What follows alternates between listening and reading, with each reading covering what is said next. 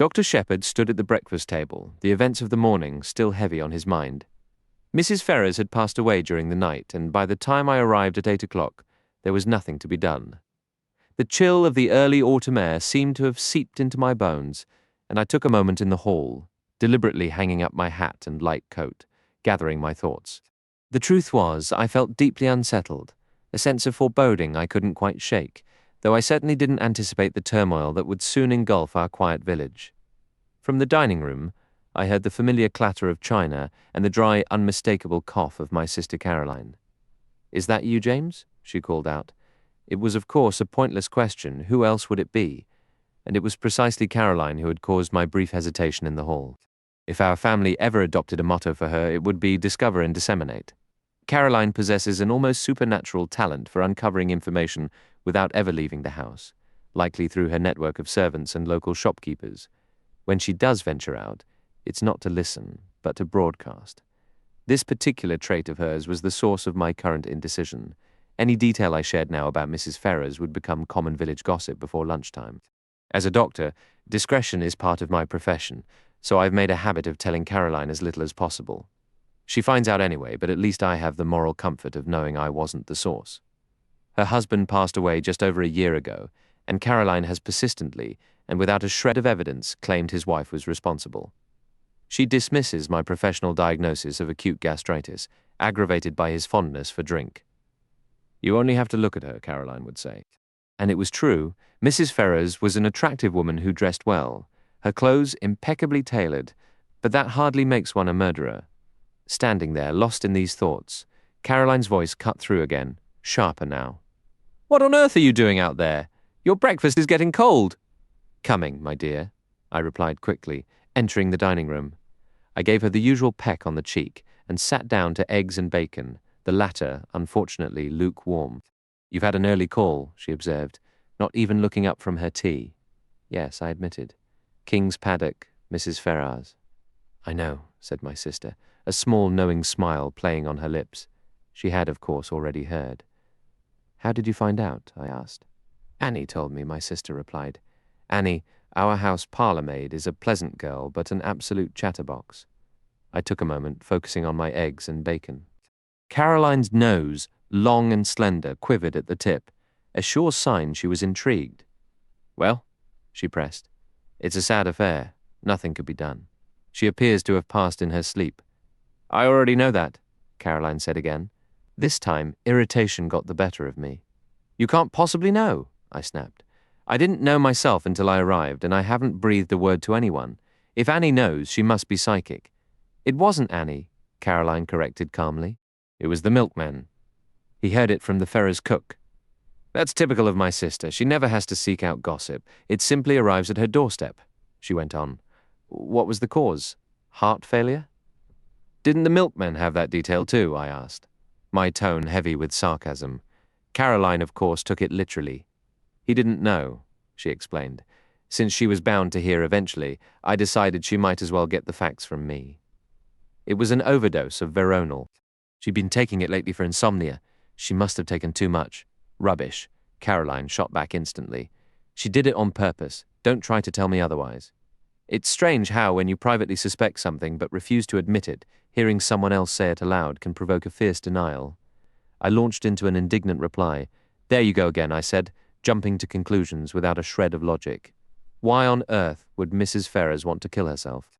She's a widow, still relatively young, financially comfortable, in good health, with nothing to do but enjoy life. It's ridiculous." "Not at all. Even you must have noticed how changed she's looked these past 6 months. She's been worn down, absolutely hag-ridden, and you just admitted she couldn't sleep." "What's your diagnosis, then?" I asked coldly. "An unfortunate romance, I suppose?" My sister shook her head. "Remorse," she announced with clear relish. "Remorse?" "Exactly. You never would believe me when I said she poisoned her husband. Now I'm more convinced than ever." "That isn't very logical," I objected. "If a woman committed murder, she'd likely be cold-blooded enough to enjoy the benefits without crumbling into weak-minded sentimentality like repentance." Caroline shook her head again. "There may be women like that, but Mrs. Ferrars wasn't one. She was a bundle of nerves. An overpowering impulse drove her to get rid of her husband because she simply couldn't endure suffering, and being married to a man like Ashley Ferrars undoubtedly involved a great deal of suffering. I gave a slight nod. And ever since, she's been haunted by what she did. I can't help feeling sorry for her. I doubt Caroline ever felt an ounce of pity for Mrs. Ferrars while she was alive. Now that she's beyond the concerns of Parisian fashion, my sister is ready to indulge in softer emotions like compassion and understanding. I told her firmly that her theory was nonsense. I was especially firm because, secretly, I agreed with at least part of what she'd said. But it's all wrong for Caroline to stumble upon the truth through what seems like inspired guesswork. I wasn't about to encourage that. She'll parade her views around the village, and everyone will assume she's working from medical information I supplied. Life really is trying. Nonsense, Caroline retorted to my objections. You'll see, 10-1 she left a letter confessing everything. She didn't leave any letter at all, I said sharply, not realizing where that admission would lead. Oh, said Caroline. So you did ask about that, did you? I believe, James, that deep down, you think exactly as I do. You're a ridiculous old fraud, she said. One must always consider the possibility of suicide, I replied with deliberate gravity. Will there be an official inquiry? Perhaps. It depends entirely on the circumstances. If I can state with complete certainty that the overdose was accidental, then an inquest might be avoided. And are you completely certain, my sister asked, her tone sharp and perceptive. I chose not to answer, instead rising from my chair. Before continuing with the exchange between Caroline and myself, it would be helpful to paint a picture of our little world. Our village, King's Abbot, is likely indistinguishable from countless others across the countryside. Our nearest proper town is Cranchester, a solid 9 miles distant. We boast a reasonably sized railway station, a modest post office, and 2 competing general stores that fuel our local economy. While young men with ambition tend to depart early, we have a plentiful supply of unmarried women and retired army officers. Our primary pastime and social glue can be described with a single word: gossip. Only 2 estates in King's Abbot hold any real significance. One is King's Paddock, inherited by Mrs. Ferrars from her deceased husband. The other is Fernley Park, the domain of Roger Ackroyd. Ackroyd has long fascinated me because he embodies the caricature of a country squire more perfectly than any genuine squire ever could. He brings to mind those jovial, red-faced gentlemen from the opening scenes of old musical comedies, often bursting into song about a trip to the city. Modern entertainment has moved on, leaving such figures behind, but Ackroyd persists. Of course, he isn't to the manor born. He amassed his fortune, I believe, in the manufacture of carriage wheels. Nearing 50, he is rosy-cheeked and congenial. He is the vicar's closest ally, donates generously to church funds, though whispers suggest he pinches pennies in his personal life, and is a fervent patron of cricket, youth clubs, and veterans' associations. He is, without question, the vibrant heart of our tranquil King's Abbot. Now, when Roger Ackroyd was just 21, he fell headlong in love with and married a stunning widow named Peyton, who was 5 or 6 years his senior and had a young child. The marriage was brief and tragic. To state it plainly, Mrs. Ackroyd was an alcoholic. She drank herself to death just 4 years after the wedding. In all the years since, Ackroyd never showed interest in marrying again. His wife's son from her first marriage was only 7 when she died. He is now 25. Ackroyd has always treated Ralph Peyton as his own, raising him accordingly, but the boy has been wayward and a constant source of anxiety for his stepfather. Despite this, everyone in the village is quite fond of Ralph. He is, after all, remarkably handsome. As I've indicated, our village thrives on speculation. Everyone observed from the outset that Ackroyd and Mrs. Ferrars were exceptionally close. After her husband's passing, that closeness became even more pronounced. They were constantly seen together, and common opinion held that once her mourning period ended, Mrs. Ferrars would become the second Mrs. Roger Ackroyd. There was a sense of grim appropriateness to it. Roger Ackroyd's first wife died from drink. Ashley Ferrars had been a notorious drunkard for years before he died. It seemed only fitting that these 2 survivors of alcoholic spouses might find solace in each other. The Ferrars had moved here just over a year ago, but a cloud of rumor had followed Ackroyd for a far longer time. As Ralph Peyton grew into a man, a succession of housekeepers managed Roger Ackroyd's household, each one becoming a fresh subject of intense speculation for Caroline and her circle of friends. For well over a decade, the village was convinced Ackroyd would eventually marry one of these women. The latest, a formidable figure named Miss Russell, has held her position unchallenged for the past 5 years. Before I continue recounting my conversation with Caroline, it's helpful to sketch the lay of our land. King's Abbot is, I suppose, much like any other English village. Our nearest significant town is Crunchester, a 9-mile journey away. We boast a sizable railway station, a modest post office, and 2 competing general stores. While young men often seek their fortunes elsewhere, our community is plentiful in retired military officers and unmarried ladies. Our chief pastime can be described in a single word: gossip. Only 2 estates in King's Abbot carry any real consequence. One is King's Paddock, the home of the widow Mrs. Ferrers. The other is Fernley Park, the domain of Roger Ackroyd. Ackroyd has always struck me as a caricature of a country squire, more perfect in the role than any genuine article could ever be. He brings to mind those ruddy-faced gentlemen who would appear in the first act of an old musical comedy set on the village green, usually warbling a tune about a trip to London. That theatrical type has faded from fashion, much like the revues that replaced those shows. Of course, Ackroyd isn't truly to the manner born. He amassed his fortune, I believe, in the manufacture of wagon wheels. Nearing 50, he is a man with a florid complexion and a hearty manner. He is a close friend to the vicar, a generous donor to parish causes, though whispers suggest he can be surprisingly tight-fisted in his personal spending, and a patron of cricket matches, boys' clubs and veteran societies. He is, in short, the very heart of our quiet village.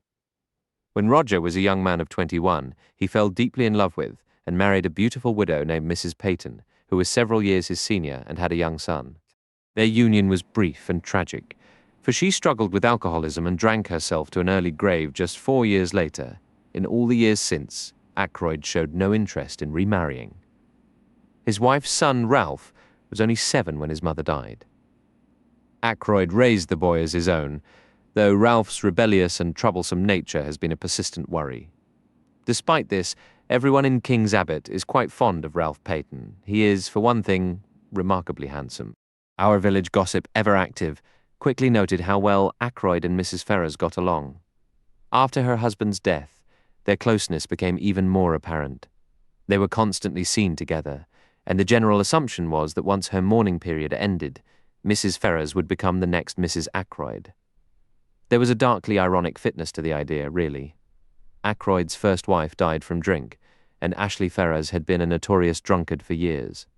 It seemed almost poetic that these 2 survivors of miserable marriages might find solace together. The Ferrers had only moved here a little over a year ago, yet Ackroyd has been at the centre of village talk for a much longer time. As Ralph Peyton grew into a man, a succession of housekeepers managed Roger Ackroyd's home, each one becoming a fresh subject of intense speculation for Caroline and her circle of friends. For a solid 15 years, the village of King's Abbot was convinced that Ackroyd would eventually marry one of these women. The most recent, a formidable woman named Miss Russell, had held her position for 5 years, twice as long as any before her. The general feeling was that, had it not been for Mrs. Ferrers entering the picture, Ackroyd would have been firmly ensnared.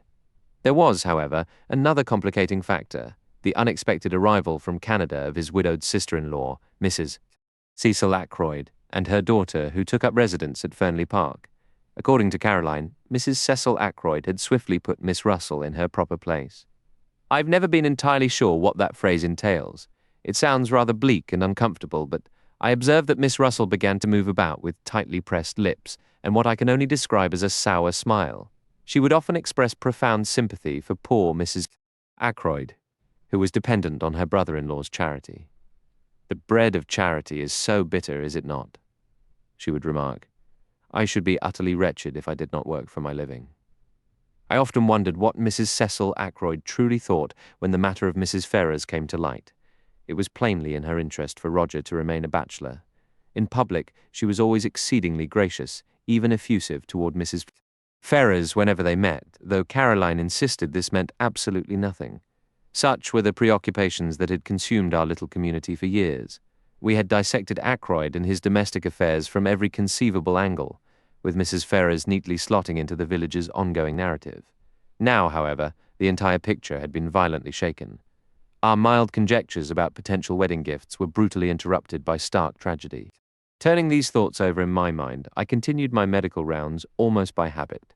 Fortunately, I had no particularly demanding cases that day, which allowed my attention to drift repeatedly back to the unsettling mystery of Mrs. Ferrers's death. Could she really have ended her own life? If she had, it seemed strange that she left no note, no final explanation. In my professional experience, women who reach such a desperate decision usually wish to make some statement, to have their final motives understood. They seem to crave a sort of grim spotlight. When had I last spoken with her? Over a week ago. Her demeanor then had seemed normal, all things considered. Then I remembered I had seen her just yesterday, though we hadn't spoken. She was walking with Ralph Peyton, which surprised me, as I had no idea he was even in King's Abbot. I had thought, in fact, that he and his stepfather had fallen out for good. He hadn't been seen in the village for nearly half a year. They were strolling close together, heads nearly touching, and she was speaking with intense earnestness. It was at that precise moment, I believe, that a cold sense of foreboding first touched me. Nothing concrete yet, just a vague, unsettling intuition about how events were aligning. The image of that intimate, serious conversation between Ralph Peyton and Mrs. Ferrers the day before her death sat with me most disagreeably. I was still pondering it when I nearly collided with Roger Ackroyd himself on the lane. "Shepherd," he exclaimed, "you're exactly the man I was hoping to find. This is a dreadful business. You've heard then?" I asked. He nodded, the strain evident on his face. His normally robust, cheerful countenance seemed to have collapsed. His ruddy cheeks were sunken, and he looked utterly drained. "It's even worse than you know," he said, his voice low. "Listen, I must speak with you. Can you come back to the house now?" "I'm afraid not," I replied. "I have 3 more calls to make, and I must be back by noon for my surgery hours. Then this afternoon, no, better yet, come for dinner tonight, at 7:30. Will that work for you?" I asked. "Yes, I can handle that. What's the matter? Is it Ralph?" I wasn't sure why I said his name, maybe because it usually was Ralph. Ackroyd looked at me with a blank expression, as if he didn't quite understand. I started to sense that something serious was going on. I'm certain Miss Russell is far more knowledgeable about upper-class life than I am, so I didn't try to debate her. "Just answer this for me, Doctor," Miss Russell pressed. "If someone truly becomes dependent on a drug, can they ever recover? You can't answer a question like that quickly." I gave her a brief overview of the topic, and she listened intently. I still had a feeling she was fishing for details about Mrs. Ferrers. Take Veronal, for example. I went on, but oddly she didn't seem interested in Veronal at all. Instead, she shifted the subject and asked if it was true that some poisons were so unusual they could evade detection. "Ah," I remarked. "You've been reading mystery novels," she confessed she had. "The key to a good detective story," I explained, "is to feature a rare poison, preferably something from South America that nobody's heard of, something a remote tribe uses on their arrows. Instant death, and modern science can't trace it. Is that what you mean?" "Yes. Does such a thing actually exist?" I shook my head with regret. "I'm afraid not. There's curare, of course." I shared quite a bit about curare, but she seemed to lose interest again. She asked if I kept any in my poison cabinet, and when I said no, I think I dropped a notch in her opinion. She mentioned she needed to get back, and I walked her to the surgery door just as the lunch gong sounded. I never would have guessed Miss Russell had a taste for detective stories. It amuses me to picture her stepping out of the housekeeper's room to scold a careless maid, then returning to cozy up with a book like The Secret of the Seventh Victim or something similar. Chapter 4. The Man Who Grew Vegetable Marrows at Lunch. I mentioned to Caroline that I'd be dining at Fernley that evening. She didn't object, in fact, she seemed pleased. "Perfect," she said. "You'll get the full story. By the way, what's going on with Ralph?" "With Ralph?" I replied, caught off guard. "Nothing's wrong." "Then why is he staying at the Three Boars instead of at Fernley Park?" I didn't doubt Caroline's claim for a second. If she said Ralph Peyton was at the local inn, it was good enough for me. Ackroyd told me he was in London, I said, momentarily forgetting my own rule about not sharing information too freely. "Oh?" Caroline's nose practically twitched as she processed this. "He arrived at the Three Boars yesterday morning," she stated firmly, "and he's still there. Last night he was out with a young woman." That didn't shock me. Ralph, I'd say, is out with a girl most nights. But I did wonder why he'd choose to pursue that pastime here in King's Abbot rather than in the lively city. "One of the barmaids?" I inquired. "No, that's the curious part. He went out specifically to meet her. I don't know who she is." It clearly pained Caroline to admit she didn't have all the details.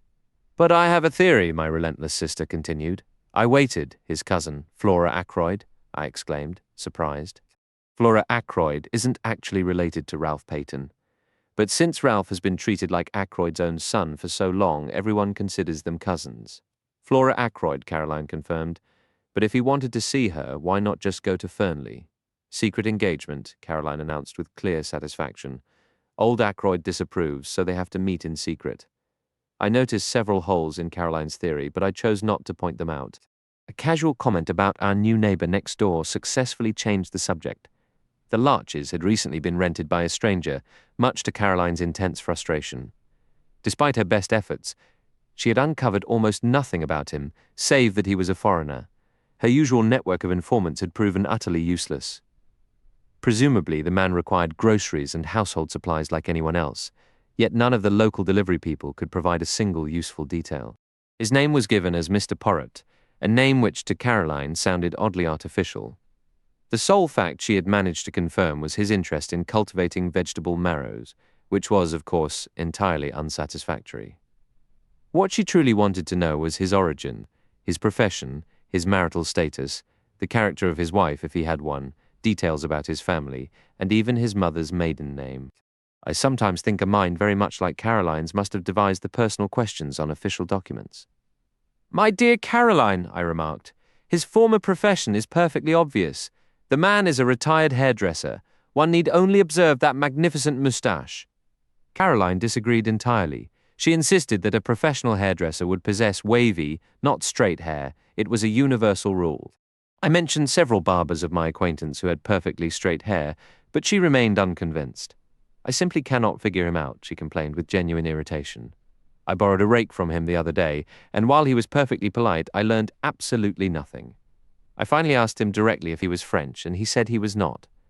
After that, I somehow felt too awkward to press further. My interest in our enigmatic neighbour was now piqued. Any man capable of deflecting Caroline's inquiries and sending her away unsatisfied, much like the Queen of Sheba, must possess a significant personality. I believe, Caroline mused, her eyes lighting up with a familiar, calculating gleam, that he owns one of those new electric vacuum cleaners. I recognized the glint of a planned borrowing and the subsequent interrogation it would permit. Seizing the opportunity, I made my escape into the garden. I have always found a certain peace in gardening. I was diligently digging out dandelion roots when a sudden shout of warning came from the other side of the wall. A heavy object whirred past my head and landed with a wet, unpleasant thud at my feet. It was a very large vegetable marrow. I looked up, annoyed. Over the garden wall to my left appeared a face, an egg-shaped head topped with suspiciously dark hair, adorned with two impressive moustaches, and framed by a pair of keen, observant eyes. It was our mysterious neighbour, Mr. Poirot. He immediately launched into a torrent of apology. "I beg of you 1,000 pardons, monsieur. I have no excuse. For many months I have cultivated these marrows. This morning I suddenly became enraged with them. I sent them off for a walk. Alas, not merely in my mind, but in reality. I seized the largest. I hurled it over the wall. Monsieur, I am ashamed. I humble myself. Confronted with such profuse regret, my annoyance faded. After all, the unfortunate vegetable had missed me. Still, I sincerely hoped that hurling produce was not our new neighbour's regular pastime. Such a habit would hardly endear him to the neighbourhood." The peculiar little man seemed to guess my thoughts. "Ah, no," he exclaimed. "Do not trouble yourself. It is not a habit. But you can understand, monsieur, that a man may work his whole life toward a certain goal. He may labour and struggle to achieve a particular kind of leisure, only to discover that he now yearns for the very busy days and the old occupations he was so glad to leave behind." "Yes," I said slowly, the truth of it striking me. "I imagine that is quite common. I might be an example myself. A year ago I came into a modest inheritance, enough, I thought, to fulfill a dream. I have always wanted to travel, to see distant parts of the world, and yet here I am, still in this very garden." My little neighbour nodded sagely. "The chains of habit," he said, "are too light to be felt until they are too heavy to be broken." He gave a small, almost imperceptible sigh, as if recalling a memory from a life now closed to him, a fleeting image of a bustling city street, perhaps, or the familiar weight of a different set of tools in his hands. We labour to achieve a goal. Yet once it is reached, we often discover it is the daily effort itself we long for. And let me tell you, my work was fascinating. The most fascinating work in the world, in my opinion. I offered an encouraging, "Oh?" feeling a sudden kinship with Caroline's inquisitive nature. The study of human character, he declared. Quite, I replied kindly. He was undoubtedly a retired barber, who understands people's hidden depths better than someone in that trade. I also had a companion, he continued, a friend who stayed by my side for years. Though his simplicity could sometimes be startling, I held him very dear. Imagine, I even miss his foolishness now, his innocence, his straightforward view of the world, the joy of amazing him with my own cleverness. I miss it all more than I can say. Did he pass away? I asked with sympathy. Not at all. He is alive and well, but he is on the other side of the globe. He resides in Argentina now. Argentina, I said, a touch of envy in my voice. South America had always been a dream of mine. I sighed, and when I looked up, I found Mr. Poirot studying me with a knowing expression. He seemed a perceptive little fellow. You wish to travel there, yes? He inquired. I shook my head regretfully. I had the chance once about a year ago, but I was foolish, greedy even. I risked what was solid for a mere possibility. I understand, said Mr. Poirot. You invested unwisely? I gave a sorrowful nod, though privately I was amused. This absurd little man was so dreadfully serious. Not by any chance in the porcupine oil fields? He asked abruptly. I stared. I considered them, actually, but I ultimately chose a gold mine in Western Australia. My neighbour looked at me with an odd, unreadable expression. It is fate, he stated finally. What is fate? I asked, somewhat annoyed. That I should live beside a man who gave serious thought to both porcupine oil fields and West Australian gold mines. Tell me, do you also have a particular fondness for red hair? My mouth fell open in surprise, and he burst out laughing. No, I am not suffering from madness. Put your mind at ease. That was a silly question, for you see, my friend was a young man, a man who believed all women were good and most were beautiful. But you are a man of middle age, a doctor, someone who recognizes the folly and vanity of much in this life. Ah, well, we are neighbors. Please accept this as a gift for your excellent sister, my finest marrow. With a flourish, he bent down and presented an enormous vegetable, which I accepted in the friendly spirit it was offered. This has not been a wasted morning, the little man said cheerfully. I have made the acquaintance of someone who in certain ways reminds me of my distant friend. By the way, may I ask you a question? You surely know everyone in this small village. Who is the young man with very dark hair and eyes, and the handsome face? He walks with his head held high and a careless smile. The description was unmistakable. That would be Captain Ralph Peyton, I said slowly. I have not seen him around here before. No, he hasn't been here for some time, but he is the adopted son, rather, of Mr. Ackroyd of Fernley Park. My neighbour made a slight, impatient gesture. Of course I should have guessed. Mr. Ackroyd has mentioned him often. You know Mr. Ackroyd? I asked, slightly surprised. Mr. Ackroyd knew me in London when I was working there. I have asked him not to mention my former profession here. I see, I said, rather tickled by what I assumed was simple snobbery. But the little man went on with an almost pompous smile. One prefers to remain unknown. I do not seek attention. I have not even bothered to correct the local way of pronouncing my name. Indeed, I replied, uncertain how else to respond. Captain Ralph Peyton, Mr. Poirot mused. So it seems he's engaged to Mr. Ackroyd's niece, the lovely Flora. I was taken aback and asked who had shared that news. Mr. Ackroyd himself told me just about a week ago. He seemed genuinely pleased, having hoped for such a match for some time, or so I gathered from our conversation. I even suspect he might have applied a bit of pressure on the young man, which is rarely a wise move. A fellow should marry for his own heart, not to satisfy a stepfather from whom he expects an inheritance. This left my thoughts thoroughly scrambled. I couldn't picture Ackroyd confiding in a hairdresser about his niece and stepson's engagement, while he is amiably patronizing to those he considers beneath him. His sense of dignity is considerable. It made me start to doubt whether Poirot was a hairdresser at all. To cover my confusion, I grasped at the first question that came to mind. Was it Ralph Peyton's appearance that caught his eye? Not merely that, though he is strikingly handsome for an Englishman. What those romance writers might call a Greek god. No, there was something about that young man I couldn't quite decipher. He said this last part thoughtfully, leaving me with a vague, unsettled feeling. It was as if he were assessing the boy with some private understanding I didn't possess.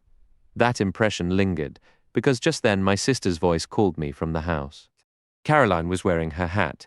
clearly just back from the village, and she launched right in. She had met Mr. Ackroyd. I prompted her to continue, and she explained he had seemed in a tremendous hurry, eager to get away. I had no doubt that was true. His desire to avoid Caroline would have been even stronger than his wish to escape Miss Gannett earlier. Caroline is considerably more persistent. She had immediately asked him about Ralph. Ackroyd was utterly astonished, claiming he had no idea the boy was in the area, and even suggesting she must be mistaken. Mistaken, Caroline!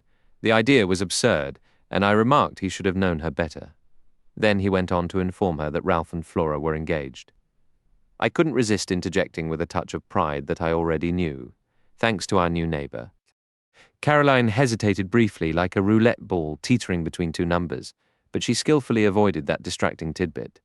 Instead, she told me she had informed Mr. Ackroyd that Ralph was staying at the Three Boars. I chided her, asking if she ever considered the harm her habit of indiscriminate gossip might cause. She dismissed this as nonsense, insisting people ought to know things and that it was her duty to tell them. She added that Mr. Ackroyd had been very grateful. I sensed there was more, and indeed there was. She believed he went straight to the inn, but if so, he didn't find Ralph there. Why? Because as she was coming back through the wood, I interrupted, surprised. Caroline had the decency to blush, claiming it was such a lovely day, and she wanted to enjoy the perfect autumnal colours. This was, of course, nonsense. Caroline normally views woods as damp, messy places where things fall on your head. Her real motive was the sharp instinct of a hunter. That particular wood is the only spot near King's Abbot where one can have a private conversation unseen by the entire village, as it borders the grounds of Fernley Park. I urged her to go on. She said she was just coming back through the wood when she overheard voices. One was unmistakably Ralph Peyton's. The other belonged to a young woman. Naturally, she insisted she hadn't meant to listen, a claim I greeted with obvious sarcasm that was entirely lost on her, but she simply couldn't help overhearing. The girl said something she didn't quite catch, and then Ralph replied. He sounded furious. "My dear girl," he snapped, "don't you understand there's a real chance the old man will disinherit me completely? He's been thoroughly disappointed in me for years now. One more misstep would seal it. And we need the money, my dear. I'll be a very wealthy man once he passes. He's as tight-fisted as they come, but he's absolutely loaded. I can't risk him changing his will. Just leave this to me and stop worrying." Those were his precise words, I recall them clearly. Unfortunately, right then, I stepped on a brittle branch or something similar, and they immediately dropped their voices and walked off. I couldn't very well chase after them, so I never saw who the girl was. "That must have been incredibly frustrating," I remarked. "I imagine you then hurried straight to the Three Boars, felt a bit faint, and went into the bar for a brandy, which let you check if both barmaids were working." "It wasn't a barmaid," Caroline stated without hesitation. "In fact, I'm nearly certain it was Flora Ackroyd, only it doesn't quite add up," I finished for her. "But if it wasn't Flora, then who could it possibly have been?" My sister rapidly went through a catalogue of young women in the area, offering abundant arguments for and against each one. When she finally paused to take a breath, I mumbled an excuse about a patient and made my escape. I intended to go to the Three Boars. It seemed probable Ralph Peyton would have returned by now. I knew Ralph intimately, perhaps better than anyone else in King's Abbot, having known his mother before him. This gave me insight into aspects of his character that confused others. He was, to some degree, a victim of his inheritance. He hadn't gotten his mother's tragic weakness for drink, but a certain fragility was woven into his nature. As my new acquaintance from that morning had noted, he was exceptionally handsome.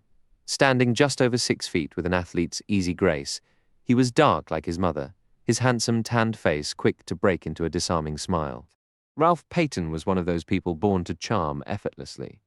He was self-indulgent and spendthrift, with little reverence for anything on earth, yet he remained deeply likable, and his friends were utterly devoted to him. Was there anything I could do for the young man? I believed there might be. At the Three Boars, I learned Captain Peyton had just returned. I went up to his room and entered without knocking. For a moment, recalling what I had overheard and witnessed, I was unsure of my welcome, but my worries were unnecessary. "Well, if it isn't Shepherd. Good to see you." He came forward to greet me, hand extended, a bright smile lighting up his face. "You're about the only person I'm happy to see in this wretched place." I raised an eyebrow. "What's the place done to offend you?" He gave an irritated laugh. It's a long story. Things haven't been going smoothly for me, Doctor. But have a drink, won't you? Thank you, I said. I will. He rang the bell, then slumped back into an armchair. Not to sugarcoat it, he said gloomily. I'm in one hell of a mess. Honestly, I haven't the faintest idea what to do next. What's the trouble? I asked with sympathy. It's my blasted stepfather. What has he done? It's not what he's done yet, but what he's likely to do. The waiter arrived with our drinks. Once the man had gone, Ralph sat hunched in the chair, frowning darkly. Is it truly serious? I inquired. He nodded. I'm really up against it this time, he said soberly. The uncharacteristic gravity in his voice told me he wasn't exaggerating. It took a great deal to make Ralph serious. In fact, he went on, I can't see a way out. I'm absolutely stumped. If I could help. I offered tentatively, but he shook his head firmly. It's good of you, Doctor, but I can't drag you into this. I have to go it alone. He paused briefly before repeating the sentiment, his voice shifting subtly. Yes, I'll be playing a solitary game. Chapter 5. An evening at Fernley. It was nearly 7:30 when I arrived at Fernley Park. The butler, Parker, opened the grand door promptly. Having enjoyed the clear night air, I had walked over. I entered the spacious hall, and Parker took my coat. Just then, Ackroyd's secretary, Raymond, a likable young man, crossed the hall toward the study, his arms full of documents. Good evening, Doctor. Joining us for dinner, or is this a professional visit? He nodded toward my medical bag, which I'd placed on a chest. I explained I was on standby for a delivery and had come prepared. Raymond gave a quick nod. Go on into the drawing room. You know where it is. The others will be down shortly. I'll just drop these with Mr. Ackroyd and let him know you're here. With Raymond gone, Parker had also withdrawn, leaving me alone. I adjusted my tie in the large hall mirror, then moved toward the drawing room door. As I reached for the handle, I heard a sound from inside, a soft, decisive click, like a window being secured. I noted it absently, without any real thought. Pushing the door open, I nearly bumped into Miss Russell on her way out. We exchanged apologies. For the first time, I really looked at the housekeeper, considering how striking she must have been in her youth and, in truth, still was. Her dark hair showed no grey, and with the flush in her cheeks at that moment, her usually severe expression softened. Almost without thinking, I wondered if she had just come in from outside. Her breathing was quick, as if she'd been hurrying. I hope I'm not too early, I said. Oh, no. It's past 7:30, Dr. Shepherd. She hesitated. I wasn't aware you were dining here tonight? Mr. Ackroyd didn't mention it. I sensed a faint disapproval, though I couldn't fathom why. How is the knee? I asked. About the same, thank you, Doctor. I should go. Mrs. Ackroyd will be down momentarily. I was only checking on the flower arrangements. She left swiftly. I wandered to the window, puzzled by her apparent need to explain herself. Then I saw what I should have realized immediately. The room had long French doors opening onto the terrace. The sound I'd heard couldn't have been a window being closed. More to distract myself from heavier thoughts than anything else, I idly tried to pinpoint the noise. Was it the fire? No, the sound was different. A desk drawer closing. That didn't fit either. My gaze fell on what is often called a silver table, a display case with a glass top and a lifting lid. I walked over to look at the collection inside. Some antique silver pieces, a baby shoe said to have belonged to King Charles I, several Chinese jade carvings, and a variety of African artifacts. Curious about one of the jade figures, I lifted the lid. It slipped from my fingers and dropped shut. Instantly, I recognized the sound. It was the precise noise I had heard earlier, the careful, gentle closing of this very lid. I tested it a couple more times, just to be sure. I lifted the lid of the silver table to get a better look inside. I was still leaning over it when Flora Ackroyd walked into the room. Many people might not care for Flora, but you can't help admiring her, and to those she likes, she can be wonderfully charming. The first thing you notice is her remarkable fairness, that real Scandinavian pale gold hair. Her eyes are a blue as deep as a Norwegian fjord, and her skin has that creamy, rosy glow. With her square, boyish shoulders and slim hips, she radiates perfect health, which is a refreshing sight for a tired doctor. She's a straightforward English girl, and if I'm old-fashioned, I still think the genuine article is hard to beat. Flora came over to stand beside me at the silver table and voiced some heretical doubts about whether King Charles I had ever actually worn the tiny baby shoe displayed there. And honestly, she went on, all this fuss over objects just because someone famous once used them seems like nonsense to me. They aren't using them now. Take the pen George Eliot wrote The Mill on the Floss with, it's still just a pen. If you truly admire her, why not buy a cheap copy of the book and actually read it? I suppose you never read such old-fashioned things, Miss Flora, I asked. You're wrong, Dr. Shepherd, she replied with a smile. I love The Mill on the Floss. I was rather pleased to hear that. Some of the things young women claim to enjoy these days positively alarm me. You haven't congratulated me yet, Dr. Shepherd, Flora said then, extending her left hand. On her third finger was an exquisitely set single pearl. I'm going to marry Ralph, you know, she continued. Uncle is delighted. It keeps me in the family, you see. I took both her hands in mine. My dear, I said, I hope you'll be very happy. We've been engaged for about a month. Flora went on in her cool, composed voice. But it was only announced yesterday. Uncle is going to renovate Crossstones and give it to us to live in. We'll pretend to farm, but really we'll hunt all winter, spend the season in town, and then go yachting. I adore the sea, and of course I'll take a great interest in parish affairs and attend all the mothers' meetings. Just then Mrs. Ackroyd rustled into the room, full of apologies for being late. I'm sorry to say I detest Mrs. Ackroyd. She is all angles, bones, and clattering jewellery, a most unpleasant woman.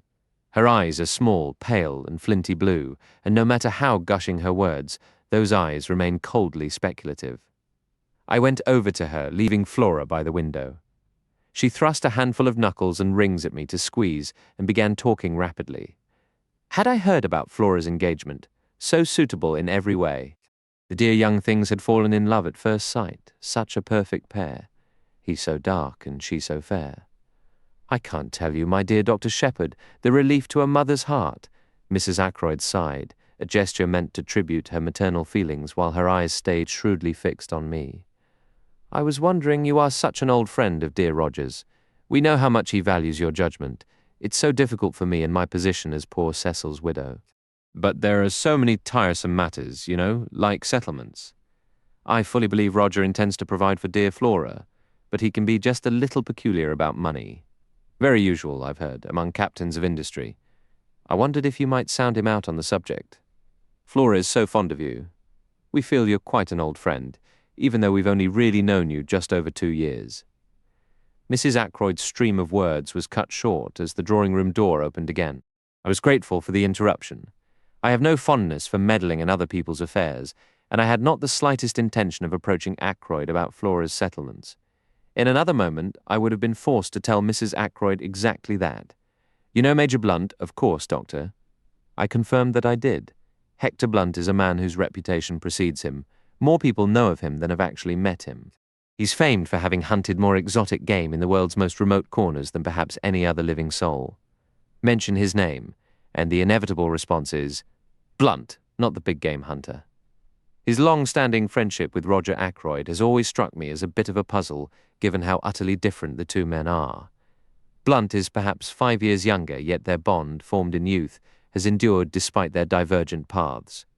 Every couple of years, Blunt visits Fernley for a fortnight, and his presence is permanently marked by the enormous, glassy-eyed animal head with a bewildering array of horns that greets you in the front hall.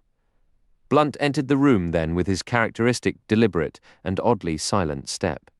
He is a man of average height, solidly and somewhat stockily built. His face is the colour of seasoned mahogany and possesses a remarkable lack of expression. His grey eyes have a distant quality, as if perpetually observing an event on the far horizon. He speaks sparingly, his words emerging in abrupt, reluctant jerks. "How are you, Shepherd?" he said, in his usual clipped manner, then planted himself before the fireplace, gazing over our heads as if captivated by a spectacle in some distant land. "Major Blunt," Flora interjected, "do come and tell me about all these African curiosities. I'm sure you know what every one of them is." Though I've heard Blunt called a misogynist, he joined her at the silver table with what could only be described as eager haste. They bent their heads together over the artifacts, anxious to steer Mrs. Ackroyd away from the topic of financial settlements.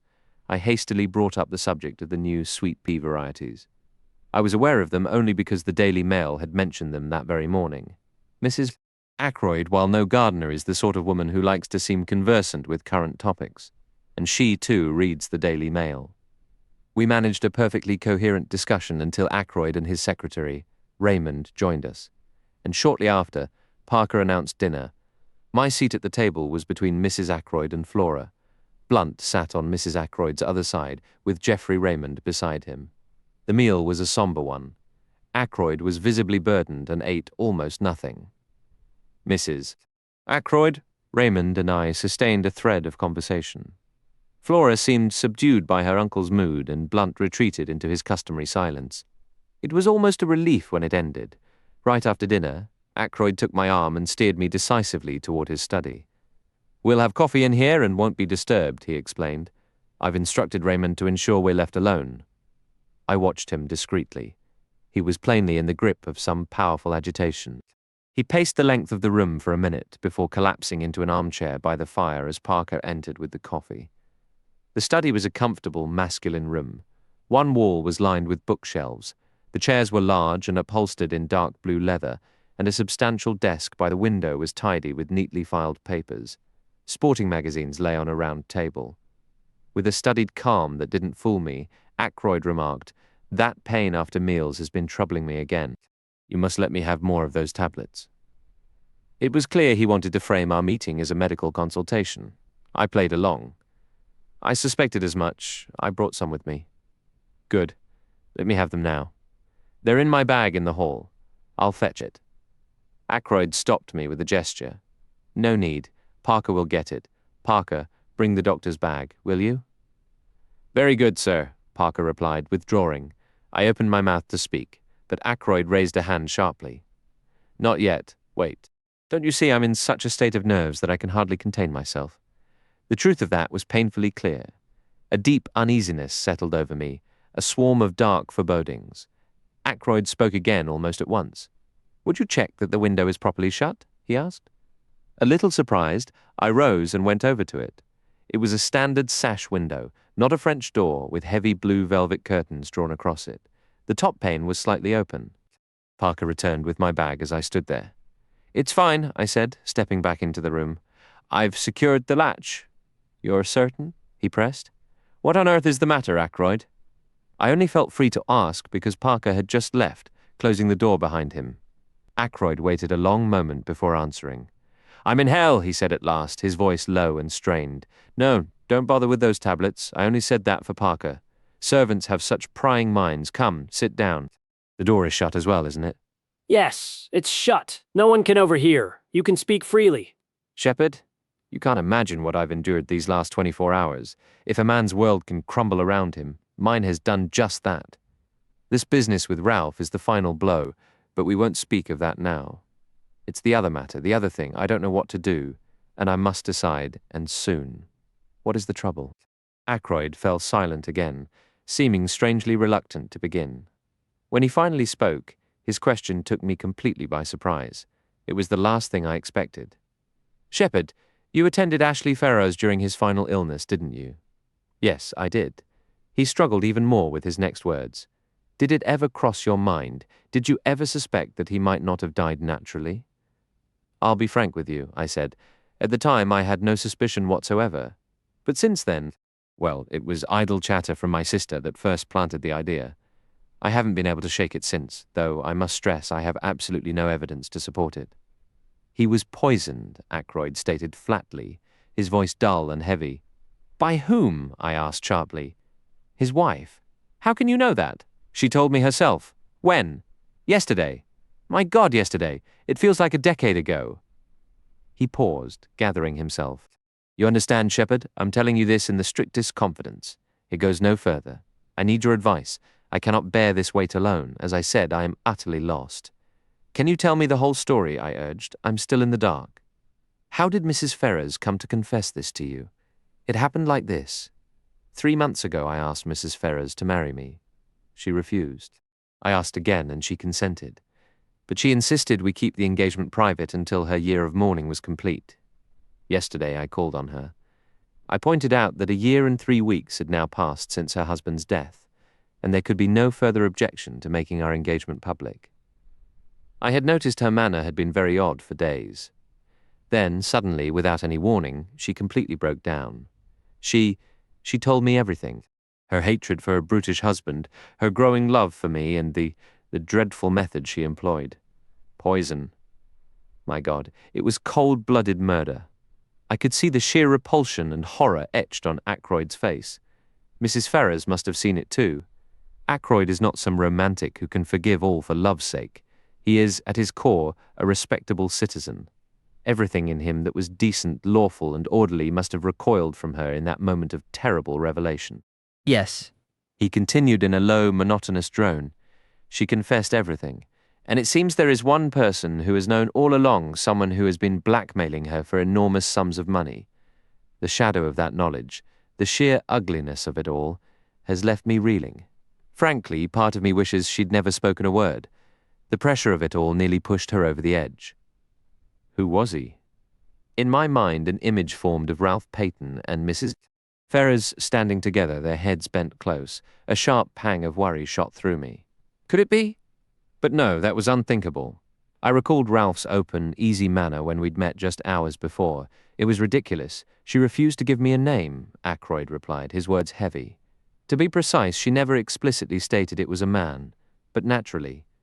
Naturally, I agreed. It had to be a man. And you have no inkling who? Instead of answering, Ackroyd let out a low groan and buried his face in his hands. It can't be, he muttered, his voice muffled. I'm losing my mind to even entertain the thought. No, I won't voice the wild suspicion that crossed my mind, not even to you. I will say this. Something in her phrasing made me wonder if the person might be right here, under my own roof. But that's impossible. I must have misunderstood. What did you say to her? I pressed. What could I possibly say? She saw the devastating shock it caused me. Then there was the terrible question of my duty. You see, she had made me an accessory after the fact. I think she grasped the full implications faster than I did. I was utterly stunned. She begged for 24 hours, made me swear to do nothing until that time was up. And she was adamant, absolutely refusing to name the scoundrel who had been blackmailing her. I suppose she feared I'd confront him immediately and blow the whole situation wide open for her. She told me I would hear from her before the day was out. My God, Shepherd, I swear it never once occurred to me what she intended. Suicide, and I feel I hounded her to it. You mustn't think that way, I said firmly. Don't shoulder a burden that isn't yours. The responsibility for her death does not rest with you. The question remains, what do I do now? The poor woman is gone. Why stir up old pain? I'm inclined to agree, I said. Yet there is another side. What about the villain who hounded her to her death as surely as if he'd held the weapon? He discovered her secret and clung to it like a carrion bird. She has paid the ultimate price. Should he escape consequence? I understand, I said slowly. You wish to see him brought to justice. That path will lead to a great deal of public scrutiny, you realize? Yes, I've considered that. My thoughts have been going in circles. I share your desire to see the man punished, but the cost must be carefully weighed. Ackroyd stood and paced the length of the room before sinking back into his chair, the leather sighing under his weight. Tell me what you think of this, Shepherd. Suppose we adopt a waiting stance. If no communication arrives from her, we let the past bury itself. What sort of communication do you mean? I asked, curious. I have this powerful, unshakable feeling that she must have left a message for me before the end. I can't explain it logically, but the conviction is there. I shook my head. No letter or note was found. Shepherd, I am certain she did. More than that, I feel her choice of death was deliberate. A final act meant to expose the whole sordid affair, if only to exact revenge on the man who cornered her. I believe if I could have spoken to her in those final moments, she would have whispered his name and urged me to pursue him with everything I have. He fixed his eyes on me. You don't put stock in such feelings. On the contrary, I do to an extent. If, as you say, word should come from her. I trailed off as the door opened silently. Parker entered, bearing a silver tray with the evening's mail. The post, sir, he said, presenting the tray to Ackroyd before gathering the coffee service and gliding out. My attention, briefly diverted, returned to my friend. He was frozen, staring at a long blue envelope as if he'd seen a ghost. The other letters had fallen, forgotten, to the carpet. Her handwriting, he breathed, his voice barely audible. She must have gone out and mailed it last night, just before she. He tore the envelope open and pulled out a thick sheaf of papers. Then his gaze snapped up to meet mine, sharp and urgent. Are you absolutely certain you closed the window? He asked. Completely certain, I replied. a bit taken aback. Why do you ask? All evening I've had this strange sensation of being observed, as if someone were watching me. What was that? He spun around abruptly. I did the same. We both thought we heard the door's latch shift, just the tiniest bit. I walked over and pulled it open. The hallway was empty. Just nerves, Ackroyd muttered to himself. He smoothed out the heavy sheets of paper and began to read quietly. My dear, my very dear Roger, a life demands a life in return. I understand that now. I saw it in your expression earlier today. Therefore, I am choosing the only path left to me. I leave it to you to bring justice to the person who has turned my existence into a living nightmare this past year. I could not bring myself to speak the name this afternoon, but I will write it for you now. I have no children or close family to protect, so do not worry about scandal. If you can, Roger, my dearest friend, find it in your heart to forgive me for the harm I intended, for when the moment arrived I simply could not go through with it. Ackroyd paused, his finger resting on the page, ready to turn it. Shepherd, you must excuse me, but I need to read the rest alone, he said, his voice unsteady. These words were meant for me and me only. He placed the letter back into its envelope and set it on the table. I'll finish it later when I'm by myself. No, I exclaimed suddenly. Read it now. Ackroyd looked at me, clearly surprised. I apologize, I said, feeling my face grow warm. I don't mean read it out loud, but please read it through while I'm still here with you. Ackroyd shook his head. No, I'd prefer to wait, yet. For some reason I couldn't quite explain, I kept pressing him. At the very least read the name of the man she mentions, I insisted. Now, Ackroyd has a famously stubborn streak. The harder you push him to do something, the more he digs in his heels. All my reasoning was useless. The letter had been delivered at 20 minutes before 9.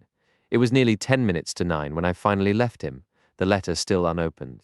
My hand on the doorknob, I hesitated, glancing back and wondering if I had forgotten anything. Nothing came to mind. With a resigned shake of my head, I stepped out and shut the door. I was startled to find Parker standing unnervingly close in the corridor. He looked flustered, and it struck me that he might have been eavesdropping. What a plump, self-satisfied, unctuous face the man had, and wasn't there something distinctly shifty in his eyes? Mr. Ackroyd has given explicit instructions not to be disturbed, I said coolly. He asked me to tell you so. Of course, sir. I thought I heard the bell ring. The lie was so obvious I didn't even bother to respond.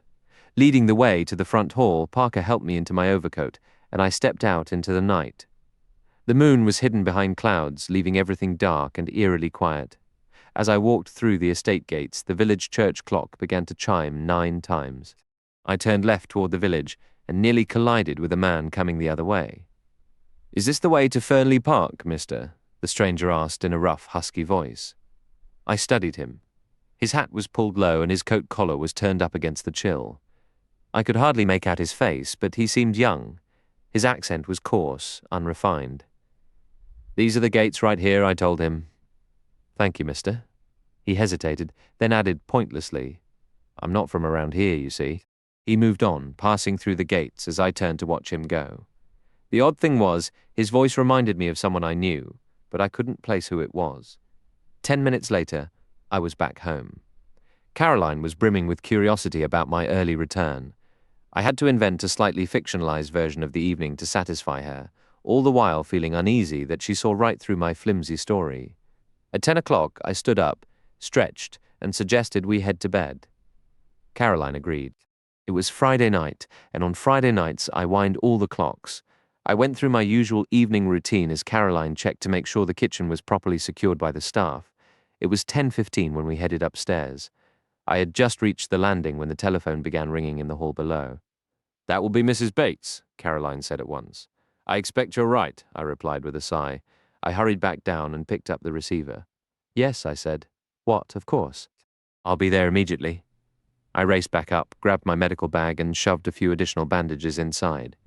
It was Parker on the telephone. I called out to Caroline, calling from Fernley Park. They've just discovered Roger Ackroyd has been murdered. I had the car out in record time and drove quickly to Fernley. Leaping out, I rang the bell with urgency. There was a pause before anyone answered, so I rang again. Finally, I heard the chain rattle, and Parker appeared, his expression as composed as ever. I stepped past him into the entrance hall. Where is he? I asked abruptly. I beg your pardon, sir. Your employer, Mr. Ackroyd. Don't just stand there looking at me. Have you informed the police? The police, sir? Did you mention the police? Parker stared at me as if I were an apparition. What is wrong with you, Parker? If your master has been murdered, as you claimed. A sharp intake of breath came from Parker. The master? Murdered? That's impossible, sir. Now it was my turn to stare. Didn't you telephone me less than 5 minutes ago and tell me Mr. Ackroyd had been found murdered? Me, sir? Oh, no. Certainly not, sir. I would never consider doing such a thing. Are you telling me this is some sort of prank? That nothing is wrong with Mr. Ackroyd? Pardon me, sir, but did the caller use my name? I'll repeat the exact words I heard. Is that Dr. Shepherd? Parker, the butler at Fernley, speaking. Will you please come at once, sir? Mr. Ackroyd has been murdered. Parker and I exchanged bewildered looks. A very cruel joke to play, sir, he said finally, sounding genuinely offended. To say a thing like that? Where is Mr. Ackroyd now? I asked abruptly. I believe he is still in the study, sir. The ladies have retired and Major Blunt and Mr. Raymond are in the billiard room. I think I'll just look in on him for a moment, I said. I know he wished not to be disturbed again, but this strange hoax has left me unsettled. I'd like to see for myself that he is well. Quite understandable, sir. It has made me feel rather uneasy as well. If you have no objection to my accompanying you to the door, sir. None at all, I said. Come along. I went through the door on the right, Parker following closely. We crossed the small anteroom where a short staircase led up to Ackroyd's bedroom, and I knocked on the study door. There was no response. I tried the handle, but the door was locked. Allow me, sir, said Parker. With surprising agility for a man of his stature, he knelt and put his eye to the keyhole. The key is in the lock, sir, he reported, standing up. On the inside, Mr. Ackroyd must have locked himself in and perhaps simply fallen asleep. I bent down to confirm what Parker had said. Everything seems in order, I said. But even so, Parker, I'm going to rouse your master. I won't be satisfied to leave without hearing from him directly that he is perfectly all right. With that, I shook the handle firmly and called out, Ackroyd! Ackroyd! It's Shepherd! A moment of your time! Still, there was no answer. I looked back at Parker. I don't wish to alarm the entire house, I said, uncertainly. Parker crossed to shut the door leading to the main hall we had come through. That should suffice, sir. The billiard room is on the far side of the house, as are the kitchen areas and the ladies' rooms. I nodded in understanding. Then I banged on the door once more, desperately, and crouching down, I practically shouted through the keyhole, Ackroyd! Ackroyd! It's Shepherd! Let me in! And still, only silence. Not the slightest sound of life came from within the locked room. Parker and I looked at one another. Listen, Parker, I said. I'm going to break this door down, or rather, we are going to. I'll take full responsibility for this, I stated firmly. Parker the butler responded with a hesitant, If you insist, sir, his tone laced with uncertainty. I do insist. My concern for Mr. Ackroyd is profound, I replied. Surveying the small entryway, I selected a solid oak chair. Together, Parker and I lifted it, positioning ourselves before the study door. We heaved it against the lock once, twice, and on the third powerful thrust the wood gave way, sending us stumbling into the room. Ackroyd remained in the armchair by the fireplace, precisely as I had left him. His head was tilted to one side. Just below his coat collar, a glint of intricately twisted metal caught the light. Parker and I approached the still form. I heard the butler's sharp, indrawn breath. Stabbed from behind, he whispered, a tremor in his voice. It's dreadful. He mopped his forehead with a handkerchief, his hand trembling as he reached tentatively toward the dagger's hilt. Don't touch that, I commanded immediately. Go to the telephone at once. Call the police station and report what has occurred. After that, inform Mr. Raymond and Major Blunt. Right away, sir, Parker said, hurrying off while still dabbing at his perspiring brow. I attended to the necessary, minimal tasks, careful not to alter the body's position or handle the weapon. Moving it served no purpose. Ackroyd had clearly been deceased for some time. Moments later, Geoffrey Raymond's voice, choked with horror and disbelief, echoed from the hall. What are you saying? It can't be. Where is the doctor?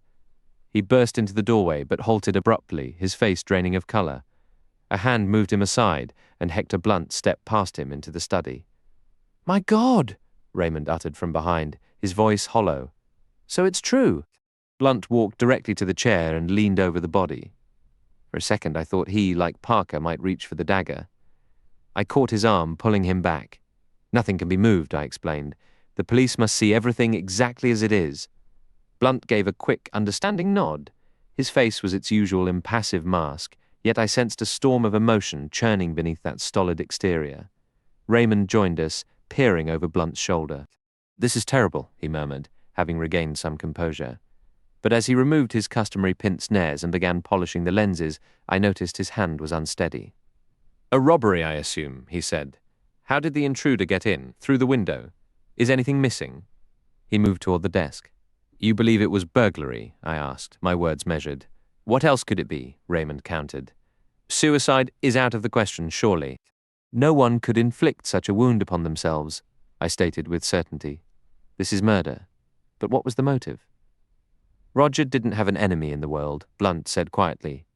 Almost as an afterthought, he added with a trace of grim irony. "Though I did see him get into a rather heated debate about municipal tax rates with the postmaster just last week. Hardly a motive for murder." He shook his head. "It must have been thieves. But what were they after? Nothing seems disturbed." His gaze swept the room. Raymond was sifting through the papers on the desk. "Nothing appears to be missing, and none of the drawers look tampered with," the secretary concluded. "It's all very puzzling." Blunt gestured slightly with his head. "There are some letters on the floor here," he noted. I looked down. 3 or 4 envelopes lay where Ackroyd had dropped them earlier, but the distinctive blue envelope containing Mrs. Ferrars's letter was gone. I started to speak, but at that moment the front doorbell chimed loudly through the house. A murmur of voices rose in the hall, and then Parker reappeared, accompanied by our local police inspector and a constable. "Good evening, gentlemen," said the inspector. "This is a dreadful business. A fine man like Mr. Ackroyd.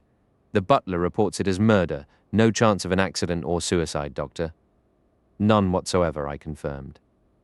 "Ah, a very bad business indeed," he sighed, coming to stand by the body. "Has anything been moved?" he asked sharply. Beyond verifying that life was extinct, which was readily apparent, I have not disturbed anything. I assured him all evidence suggested the killer had escaped, at least for now. "All right," the inspector began. "Let's get the full story. Who discovered the body?" I recounted the events in detail. "A phone call, you say, from the butler?" "A call I never made," Parker insisted, his tone urgent. "I haven't been near the telephone all night. The others can confirm I haven't left the hall. That is odd. Did it sound like Parker's voice, Doctor? I can't honestly say I paid attention. I simply assumed it was him." "Naturally so. You arrived, forced the door, and found Mr. Ackroyd in this state. How long would you estimate he's been dead?" "At least half an hour, possibly longer," I replied. "You mentioned the door was locked from the inside. What about the window?" "I closed and latched it myself earlier this evening at Mr. Ackroyd's request." The inspector walked over and pulled the curtains aside. "Well, it's certainly open now," he observed. Indeed, the lower sash was fully raised. He took out a flashlight and swept its beam across the exterior sill. "This is clearly how he entered and left. Look here." In the bright light, several distinct footprints were visible, the pattern of rubber-soled shoes. One print, particularly clear, faced inward, while another, slightly overlapping it, pointed outward. "Plain as day," the inspector said. "Is anything of value missing?" Geoffrey Raymond shook his head. "Not that we've been able to determine. Mr. Ackroyd didn't keep anything especially valuable in this room." "I see," the inspector mused. "Intruder finds an open window, climbs in, finds Mr. Ackroyd seated. Perhaps he dozed off. The man stabs him from behind, panics, and flees. But he's left a trail a blind man could follow. Tracking him down shouldn't be too difficult. Have any suspicious strangers been seen lurking about?" "Oh," I exclaimed suddenly. "What is it, Doctor?" "I encountered a man this evening just as I was leaving the main gate. He stopped me to ask for directions to Fernley Park." "What time was this?" "Exactly 9 o'clock. I heard the church bell chime the hour as I passed through the gate." "Can you describe him?" I did my best to provide a description. The inspector turned to the butler. "Did anyone matching that description come to the front door?" "No, sir. No one has called at the house this entire evening." "What about the rear entrance?" "I don't believe so, sir, but I can make inquiries." He started for the door, but the inspector raised a large hand. "No, thank you. I'll handle the inquiries myself. First, I need to pin down the timing more precisely. When was Mr. Ackroyd last seen alive? Most likely by me, I offered. When I left at, let me see, about 10 minutes to 9, he instructed me that he was not to be disturbed, and I relayed that order to Parker. Quite correct, sir, Parker affirmed respectfully. Mr. Ackroyd was definitely alive at 9:30, Raymond interjected, because I heard his voice in here, engaged in conversation. Who was he speaking with? That? I don't know. At the time, I naturally assumed it was Dr. Shepherd with him. I had intended to ask a question regarding some papers I was working on, but when I heard the voices, I recalled his wish for a private discussion with the doctor and thought better of interrupting. But now it appears the doctor had already departed. I nodded. I was back at my own home by 9:15. I didn't leave again until I received that telephone call. Then who could have been with him at 9:30? The inspector pondered aloud. It wasn't you, mister. Major Blunt, I supplied. Major Hector Blunt? Asked the inspector, a note of deference entering his voice. Blunt gave a single curt nod of affirmation. I believe we've had the pleasure before, sir, the inspector continued. I didn't recognize you immediately, but you were a guest of Mr. Ackroyd's. Wasn't it a year ago last May? June, Blunt corrected flatly. Of course, June it was, the inspector conceded. A sudden heavy silence fell over the room, the earlier procedural certainty giving way to a prickling, unspoken tension. For a group of men so eager to point at footprints and open windows, nobody seemed terribly keen to ask what a man like Blunt, a hunter accustomed to silence and stalking, had been doing wandering the grounds after dark. Now, to return to my earlier point, you're certain it wasn't you with Mr. Ackroyd around 9:30 this evening? Blunt gave a firm shake of his head. I didn't see him at all after we finished dinner, he stated plainly. The inspector shifted his focus back to Raymond. And you, sir? Did you happen to catch any part of their conversation? I only overheard a brief snippet, the secretary admitted. Naturally, I assumed it was Dr. Shepherd with him, which made the few words I caught seem rather strange. If I recall correctly, Mr. Ackroyd was saying something like, the demands on my finances have become so frequent lately that I'm afraid I cannot agree to your request. I left immediately after that, so I heard nothing more. But I must say, it did strike me as odd, because Dr. Shepherd isn't the sort to ask for personal loans or push charitable subscriptions. I finished for him. A demand for money, the inspector murmured thoughtfully. That could be a significant lead. He turned to the butler. Parker, you confirmed no one was let in through the front door tonight. That is correct, sir. Then it appears Mr. Ackroyd must have admitted this visitor himself. Although I'm not entirely convinced. The inspector lapsed into a brief, silent reflection. After a moment, he straightened up. One fact is clear, Mr. Ackroyd was alive and well at 9:30. That's the last confirmed sighting. Just then, Parker cleared his throat awkwardly, drawing the inspector's sharp gaze. Yes? What is it? If you'll pardon me, sir, Miss Flora actually saw him after that. Miss Flora? Yes, sir. It would have been around 9:45. It was shortly after that she instructed me not to disturb her uncle again for the night. Did he send her with that message directly? Not exactly, sir. I was on my way with the whiskey and soda tray when Miss Flora, who was just leaving this room, stopped me. She said her uncle did not wish to be disturbed. The inspector studied the butler more intently now.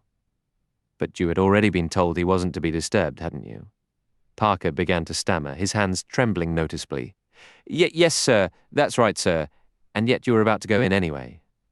I suppose I forgot, sir. It's my usual routine, bringing the whiskey and soda at that hour to ask if anything else is needed. I was just acting out of habit without thinking. It was then that I started to notice how unusually agitated Parker seemed. The man was visibly shaking.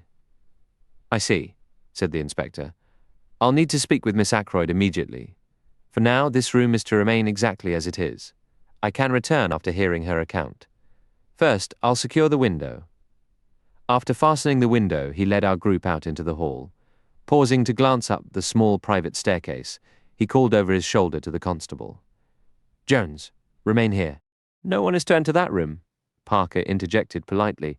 If I may, sir, if you were to lock the door leading to the main hall, access to this wing would be completely cut off. That staircase only goes up to Mr. Ackroyd's bedroom and bathroom. There's no connection to the rest of the house anymore. There used to be a connecting door, but Mr. Ackroyd had it sealed off. He valued his privacy. To clarify the layout, A simple sketch of this wing would show the small staircase leading to the large combined bedroom and its adjoining bath. The inspector grasped the arrangement instantly.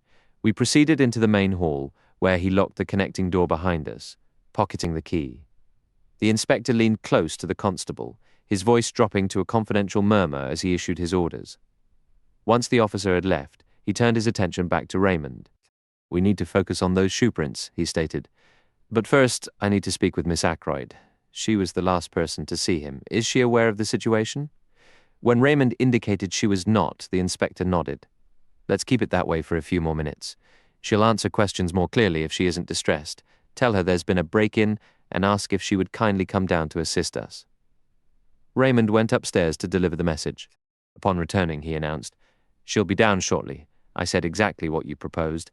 Within minutes, Flora appeared on the staircase, wrapped in a pale silk robe, her expression a mix of concern and curiosity. The inspector approached her politely.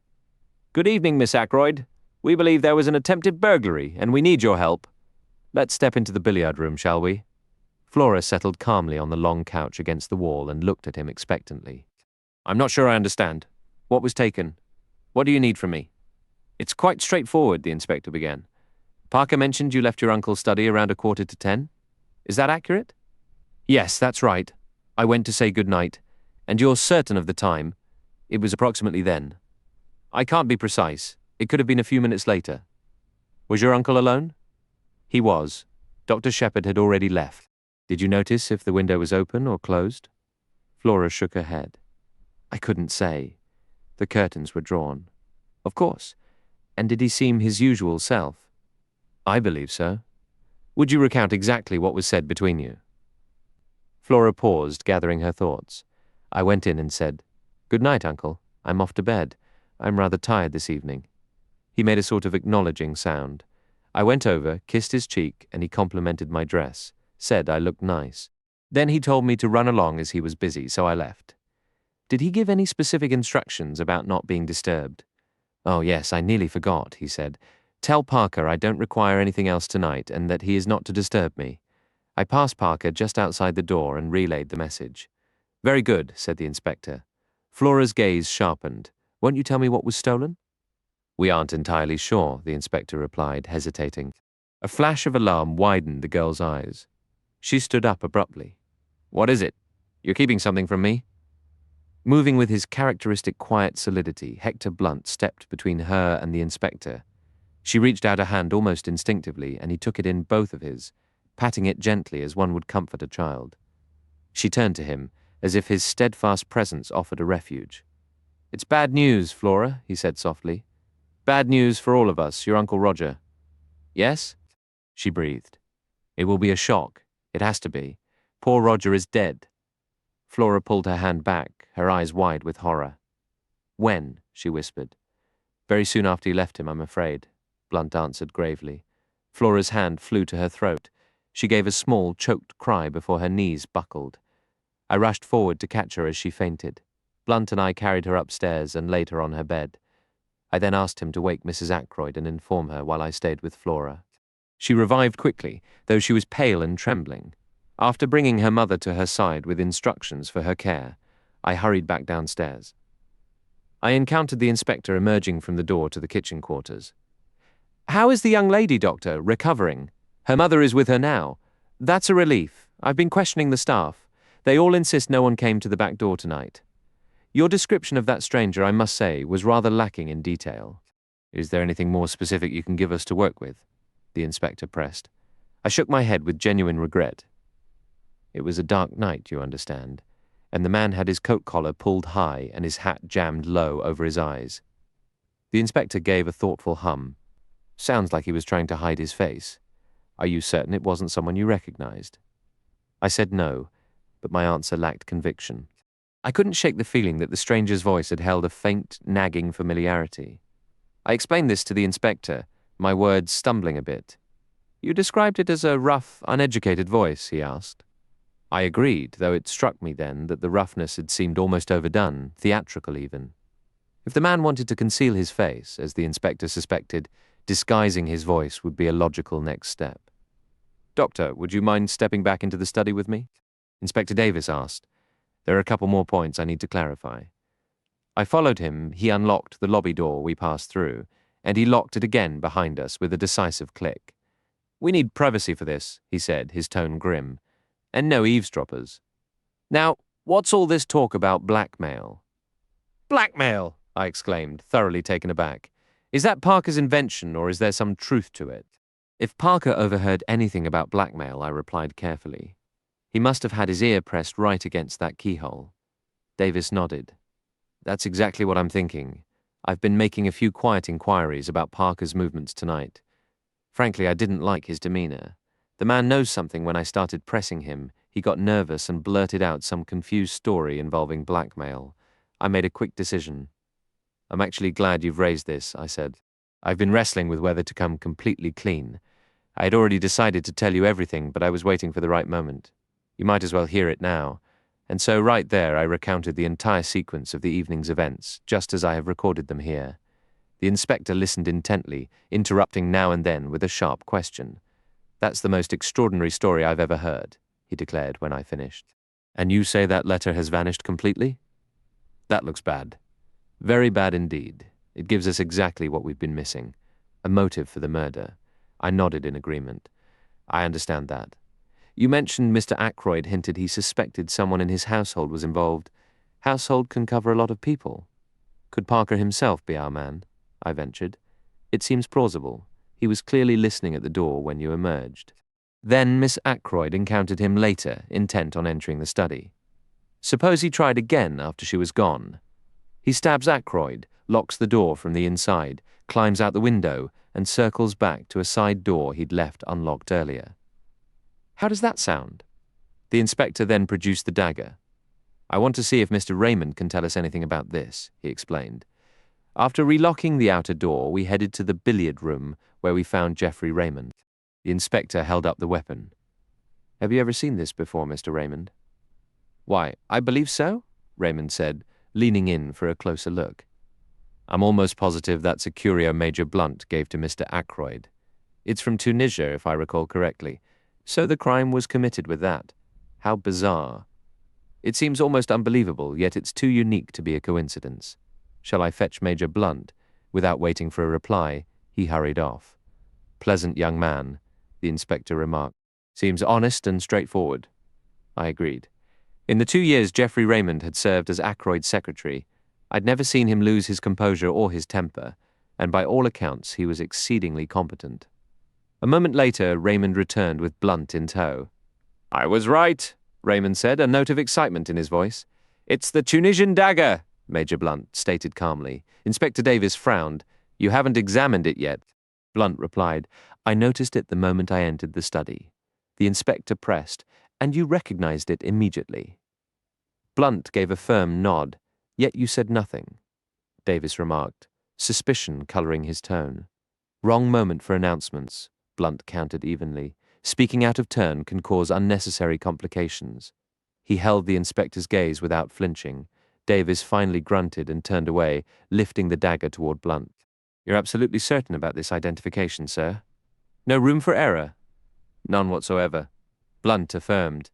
Where was this particular item usually kept? Davis inquired. It was the secretary, Raymond, who answered. In the silver table in the drawing room. What? I couldn't help exclaiming. All eyes turned to me. Yes, Doctor, Inspector Davis prompted, his tone encouraging. It's nothing, really, I said, feeling somewhat foolish. Just a trivial detail. When I arrived for dinner last night, I distinctly heard the lid of that silver table being closed in the drawing room. I saw a flicker of profound skepticism, mixed with a trace of suspicion, cross the inspector's face. How could you be sure it was that specific lid? He asked. I was forced into a long, tedious explanation, one I would have much preferred to avoid. The inspector listened patiently until I finished. Was the dagger in its place when you observed the table's contents earlier? He asked. I don't know, I admitted. I can't recall noticing it specifically, though it might have been there all along. We should speak with the housekeeper, the inspector decided, ringing the bell. Minutes later, Miss Russell entered, summoned by Parker. After hearing the question, she replied, I don't believe I went near the silver table. I was checking the flowers. Oh, wait, I do remember. The lid was open, which it shouldn't have been. so I closed it as I passed. She met the inspector's look with a hint of defiance. "I see," said Davis. "Can you recall if this dagger was in its place at that time?" Miss Russell examined the weapon coolly. "I can't be sure. I didn't stop to look. The family was due downstairs any moment, and I wished to leave promptly."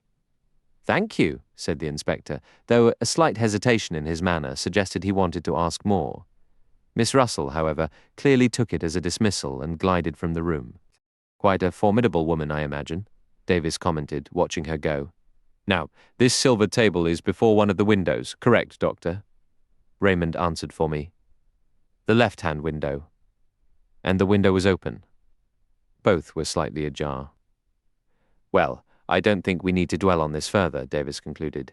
"Someone, I'll just say someone, could have retrieved that dagger at any convenient time. The exact moment isn't crucial. I'll return in the morning with the chief constable, Mr. Raymond. Until then, I'll keep the key to this room. I want Colonel Melrose to see everything exactly as it is.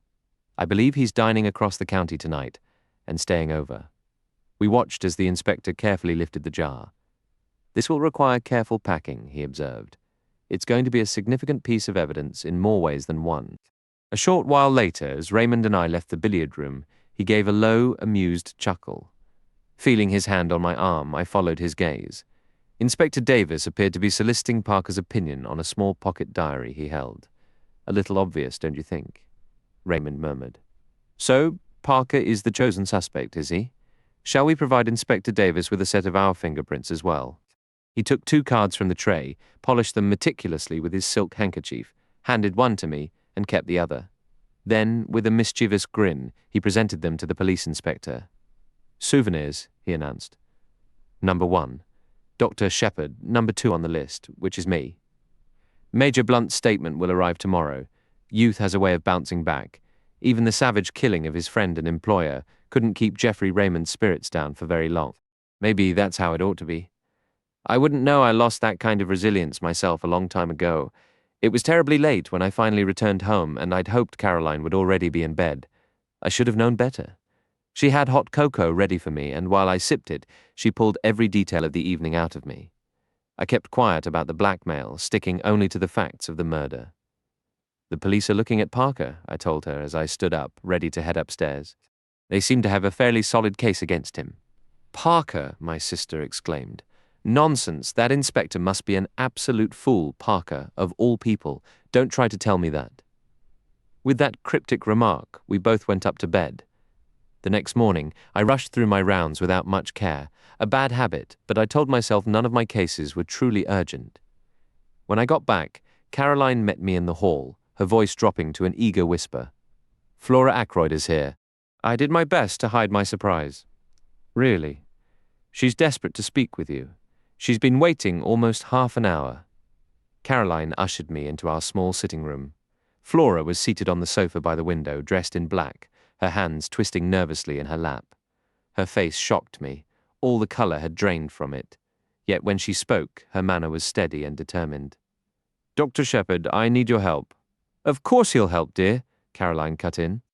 I could tell Flora would have preferred to speak to me alone, but she clearly didn't want to waste time, so she made the best of it. "I need you to come with me to the Larches." "The Larches?" I asked, surprised. "To see that odd little man?" Caroline broke in. "Yes. You do know who he is, don't you?" "We assumed," I said carefully. "He might be a retired barber." Flora's blue eyes widened. "Why, he's Hercule Poirot, the private detective. They say he's solved the most incredible cases, just like in novels. He retired a year ago and moved here to live quietly. Uncle knew who he was, but promised not to tell a soul because M. Poirot didn't want to be bothered." "So that's who he is," I said slowly. "You've heard of him, I suppose?" "I may be an old fogey, as Caroline likes to remind me," I replied.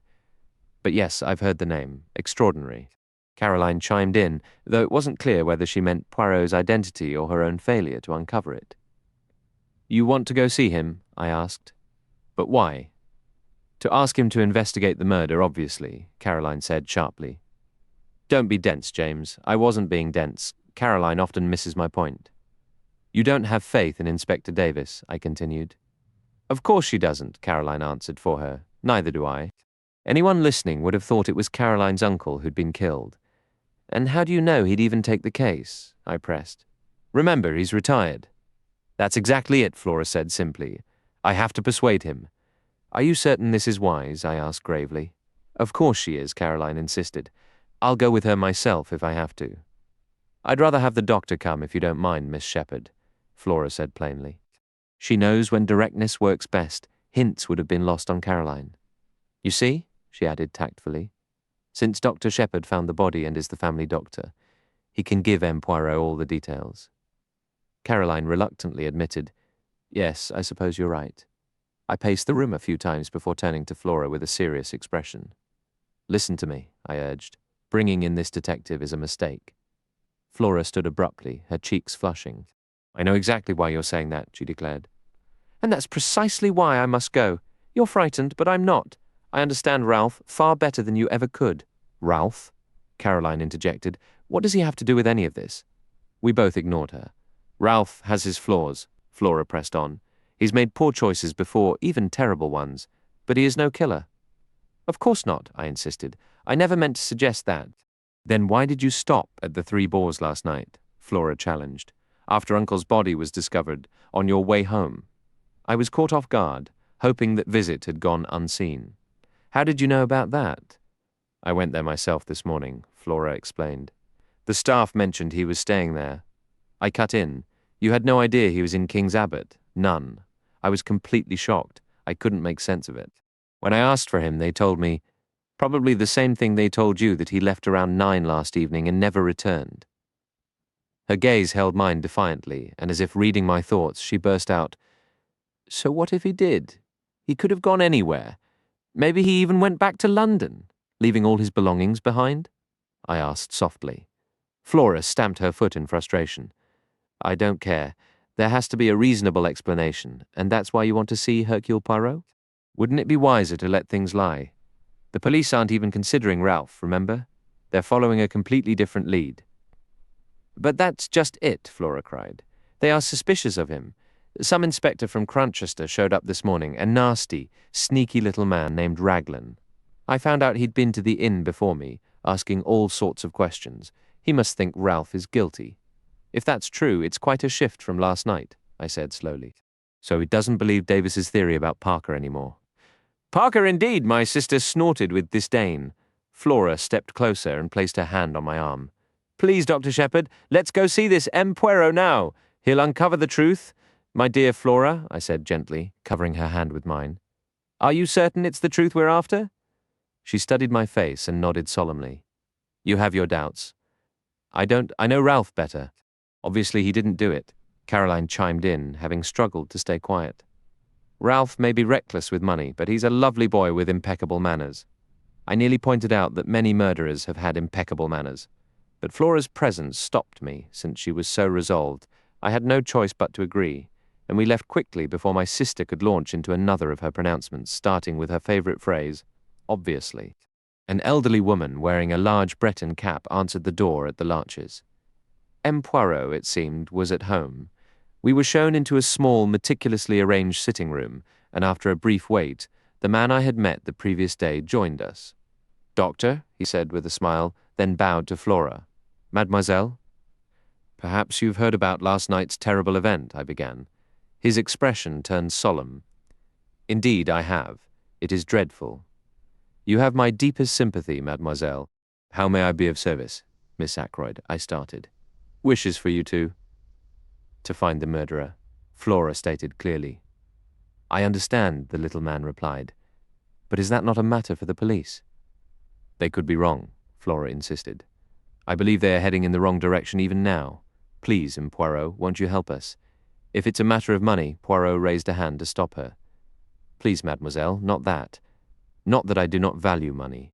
His eyes held a brief, knowing sparkle. Money has always meant a great deal to me, and it still does. But if I take this on, you must understand one thing clearly. I will see it through to the very end. The good dog does not abandon the scent, remember? You may yet wish you had left it all to the local police. I want the truth, Flora said, meeting his gaze directly. The whole truth. The whole truth. Then I accept, the little man replied quietly. And I hope you will not come to regret those words. Now, please, Recount all the circumstances to me. Dr. Shepherd should tell you, Flora said. He knows more than I do. So instructed, I launched into a detailed account covering every fact I had recorded earlier. Poirot listened intently, occasionally interjecting a question, but for the most part he sat in silence, his eyes fixed thoughtfully on the ceiling. I concluded my story with Inspector Davis and me leaving Fernley Park the previous evening. And now, Flora urged as I finished, tell him about Ralph. I hesitated, but her commanding look compelled me to continue. You visited this inn, the Three Boars, last night on your way home? Poirot asked when I had finished. What precisely was your reason for going there? I took a moment to choose my words with care. It occurred to me after leaving Fernley that someone ought to inform the young man of his uncle's death. I realized that aside from Mr. Ackroyd and myself, possibly no one else knew he was staying in the village. Poirot gave a slow nod. Quite so, that was your only motive in going, eh? That was my only motive, I replied stiffly. It was not to, shall we say, reassure yourself about this young man. Reassure myself? I believe, Doctor, that you understand perfectly well what I mean, though you pretend otherwise. I suggest it would have been a relief to you if you had found Captain Peyton at home all evening. Not at all, I said sharply. The little detective shook his head gravely. You do not trust me as Miss Flora does, but no matter what we must face is this. Captain Peyton is missing under circumstances that demand an explanation. I will not conceal from you that the situation appears serious. Still, it may admit of a perfectly simple explanation. That's exactly what I keep saying, Flora broke in eagerly. Poirot did not press the point further. Instead, he proposed an immediate visit to the local police. He thought it best for Flora to return home, and for me to accompany him to introduce him to the officer in charge. We carried out this plan without delay. We found Inspector Davis outside the police station, looking thoroughly grim. With him were Colonel Melrose, the chief constable, and another man whom, from Flora's description of Weasley, I had no trouble recognizing as Inspector Raglan from Cranchester. Knowing Melrose fairly well, I introduced Poirot and explained the situation. The chief constable was visibly irritated, and Inspector Raglan looked as dark as a thundercloud. Davis, however, seemed faintly cheered by his superior's annoyance. The case is plain as day, Raglan declared. There's not the slightest need for amateurs to come meddling. You'd think any fool could have seen how things stood last night, then we wouldn't have lost 12 hours.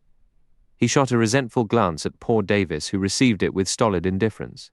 Mr. Ackroyd's family must of course do as they see fit, said Colonel Melrose with strained courtesy.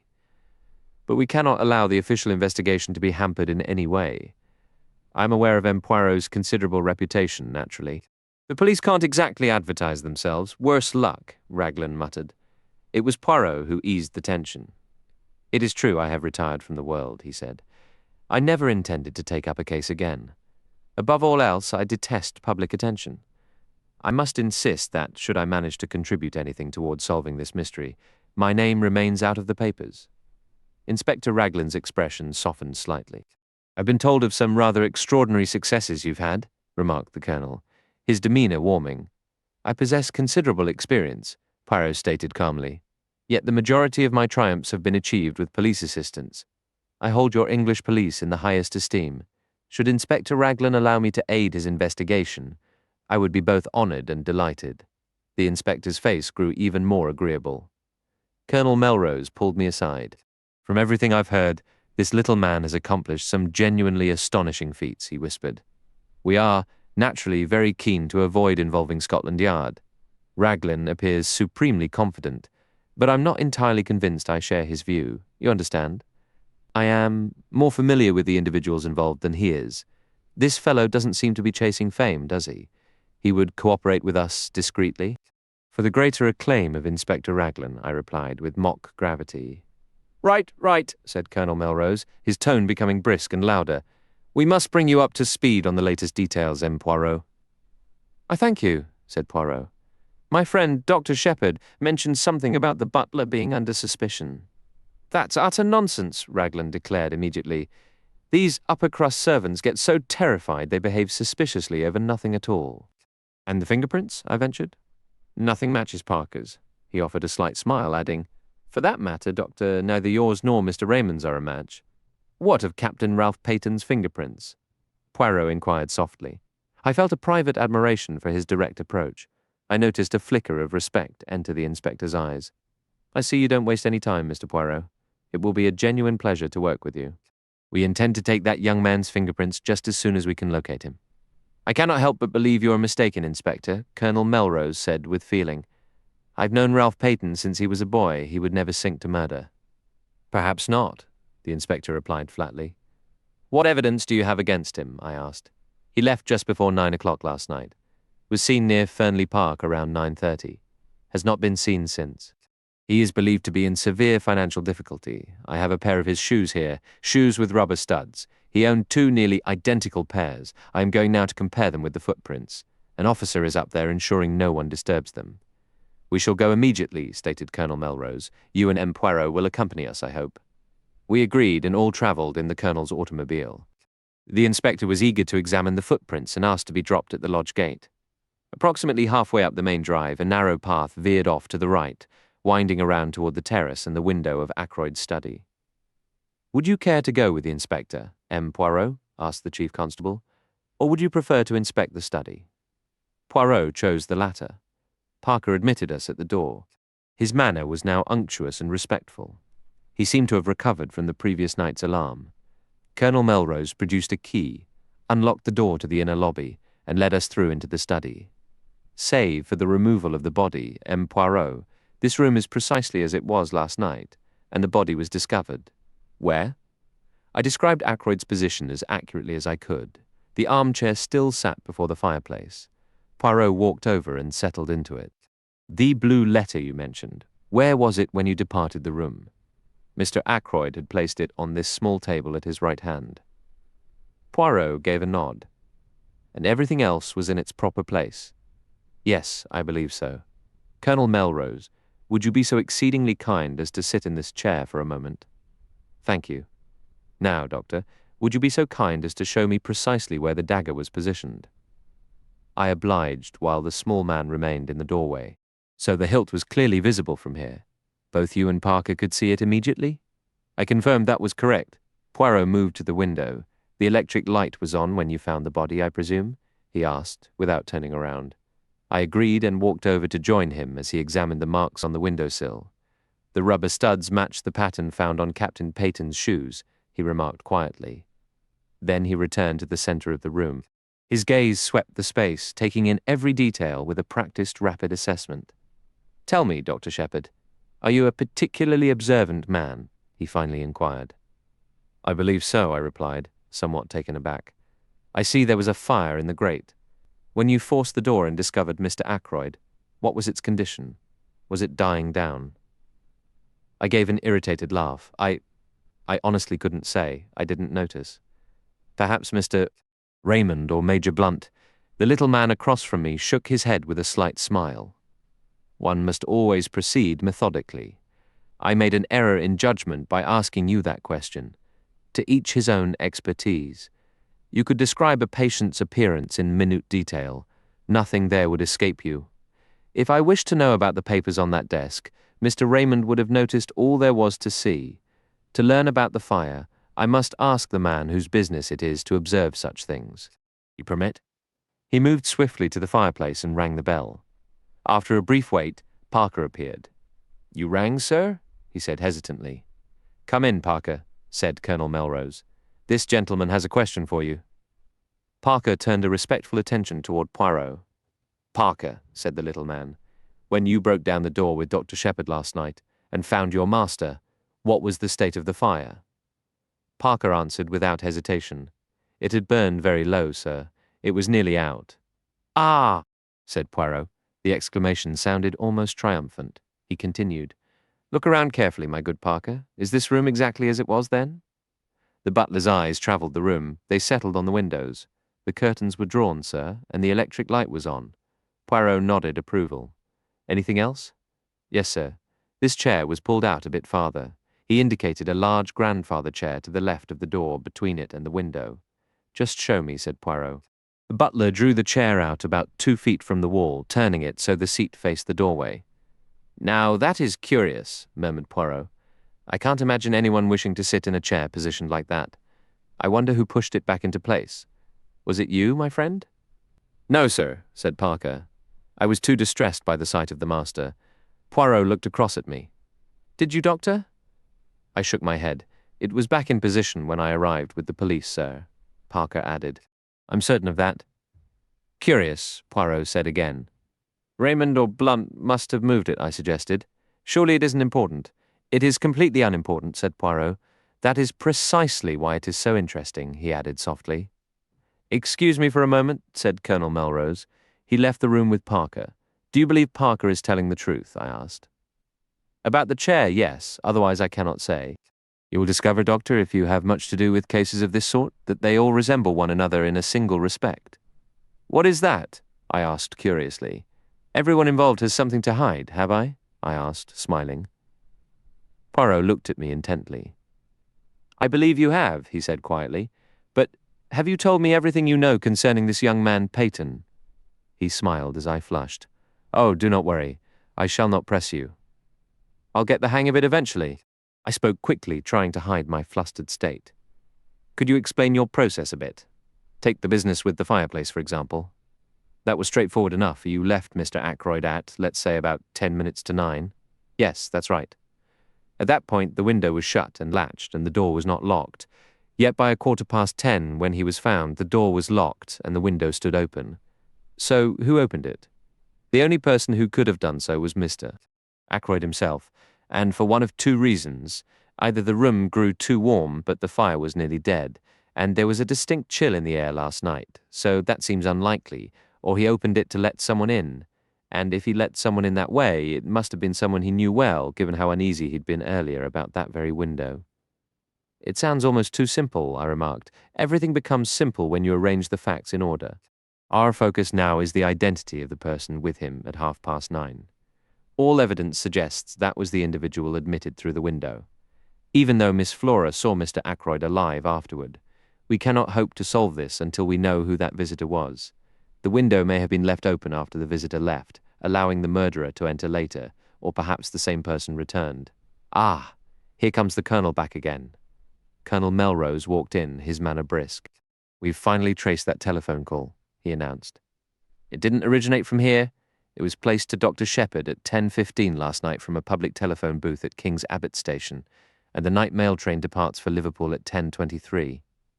We exchanged glances. You'll have inquiries made at the station, I assume? I said. Naturally, though I'm not overly hopeful. You know how that station is? I did. King's Abbot is just a small village, but its station is a major junction. Several important express trains stop there. It's a place of constant shunting, sorting, and assembling of carriages.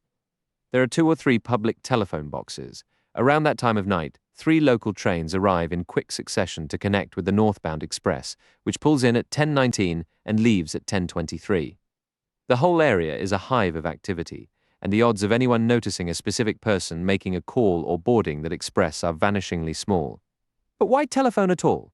Melrose pressed, frustration edging his voice. That's what I find utterly baffling. There seems no sense to it. Poirot carefully adjusted a small porcelain figure on a bookshelf. Rest assured, there was a reason, he said without turning. But what possible reason could there be? When we discover that, we will have the whole picture. This case is both curious and deeply interesting. He said those last words with a peculiar, almost intangible emphasis. I had the distinct impression he was viewing the situation from an angle entirely his own, one I couldn't quite perceive. He moved to the window and gazed outside. You mentioned it was 9 o'clock, Dr. Shepherd, when you encountered this stranger at the gate. He asked the question while still looking out. Yes, I replied. I heard the church clock strike the hour. How long would it take him to reach the house, to reach this window, for instance? 5 minutes at most. Only 2 or 3 if he took the path to the right of the drive and came directly here. But to do that, he would need to know the layout. How shall I put it? It would imply he had been here before, that he was familiar with the grounds. That's a valid point, Colonel Melrose agreed. We could determine whether Mr. Ackroyd had received any unfamiliar visitors during the past week. Young Raymond would know, I suggested. Or Parker, added Colonel Melrose. Poirot turned, a faint smile on his lips. Or perhaps both, he said. Colonel Melrose departed to fetch Raymond, and I rang the bell again for Parker. The Colonel returned promptly with the young secretary in tow, introducing him to Poirot. Geoffrey Raymond appeared as crisp and cheerful as ever, expressing a pleased surprise at meeting the detective. I had no idea you were residing here incognito, Monsieur Poirot, he remarked. It will be quite an education to observe your methods. But I say, what's all this? Poirot, who had been positioned just left of the doorway, stepped aside abruptly. I realized then that while my attention was elsewhere, he must have quietly drawn the armchair forward to the exact spot Parker had described earlier. Would you like me to take a seat for some sort of experiment? Raymond asked with a light laugh. What's the purpose? Monsieur Raymond, this chair was pulled out, precisely so, last night when Mr. Ackroyd was discovered. Someone later pushed it back. Was that you? The secretary's answer was immediate. Certainly not. I don't even recall it being in that position. But if you say it was, then it must have been someone else must have returned it. A pity if they've muddled a clue. It is of no importance, Poirot dismissed. No importance at all. My real question is this. Can you recall any unfamiliar person calling upon Mr. Ackroyd within the last week? The secretary paused, his brow furrowed in thought, just as Parker entered in response to the bell. No, Raymond concluded after a moment. I don't remember anyone. Can you, Parker? Sir? Did any stranger visit Mr. Ackroyd this past week? The butler considered. There was the young gentleman on Wednesday, sir. From the firm of Curtis and Trout, I believe. Raymond waved this aside impatiently. Yes, but that's not the sort of stranger Monsieur Poirot means. He turned to explain. Mr. Ackroyd was contemplating the purchase of a dictaphone to improve our efficiency. A representative came to demonstrate, but no decision was made. Poirot addressed the butler. Describe this young man for me, if you please, Parker. Fair-haired and rather short, sir. Very neatly turned out in a blue serge suit. Quite respectable for his station. Poirot looked to me. Doctor, the man you encountered at the gate was tall, was he not? Yes, I confirmed. Approximately 6 feet. Then there is no connection, stated the Belgian. Thank you, Parker. The butler then spoke to Raymond.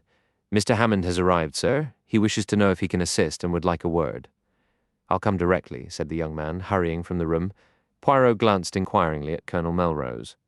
The family solicitor, the colonel clarified. It is a demanding day for our efficient young Monsieur Raymond. Poirot mused quietly. I understand Mr.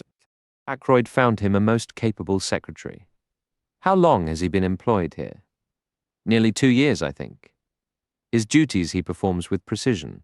Of that I am sure. But how does he occupy his leisure? Is he perhaps a sporting man?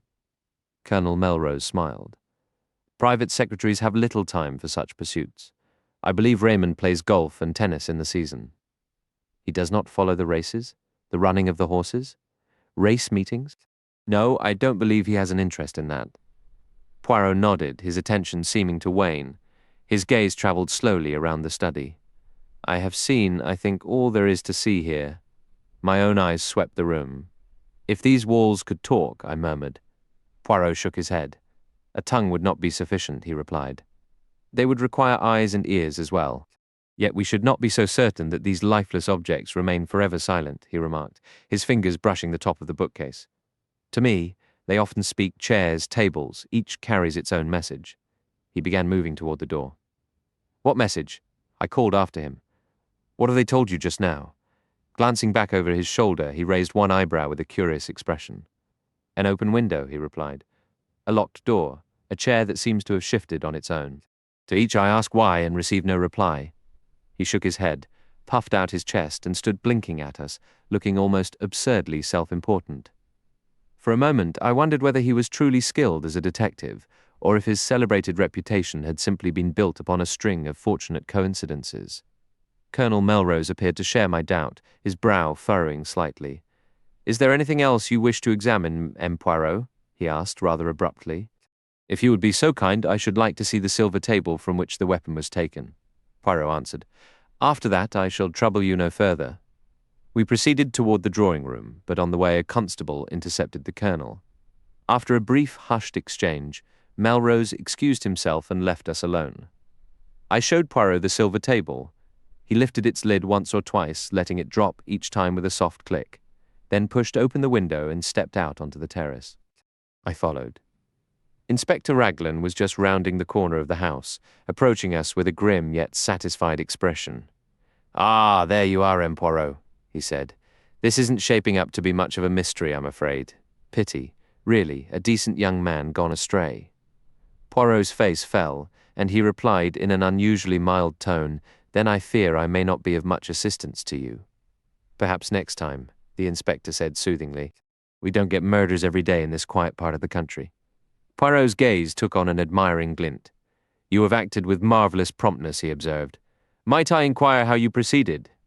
"Certainly," Raglan replied. "It all begins with method. That's what I always say, method."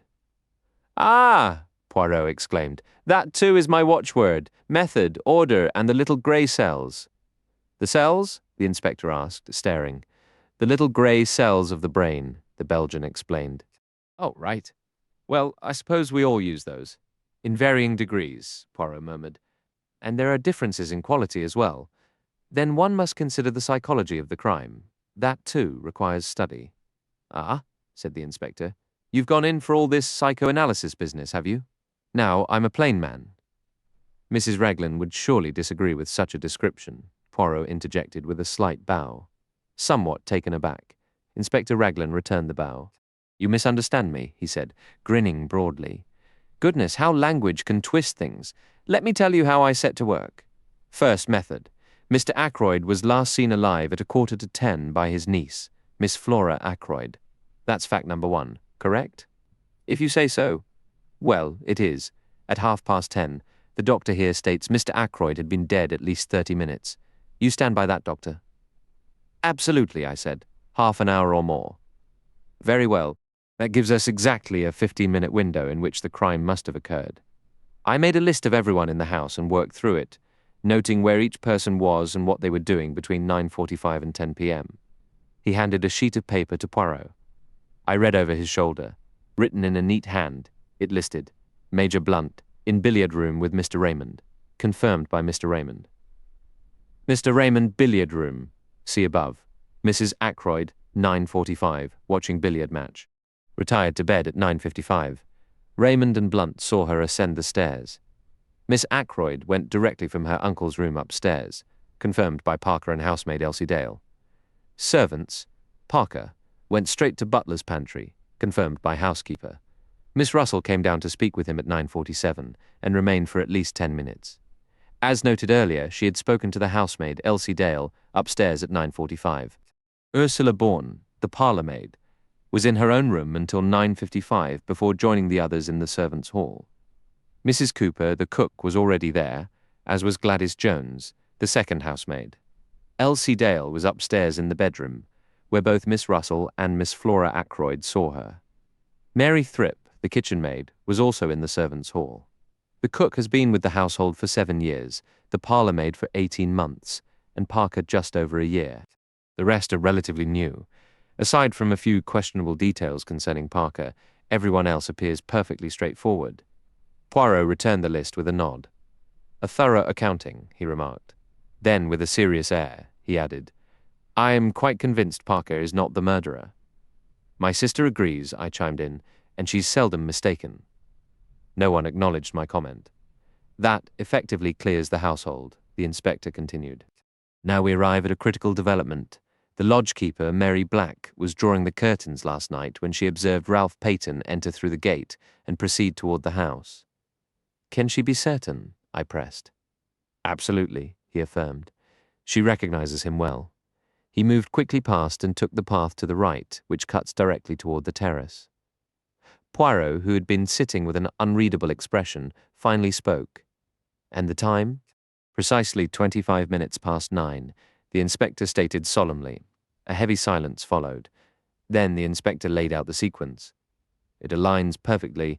At 9:25, Captain Peyton is seen passing the lodge. Around 9:30, Mr. Geoffrey Raymond overhears a confrontation in the study, someone demanding money and Mr. Ackroyd refusing. What follows? Captain Peyton exits through the window, walks along the terrace, frustrated and agitated. By, say, 9:45, he reaches the open drawing-room window. Miss Flora Ackroyd is just saying good night to her uncle. The billiard room holds Major Blunt, Mr. Raymond, and Mrs. Ackroyd, leaving the drawing-room vacant.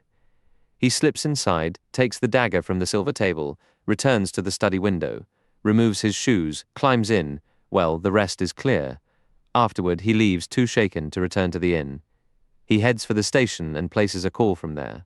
Why? Poirot interjected softly. I started at the interruption. The little man was leaning forward, his eyes gleaming with an odd, intense light. Inspector Raglan seemed momentarily thrown by the question. It's hard to say exactly why he'd do that, he admitted after a pause. But murderers often act irrationally. Anyone in police work knows that. Even the cleverest ones make foolish errors. Now, come with me and I'll show you the footprints. We followed him around the terrace to the study window. At Raglan's instruction, a constable produced the shoes taken from the local inn. The inspector placed them over the impressions. They match, he declared confidently. Not the exact pair he wore away, mind you. Those he had on when he left. These are a similar pair, but older. Look how the rubber studs are worn down. But many people wear shoes with rubber studs, do they not? Poirot observed. Of course, the inspector conceded. I wouldn't emphasize the footprints so much if they didn't fit with all the other evidence. Captain Ralph Peyton appears to have been a most careless young man. Poirot mused, to leave so many traces of his presence. True, said the inspector, but it was a dry, clear night. He left no marks on the terrace or the main gravel path. Unfortunately for him, however, a spring seems to have surfaced recently where the side path meets the drive. Look here. A narrow gravel path branched off the terrace a short distance away. A few yards from its end, the ground was soft and muddy. Navigating the damp ground, we once more encountered a variety of footprints, including those with the distinctive rubber-studded soles. Poirot continued along the path a short distance, the inspector accompanying him. You observed the women's prints, of course? Poirot inquired abruptly. The inspector chuckled. Naturally. But several different women have used this route. Men, too. It's a popular shortcut to the main house. Trying to sort through every impression would be pointless. The truly significant marks are the ones on the windowsill. Poirot gave a nod of agreement.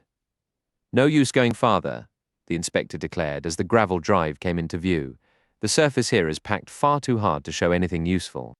Again, Poirot nodded, but his attention was captured by a small, well-constructed garden pavilion situated slightly to the left of our path, accessible by its own gravel walk.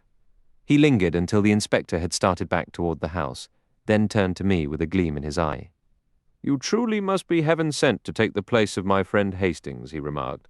I note you have not left my side. What do you say, Dr. Shepherd? Shall we satisfy my curiosity about that summer house? He approached and opened the door. Inside, the light was dim, revealing a few rustic benches, a croquet set, and some folded deck chairs. To my surprise, my new acquaintance immediately dropped to his hands and knees, meticulously crawling across the floorboards. He shook his head several times, seeming dissatisfied. Finally, he settled back on his heels. Nothing, he murmured, almost to himself. Perhaps it was too much to hope for, yet it would have clarified so much. He stopped abruptly, his body going rigid. Then his hand darted to the side of one of the wooden chairs, deftly plucking something from it. What is it? I exclaimed. What have you found? With a smile, he opened his palm to reveal a small, stiff piece of white cambric. I took it, examined it with curiosity, and handed it back. What is your assessment, my friend? He asked, watching me intently. A scrap from a handkerchief, I suppose, I offered with a shrug. He made another quick movement, retrieving a small quill that appeared to be from a goose. And this? He cried triumphantly. What do you make of this? I could only stare blankly. He pocketed the quill and studied the white fabric again.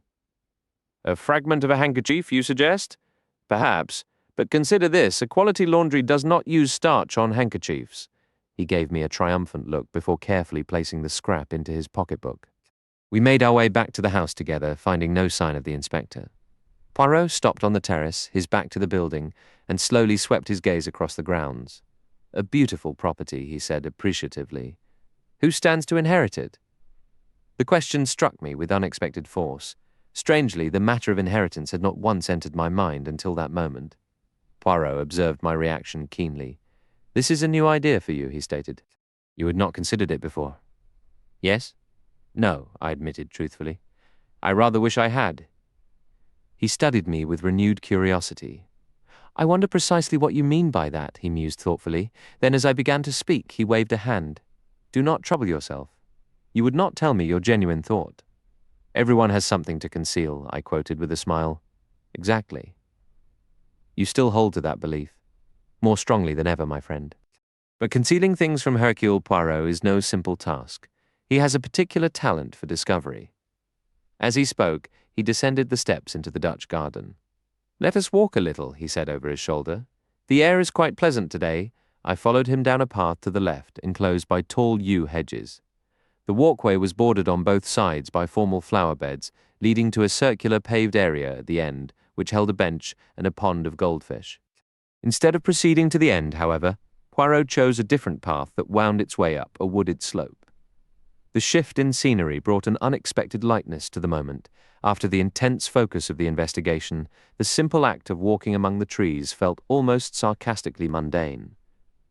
Here we were, pondering a possible fortune and a scrap of fabric, while the birds chirped obliviously overhead. The path opened into a small clearing where a simple stone bench had been placed. From this vantage point, the view across the estate was magnificent, looking directly down upon the paved terrace and the circular goldfish pond. England is truly beautiful, Poirot murmured, his gaze sweeping the landscape. Then, with a softer tone, he added, and so are her young women. Quiet, my friend, and observe the charming scene below. It was then I noticed Flora. She was walking along the very path we had recently used, humming a light tune to herself. Her step was almost a dance, and despite her morning dress, her entire being radiated a carefree joy. She performed a quick, spontaneous spin, her dark skirts flaring out around her. Tipping her head back, she laughed aloud, a clear, bright sound. At that moment, a man emerged from the tree line. It was Hector Blunt. The girl started slightly, her expression shifting. You gave me a fright. I didn't see you there. Blunt remained silent for a long moment, just looking at her. What I appreciate about you, Flora said, a hint of teasing in her voice, is your wonderfully lively conversation. I suspect Blunt flushed beneath his weathered skin. When he finally spoke, his voice was uncharacteristically gentle, almost hesitant. Never was much good with words, not even as a younger man. That must have been a terribly long time ago, I imagine, Flora said with mock solemnity. I could hear the laughter she was holding back, though Blunt seemed to miss it entirely. Yes, he replied simply. It was. And how does it feel to be a modern Methuselah? She asked. This time, her amusement was clearer, but Blunt was pursuing his own train of thought. Remember the fellow who sold his soul to be young again? There's an opera about it. You mean Faust? That's the one. Strange tale. Reckon some of us would make the trade if we could. Listening to you, anyone would think your joints were rusting shut, Flora cried, caught between irritation and amusement. Blunt was quiet for a bit. He looked past Flora, focusing on some distant point, and addressed his remark to a nearby oak. High time I got back to Africa. Are you planning another expedition to hunt things? Expect so. That's what I usually do after all. You shot that antelope head in the hall, didn't you? Blunt gave a single nod. Then, his face colouring again, he said abruptly, If you'd ever like some proper hides, I could arrange it for you. Oh, would you? Flora exclaimed. Promise you won't forget. I won't forget, Hector Blunt stated. He seemed to overcome a natural reserve, adding in a burst of candour. I ought to go. This sort of life isn't for me. I haven't the manners for it. I'm a rough sort, no use in drawing rooms, never remember the right things to say. Yes, it's time I left. But you're not going immediately, Flora protested quickly. Not while we're in all this dreadful trouble, please. If you were to go, she turned her face away slightly. You want me to stay? Blunt asked. His words were measured, but utterly direct. We all would. I meant you personally, Blunt clarified. Flora slowly turned back to meet his steady gaze. I want you to stay, she said quietly, if that matters to you. It makes all the difference, Blunt said. A comfortable silence fell between them. They moved to sit on the stone bench beside the pond, as if neither was quite sure what should come next.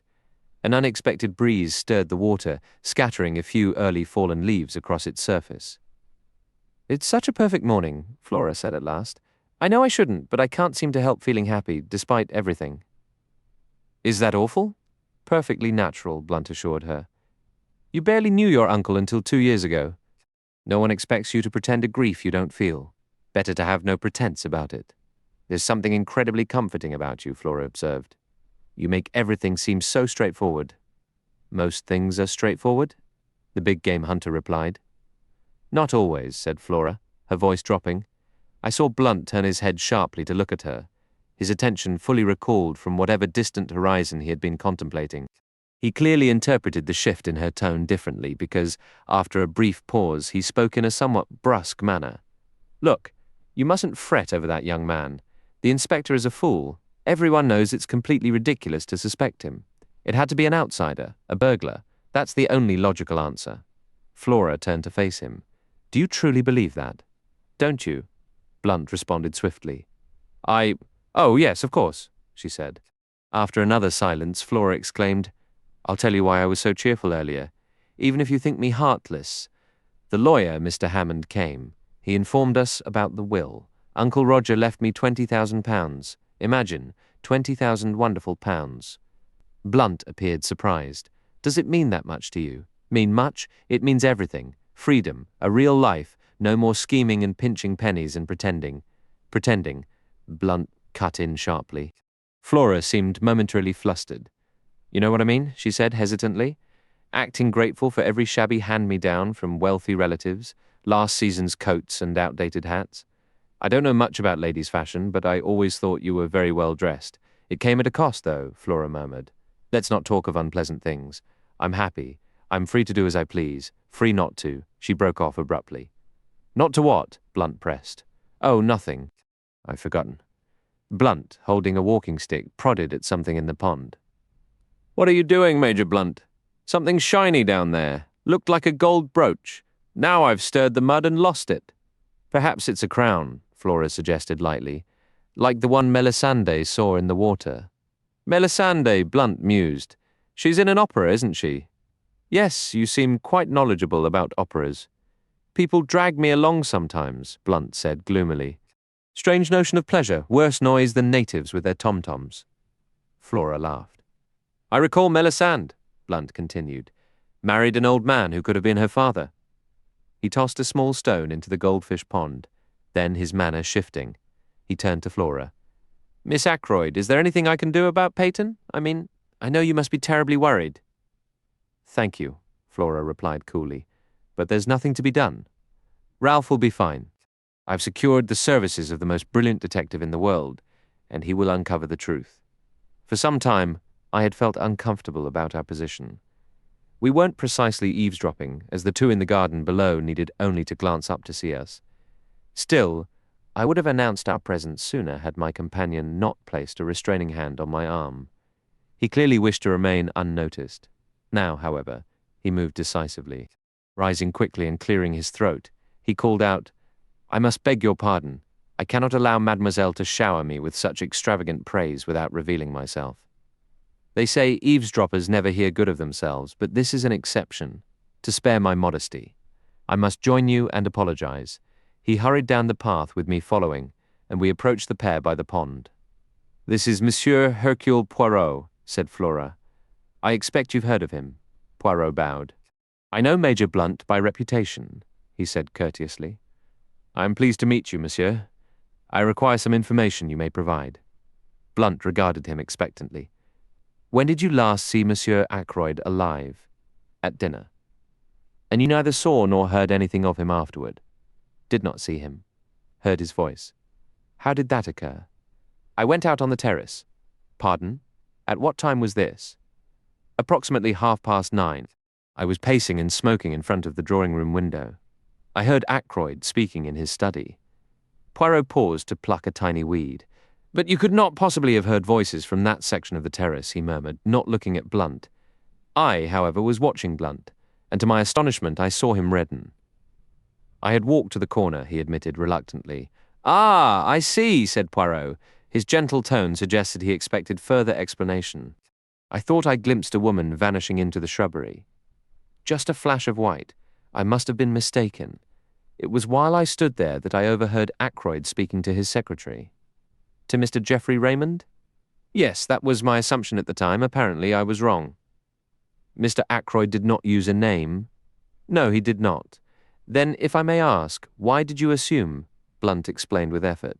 I simply took it for granted it was Raymond, as he had mentioned earlier that he was bringing papers to Ackroyd. It never occurred to me it could be anyone else.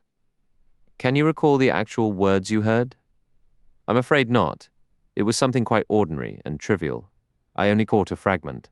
My mind was elsewhere. It is of no consequence, Poirot murmured. He then shifted topics. Did you move a chair back against the wall when you entered the study after the body was found? A chair? No, why would I? Poirot merely shrugged, offering no explanation. He turned to Flora. There is one small matter, mademoiselle. When you and Dr. Shepherd were looking at the items on the silver table, was the dagger in its place, or was it not? Flora's chin lifted defiantly. Inspector Raglan has already asked me that, she said with irritation. I told him, and I'll tell you, I am absolutely certain the dagger was not there. He believes it was, and that Ralph took it later. And he doesn't trust me. He thinks I'm saying this to protect Ralph. And are you? I asked seriously. Flora stamped her foot. You too, Dr. Shepherd. This is really too much. Poirot smoothly changed the subject, his gaze drifting toward the garden pond. You are quite right, Major Blunt. There is something glinting in the water. Let us see if I can retrieve it. He knelt by the pond, rolled up his sleeve, and slowly lowered his arm, trying not to disturb the silt. Despite his care, the mud clouded the water, forcing him to withdraw his arm empty. He looked sadly at the mud coating his skin. I offered my handkerchief, which he accepted with profuse thanks. Blunt checked his watch. Nearly lunchtime, we should head back to the house. Will you join us for lunch, M. Poirot? Flora asked. I'd like you to meet my mother. She is very fond of Ralph. The little man bowed. I would be delighted, mademoiselle. And you'll stay too, won't you, Dr. Shepherd? I hesitated, but her urging, Oh, please do, made me accept without further delay. We started toward the house, Flora and Blunt walking ahead. What hair, Poirot said to me, quietly nodding toward Flora. True gold. They would make a striking pair, she and the dark, handsome Captain Peyton, would they not? I looked at him questioningly, but he was already fussing over a few nearly invisible droplets on his sleeve. The man reminded me of a fastidious cat with his green eyes and precise habits. And all for nothing, I said, sympathetically. I wonder what that was in the pond. Would you like to see? Poirot asked. I stared at him. He nodded. My good friend, he said gently, yet with a hint of reproach. Hercule Poirot does not risk disarranging his attire without being certain of his objective. To do otherwise would be absurd. I'm never absurd. But your hand came out empty, I objected. He gave me a knowing look. There are moments when discretion is essential. Do you tell your patients absolutely everything, Doctor? I think not. You don't share every detail with your excellent sister either, do you? Before revealing my empty hand, I transferred its contents to the other. You will see what it was. He extended his left hand, palm upward. Resting upon it was a small golden band, a lady's wedding ring. I accepted it from him. Examine the interior, Poirot instructed. I complied. Inside, engraved in delicate script, were the words, From R. March 13th. I glanced at Poirot, but he was preoccupied with examining his reflection in a tiny pocket mirror, giving meticulous attention to his moustache and none whatsoever to me. It was clear he had no intention of offering an explanation. Chapter 10, The Parlourmaid. We encountered Mrs. Ackroyd in the hall. Beside her stood a wiry, sharp-featured man with a determined jaw and keen grey eyes, whose entire demeanour screamed, Attorney. Mr. Hammond is joining us for lunch, announced Mrs. Ackroyd. You are acquainted with Major Blunt, Mr. Hammond, and dear Dr. Shepherd, another of poor Roger's intimate friends. And let me see. She paused, regarding Hercule Poirot with considerable confusion. This is Monsieur Poirot, mother, Flora interjected. I mentioned him to you earlier. Oh, yes, Mrs. Ackroyd replied vaguely. Naturally, my dear, naturally. He is here to locate Ralph, is he not? He is here to discover who killed Uncle, Flora corrected. Oh, my dear, her mother exclaimed, I must ask you not to speak so bluntly. My nerves are in tatters this morning, an absolute wreck. Such a horrific occurrence. I cannot help but feel it must have been a dreadful accident. Roger was always fiddling with those strange collectibles of his. His grip must have simply faltered. This hypothesis was met with a strained, polite silence. I observed Poirot maneuver closer to the lawyer, engaging him in a hushed, confidential tone. They drifted toward the window alcove. I approached, then paused. Am I intruding? Not in the slightest, Poirot declared warmly. You and I, my good doctor, we investigate this matter together. I would be adrift without you. I merely seek a small clarification from our esteemed Mr. Hammond. I understand you're acting on behalf of Captain Ralph Peyton, stated the lawyer with caution. Poirot shook his head. Incorrect. I act in the interest of justice. Miss Ackroyd has engaged me to look into her uncle's death. Mr. Hammond appeared momentarily disconcerted. I cannot seriously entertain the notion that Captain Peyton is involved in this crime, he said, however compelling the circumstantial evidence may appear. The simple fact of his chronic financial distress, he was chronically distressed for money. Poirot interjected swiftly. The lawyer gave a slight shrug. It was a permanent state of affairs for Ralph Peyton. Funds flowed through his fingers. He was perpetually appealing to his stepfather for assistance. Had he done so recently? Within the past year, for example? I could not say. Mr. Ackroyd did not confide such matters to me. I understand, Mr. Hammond. I presume you are familiar with the stipulations of Mr. Ackroyd's will? Undoubtedly. Reviewing it is my primary purpose here today. Then, given that I represent Miss Ackroyd's interests, you would have no objection to outlining its terms for me. They are quite straightforward, stripped of legal jargon, and after the disbursement of specific legacies and bequests, such as? Poirot interrupted. Mr. Hammond seemed slightly taken aback. £1,000 to his housekeeper, Miss Russell, £50 to the cook, Emma Cooper, £500 to his secretary, Mr. Geoffrey Raymond. Then various donations to hospitals. Poirot raised a hand. The charitable gifts do not concern me at present. Very well. The income from £10,000 in shares is to be provided to Mrs. Cecil Ackroyd for her lifetime. Miss Flora Ackroyd inherits £20,000 outright. The remainder, including this estate and the holdings in Ackroyd and Son, passes to his adopted son, Ralph Peyton. Mr. Ackroyd's fortune was considerable. Extremely so. Captain Peyton will be an exceptionally wealthy man. A silence fell. Poirot and the lawyer exchanged a look heavy with unspoken implications. Suddenly, Mrs. Ackroyd's plaintive voice carried from the fireplace, slicing through the quiet. The lawyer responded to the call. Poirot guided me by the arm toward the large window. Observe the irises, he announced clearly. Truly magnificent, are they not? A most striking and satisfying display. As he spoke, I felt his hand tighten on my sleeve, and he dropped his voice to a murmur. Do you sincerely wish to assist me, to participate in this inquiry? Absolutely, I replied with enthusiasm. Nothing would please me more.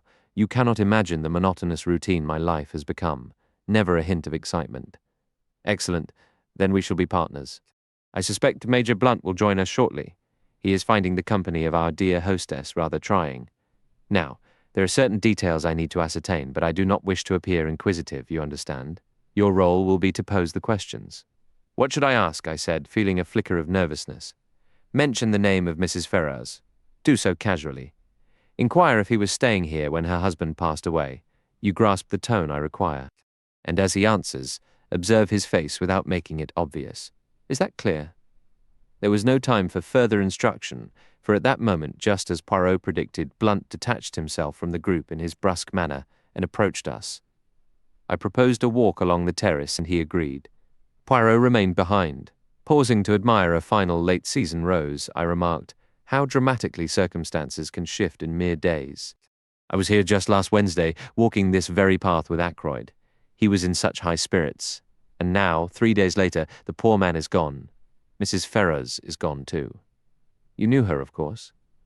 Blunt gave a brief nod. Had you seen her during this visit? Ackroyd and I paid a call. Last Tuesday, I believe. A compelling woman, yet there was something odd about her. Quite inscrutable. One never knew what she was truly thinking. I studied his steady grey eyes. They revealed nothing. I assume you'd met her previously. On my last visit, she and her husband had just moved into the area. He hesitated briefly before adding, Strange, really. She seemed a decade older. In what way changed? I pressed. Look, 10 years older, he repeated flatly. Were you down here when her husband died? I asked, striving for a tone of idle curiosity. No. From everything I heard, it was a case of good riddance. Harsh, perhaps, but honest. I nodded in agreement. Ashley Ferrars was hardly a model husband, I ventured cautiously. A thorough blackguard, in my opinion, stated Blunt. Well, perhaps just a man corrupted by having too much money, I offered. Money! He exclaimed with a short, bitter laugh. Every trouble in the world stems from money, either an excess or a lack of it. Which has been your particular difficulty, I inquired. I've had enough for my needs. Count myself among the fortunate. He paused, then admitted, though I'm not exactly flush at the moment. Came into a legacy a year ago and was fool enough to let someone talk me into a reckless investment. I offered my sympathies, sharing a tale of my own financial misadventure. Then the luncheon gong sounded, and we moved toward the dining room. Poirot held me back for a moment. And so, what is your impression? He seemed perfectly straightforward, I insisted. I'd swear the man is entirely square and above board. Without doubt, without doubt, Poirot soothed, as if addressing a petulant child. We filed into the dining room. It felt impossible that less than a full day had passed since I last sat at that table. After the meal, Mrs. Ackroyd drew me aside to a sofa. I cannot help but feel somewhat wounded. She confided in a hushed tone, producing a delicate handkerchief clearly not intended for actual tears. Wounded by Roger's lack of faith in me. That £20,000 should have been left to me, not directly to Flora. A mother is naturally entrusted to protect her child's interests. This feels like a distinct lack of trust. You must remember, Mrs. Ackroyd, I gently reminded her. Flora was Ackroyd's own niece, a direct blood relation. It would have been a different matter entirely if you were his sister rather than his sister-in-law. As poor Cecil's widow, I do believe my feelings should have been taken into account, the lady remarked, dabbing carefully at her eyelashes with a handkerchief. Roger, however, was always quite peculiar, not to mention downright stingy when it came to finances. It placed both Flora and me in a terribly awkward position. He wouldn't even provide the poor girl with a proper allowance. He would settle her bills, of course, but always with such reluctance, questioning why she needed all those frivolous things so typical of a man. But now I've lost my train of thought. Oh yes, we never had a penny to truly call our own. Flora resented it. I must say she resented it deeply. She was devoted to her uncle, naturally, but any young woman would have felt the same. Roger had the strangest notions about money. He refused to buy new face towels, even after I pointed out the old ones were practically in shreds. Mrs. Ackroyd then leaped, as was her habit, to another subject entirely, and then to leave all that money, £1,000, imagine £1,000, to that woman. What woman? I asked. That Russell woman. There's always been something odd about her, I've said so from the start, but Roger wouldn't hear a word against her. He insisted she was a woman of tremendous character, that he admired and respected her. He went on endlessly about her integrity, independence, and moral fibre. I think there's something suspicious there. She was certainly angling to marry him. I put a stop to that quickly enough. She's always despised me. Naturally, I saw right through her. I began to wonder if I could possibly interrupt her monologue and make my escape. Fortunately, Mr. Hammond approached to say his goodbyes, providing the perfect diversion. I seized the opportunity and stood as well. Regarding the inquest, I said, where would you prefer it to be held, here or at the Three Boars? Mrs. Ackroyd stared at me, her jaw slack. The inquest, she asked, a picture of dismay. But surely there won't need to be an inquest. Mr. Hammond gave a dry, discreet cough. Inevitable. Under the circumstances, he stated in 2 clipped phrases. But surely Shepard can arrange. There are limits to what I can arrange, I replied bluntly. If his death was an accident. He was murdered, Mrs. Ackroyd, I said, without softening the blow. She let out a small cry. No theory of an accident would hold for a minute. Mrs. Ackroyd looked at me with genuine distress. I had little patience for what I perceived as her silly aversion to unpleasantness. If there's an inquest, I shan't have to answer questions and all that, shall I? She inquired. I can't say precisely what will be required, I answered. I expect Mr. Raymond will shoulder most of it. He's familiar with all the details and can provide the formal identification. The lawyer nodded in agreement. I really don't think there's anything to dread, Mrs. Ackroyd, he said. You'll be spared the worst of it. Now, on the matter of funds, do you have everything you require for the immediate future? I mean, he added, seeing her puzzled look. Ready cash. If not, I can arrange for you to have whatever you need. That should be fine, said Raymond, who was standing nearby. Mr. Ackroyd cashed a check for $100 yesterday. $100? Yes, for wages and other expenses due today. The money should still be intact. Where is it? In his desk? No, he always kept cash in his bedroom, in an old collar box, to be precise. An odd habit, wasn't it? I think, said the lawyer, we ought to verify the money is there before I depart. Certainly, the secretary agreed. I'll take you up now. Oh, I forgot, the door is locked. A question to Parker revealed that Inspector Raglan was in the housekeeper's room, asking a few follow-up questions. A short while later, the inspector joined us in the hall, the key in his hand. He turned the key, and we stepped into the entryway, climbing the narrow stairs. The door to Ackroyd's bedroom at the top was ajar. Inside, the room was dim, curtains still drawn, the bed turned down exactly as it had been the previous evening. The inspector pulled back the drapes, flooding the space with morning light, and Geoffrey Raymond moved to a rosewood bureau. He opened the top drawer. He just left his cash in here unlocked. Hard to believe, the inspector remarked. The secretary's cheeks coloured. Mr. Ackroyd trusted every member of the staff completely, he replied sharply. Of course, the inspector said quickly. Raymond reached into the drawer, retrieved a round leather collar box from the rear, and lifted the lid to pull out a thick wallet. The money is right here, he stated, extracting a bulky roll of bills. It should be the full 100, Mr. Ackroyd placed it in this box last night, while dressing for dinner right in front of me, and it hasn't been touched since. Hammond took the roll and counted it. His expression turned sharp. You mentioned £100? I only count 60. Raymond stared in disbelief. That can't be, he exclaimed, stepping forward. He took the notes and counted them aloud himself. Mr. Hammond was correct. The total came to only £60. But I don't understand, the secretary murmured, utterly confused. Poirot posed a question. You personally observed Mr. Ackroyd place that money in the box last night as he dressed? You are certain he had not already spent part of it? Positive, he even remarked. I don't want to carry £100 down to dinner. Too bulky in my pocket. Then the situation is quite plain, Poirot observed. Either he disbursed £40 sometime last evening, or the money has been taken. That sums it up, the inspector agreed. He turned to Mrs. Ackroyd. Which of the staff would have entered this room yesterday evening? The housemaid would have been in to turn down the bed. Who is she? What can you tell me about her? She hasn't been with us long, Mrs. Ackroyd said. But she seems a decent, ordinary local girl. We need to settle this, the inspector declared. If Mr. Ackroyd paid that sum out himself, it could relate to the larger mystery. Are the other servants trustworthy, to your knowledge? I believe so, yes. Nothing has gone missing before? No. Anyone giving notice or acting suspiciously? The parlour-maid is leaving. When? She gave her notice yesterday, I understand.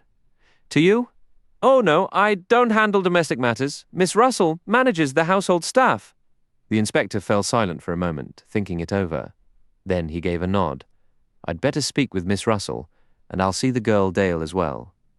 Poirot and I followed him to the housekeeper's sitting room. Miss Russell greeted us with her customary composure. Elsie Dale had been at Fernley for 5 months. A good girl, efficient at her tasks and thoroughly respectable. Excellent references. The last person likely to take what wasn't hers, and the parlour-maid, she too was a very refined young woman, quiet and ladylike. An exemplary worker. Then why is she leaving? Pressed the inspector. Miss Russell tightened her lips. It was not my decision, from what I gathered. Mr. Ackroyd reprimanded her yesterday afternoon. It was her duty to tidy the study, and she apparently disturbed some papers on his desk. He became quite irritated, and she handed in her notice. That is what she told me, at any rate. Perhaps you would prefer to question her directly? The inspector agreed. I had noticed the parlour-maid earlier, while she served lunch, a tall woman with rich brown hair pinned neatly back and a pair of steady, intelligent grey eyes. She entered at the housekeeper's summons and stood very erect, those same grey eyes fixed calmly on each of us in turn. You are Ursula Bourne? The inspector began. Yes, sir, she replied. I understand you're resigning. That's correct, sir. May I ask the reason? I misplaced several documents on Mr. Ackroyd's desk. He became quite upset, so I offered to resign. He agreed I should depart immediately. Did you enter Mr. Ackroyd's bedroom at any point last evening, perhaps to tidy? No, sir, that is Elsie's responsibility. I did not go to that section of the house. I must inform you, young lady, that a significant amount of money has gone missing from Mr. Ackroyd's room. This finally provoked a reaction. A flush spread across her cheeks. I know nothing about any money, if you believe I took it, and that is why Mr. Ackroyd let me go. You are mistaken. I am not accusing you of theft, the inspector said calmly. There is no need for such defensiveness. She regarded him with a cool, disdainful expression. You are welcome to search my belongings, she stated. You will find nothing. Poirot chose that moment to intervene. This dismissal or resignation occurred yesterday afternoon. Is that correct? He inquired. The girl gave a slight nod. And how long did this conversation with Mr. Ackroyd last? The conversation, indeed the discussion in the study between you and Mr. Ackroyd? I am not certain. 20 minutes, perhaps 30? Approximately that, yes. Not longer than a half hour? Certainly not longer than 30 minutes, she affirmed. Thank you, mademoiselle. I watched Poirot with interest. He was meticulously straightening a few items on a nearby table, his fingers moving with precise care. His eyes held a distinct gleam. That will be all for now, the inspector said. Ursula Bourne departed. The inspector then turned his attention to Miss Russell. How long was she employed here? Do you have the reference she provided?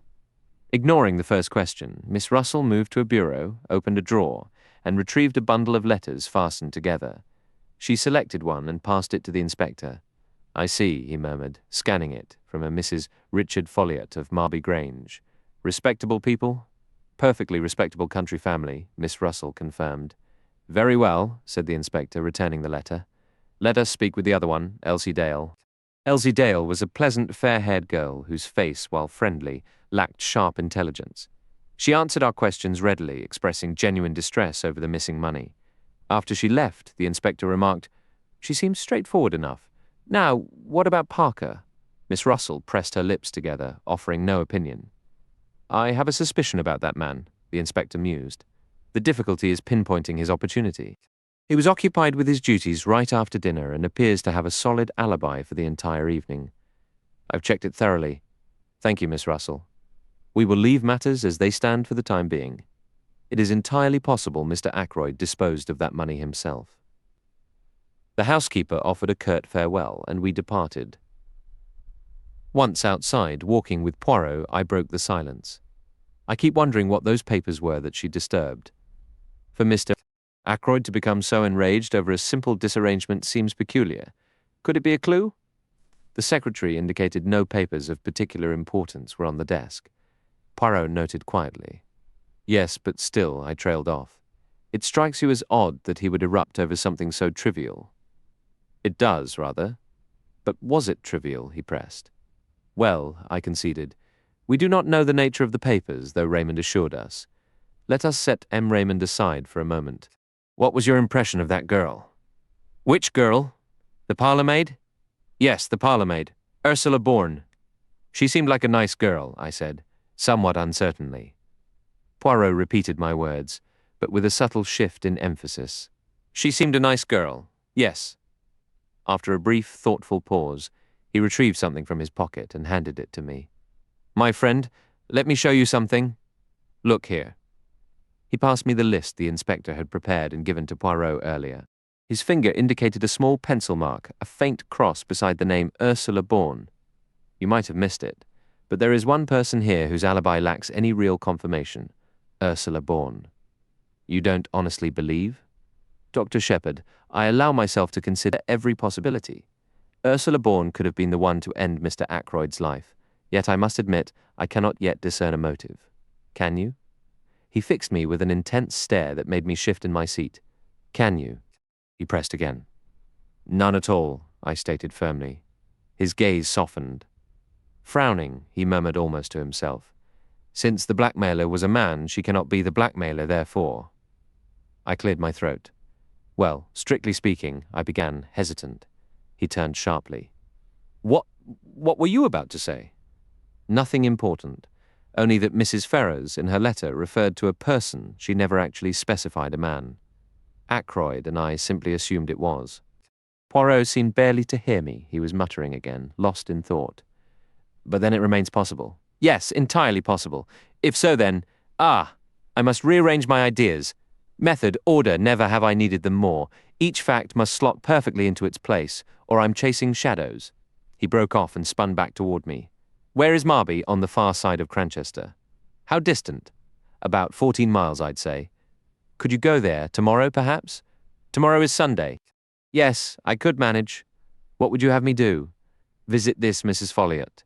Discover everything you can regarding Ursula Bourne. Very well. though I'm not entirely comfortable with the task. This is no moment for reluctance. A man's life may depend on it. Poor Ralph, I sighed. You still believe him innocent? Poirot studied me gravely. Do you wish to know the truth? Naturally. Then you shall have it. My friend, every piece of evidence we have points toward his guilt. What? I exclaimed. Poirot nodded. Yes, that inspector who is, forgive me, rather obtuse, has built a case that all leads to Ralph Peyton. Motive opportunity means all align, yet I will overturn every stone. I gave my word to Mademoiselle Flora, and she was so certain, that young woman, profoundly certain. I felt a touch of nerves as I rang the bell at Marby Grange the following afternoon. What exactly did Poirot hope I would uncover? Why entrust this to me? Was it, as with Major Blunt, that he preferred to operate from the shadows? That reasoning made sense before, but here it felt puzzling. My thoughts were interrupted by a neat parlour-maid. Mrs. Folliot was at home. I was shown into a spacious drawing-room and studied my surroundings while I waited. It was a room of contrasts, fine old china and exquisite etchings alongside worn upholstery and faded curtains. Undeniably a lady's domain. I turned from examining a Bartolozzi print on the wall as Mrs. Folliot entered. She was a tall woman with loosely arranged brown hair and a warmly inviting smile. "Dr. Shepherd," she said, slightly hesitant. "That's correct," I replied. "I do apologize for calling unannounced, but I am seeking information about a former parlour-maid of yours, Ursula Bourne at the name." Her smile vanished. All cordiality seemed to freeze in her manner, replaced by visible discomfort. "Ursula Bourne?" she repeated slowly. "Yes," I said. "Perhaps you don't recall." "Oh, I remember perfectly," she cut in, her voice tight. "I remember perfectly. She left your employment just over a year ago, I understand." "Yes. Yes, she did. That is correct. And you were pleased with her performance during her time with you? How long did she remain in your employ, by the way?" "Oh, a year or two. I can't recall the precise duration. She is quite competent. I'm certain you'll find her entirely satisfactory. I had no idea she was departing Fernley. The notion never crossed my mind." "Can you share any details about her background?" I inquired. "Details, yes, her origins, her family, that sort of information." Mrs. Folliot's expression grew even more rigid. "I really couldn't say. Who employed her before she came to you?" "I'm afraid I don't recall." A flicker of irritation now underscored her anxiety. She lifted her chin in a gesture that felt oddly recognizable. "Is all this questioning truly necessary?" "Not at all," I replied, feigning surprise and allowing a hint of apology to colour my tone. I had no intention of causing any discomfort. My sincerest apologies. Her irritation faded, replaced once more by flustered confusion. "Oh, it isn't that I mind, I assure you, I don't. Why should I? It simply strikes me as somewhat unusual, you understand. That's all. Just a bit odd. One benefit of medical training is developing a sense for when someone is being untruthful." Even without that, Mrs. Folliot's demeanour made it plain she did mind, intensely. She was profoundly unsettled and distressed, and there was clearly some concealed intrigue at play. She struck me as a woman wholly unaccustomed to any form of deceit, and thus thrown into acute distress when compelled to attempt it. A child could have seen she was hiding something, but it was equally evident she had resolved to tell me nothing more. Whatever mystery surrounded Ursula Bourne, I would not unravel it through Mrs. Folliot. Admitting defeat, I offered my apologies once more for the intrusion, collected my hat, and left. I attended to 2 patients afterward and arrived home around 6 o'clock. Caroline was seated amid the remains of the tea service, wearing that look of thinly veiled triumph I know all too well. It is, with her, an infallible sign that she has either acquired or dispensed a juicy piece of information. I wondered which it had been this time. "I've had a remarkably interesting afternoon," Caroline announced as I sank into my favourite armchair and extended my feet toward the welcoming fire. "Have you?" I said. "Did Miss Gannett stop by for tea?" Miss Gannett ranks high among our local purveyors of gossip. "Guess again," said Caroline, radiating smug satisfaction. I ventured several guesses, methodically naming each member of Caroline's intelligence network. My sister met each one with a triumphant shake of her head. Finally, she could contain herself no longer. "M. Poirot," she declared. "Now, what do you make of that?" I could think of several things to make of it, but I was prudent enough to keep them to myself. "What brought him here?" I asked. "To see me, naturally. He said that, knowing my brother so well, he hoped he might be permitted to make the acquaintance of his charming sister." Or your charming sister. I've gotten tangled, but you grasp my meaning. What did he discuss? I inquired. He shared numerous stories about himself and his cases. You know of Prince Paul of Mauritania, the one who just married that dancer? Yes. I read a most tantalizing snippet about her in Society Snippets recently, suggesting she might actually be a Russian Grand Duchess, one of the Tsar's daughters who escaped the Bolsheviks. Well, it seems M. Poirot untangled a particularly perplexing murder case that nearly ensnared them both. Prince Paul was reportedly overflowing with gratitude. Did he present him with an emerald tie-pin the size of a plover's egg? I asked, my tone laced with sarcasm. He didn't mention it. Why do you ask? No reason, I said. I merely thought it was standard procedure. It certainly is in every detective novel I've ever read. The celebrated detective's apartment, according to my sister, was practically overflowing with jewels, rubies, pearls, and emeralds, all tokens of gratitude from his aristocratic clientele. It's so fascinating to get the inside story, Caroline remarked with evident satisfaction. Naturally, it would be fascinating to her. I had to admire Hercule Poirot's cleverness. He had unerringly chosen the exact sort of case guaranteed to captivate an elderly lady in our quiet village. Did he happen to mention whether the dancer truly was a Grand Duchess? I asked. He was not at liberty to disclose that, Caroline replied with great importance. I wondered just how much Poirot had embellished the truth for her benefit. Probably not at all. He likely conveyed everything through a masterful use of raised eyebrows and expressive shrugs. After all that, I said, I imagine you were practically ready to worship the ground he walks on. Don't be crude, James. I have no idea where you pick up these vulgar phrases. Probably from my sole connection to the wider world, my patients. Sadly, my practice does not include royal princes or intriguing Russian émigrés. Caroline adjusted her spectacles and gave me a look. You seem particularly irritable, James. It must be your liver, a blue pill tonight, I think. Anyone observing me in my own home would never guess I was a medical doctor. Caroline handles all domestic prescriptions for both of us. Blast my liver, I snapped. Did the conversation turn to the murder at all? Well, naturally, James. What else is there to discuss locally? I was able to correct M. Poirot on several points, and he was most appreciative. He told me I possess the instincts of a born detective and a remarkable psychological insight into human nature. Caroline resembled a cat that had just finished a bowl of the richest cream. She was practically purring. He spoke at length about the little grey cells of the brain and their functions. He claims his own are of the highest quality. He would claim that, I muttered. Modesty is decidedly not his strong suit. I do wish you wouldn't be so horribly American, James. He believes it is crucial that Ralph be located immediately and persuaded to come forward with an account of his movements. He says Ralph's absence will create a very poor impression at the inquest. And what did you say to that? I agreed with him entirely, Caroline stated importantly, and I was able to inform him of the gossip that's already circulating. Caroline, I said sharply, did you tell M. Poirot what you overheard in the woods that day? I did, she answered, utterly complacent. I stood up and began to pace the room. Do you have any idea what you've done? I burst out. You might as well have placed the noose around Ralph Peyton's neck yourself. Not at all, Caroline replied, completely unruffled. I was surprised you hadn't told him. I was very careful not to, I said. I'm fond of that young man. So am I, which is precisely why you're talking nonsense. I don't believe Ralph is guilty, so the truth cannot harm him. We should give M. Poirot every assistance. Think about it. Ralph might very well have been with that young woman on the night of the murder. If that's the case, he has a perfect alibi. If he has a perfect alibi, I retorted, why doesn't he come forward and say so? He might be trying to protect the girl from scandal, Caroline suggested wisely. But if M. Poirot finds her and appeals to her sense of duty, she'll come forward on her own to clear Ralph's name. You seem to have concocted your own romantic fairy tale, I said, sinking back into my chair. You read far too many of those sensational novels, Caroline. I've always said so. I let out a sigh. Did Poirot ask you anything else, only about the patients you saw that morning? The patients, I asked, incredulous. Yes, the ones from your surgery. How many there were and who they happened to be. Do you mean to tell me you actually knew that? I demanded. My sister never ceases to amaze. Why wouldn't I? Caroline replied triumphantly. I have a perfect view of the path to your surgery door from this very window. My memory is quite sharp, James. Far sharper than yours, I assure you. I murmured a vague agreement, my mind elsewhere. Caroline continued, counting off names on her fingers.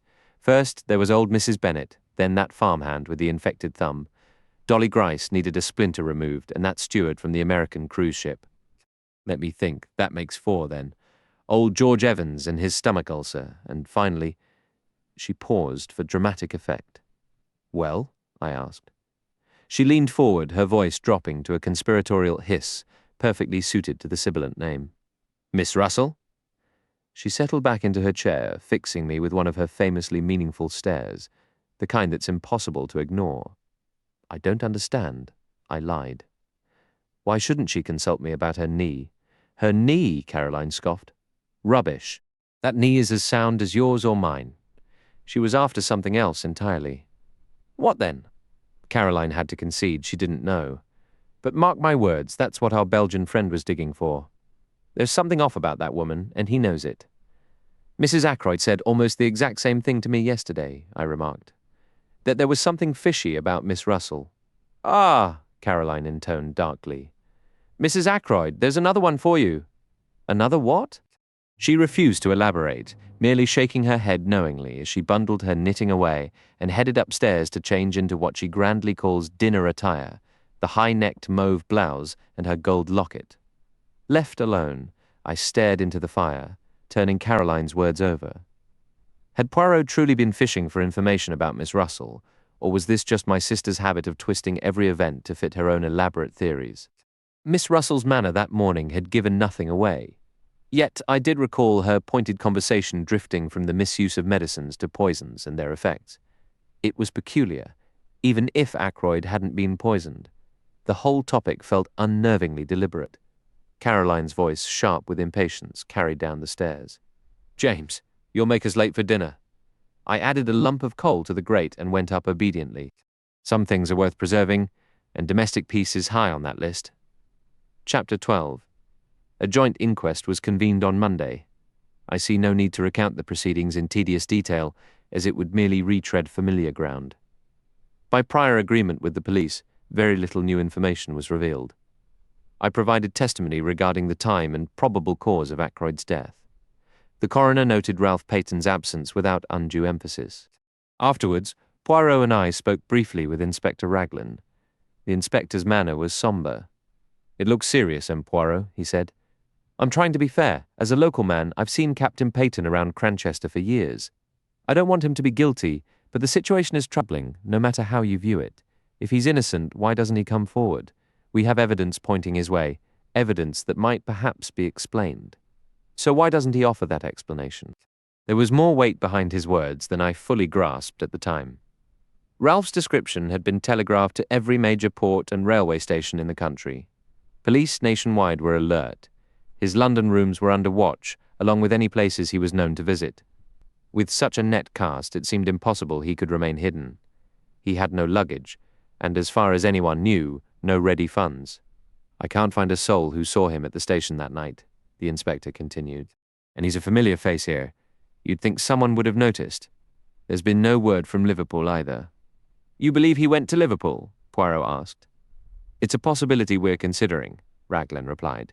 The call from the station arriving just minutes before the Liverpool express departed must hold some significance, the inspector mused aloud. Unless, of course, it was a deliberate ruse to misdirect the investigation. That could very well be the entire purpose behind it. An interesting notion. Poirot agreed with a thoughtful nod. But I will tell you this, my friend. I am convinced the explanation for that telephone call and the explanation for the murder are one and the same. I always return to it. I glanced at him, recalling a similar statement from earlier.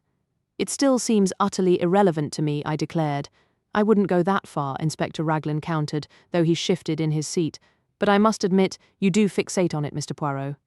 We have more tangible clues. The fingerprints on the dagger, for instance. At this, Poirot's manner became distinctly more animated, a sign he was deeply engaged. Monsieur l'Inspecteur, he said, his accent thickening.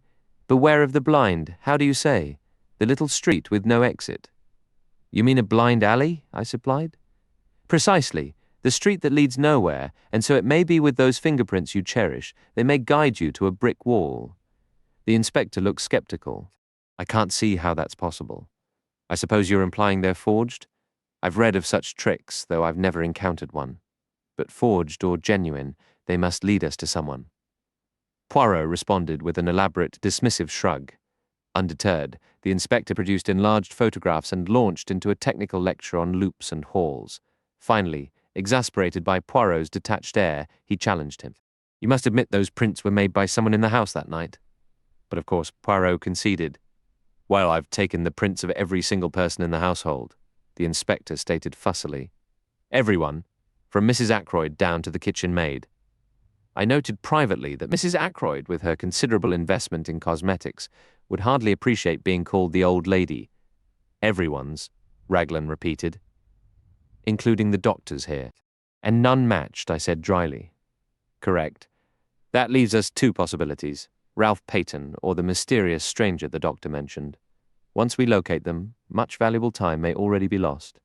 Poirot interjected softly. "I don't follow." "You said you took the prints of everyone in the house," Poirot murmured. "Is that the exact truth you are telling me?" "Certainly. Without overlooking anyone." "Without overlooking anyone." "The quick or the dead?" Poirot inquired. The inspector looked momentarily bewildered by what he took for a philosophical remark. Then his expression cleared slowly.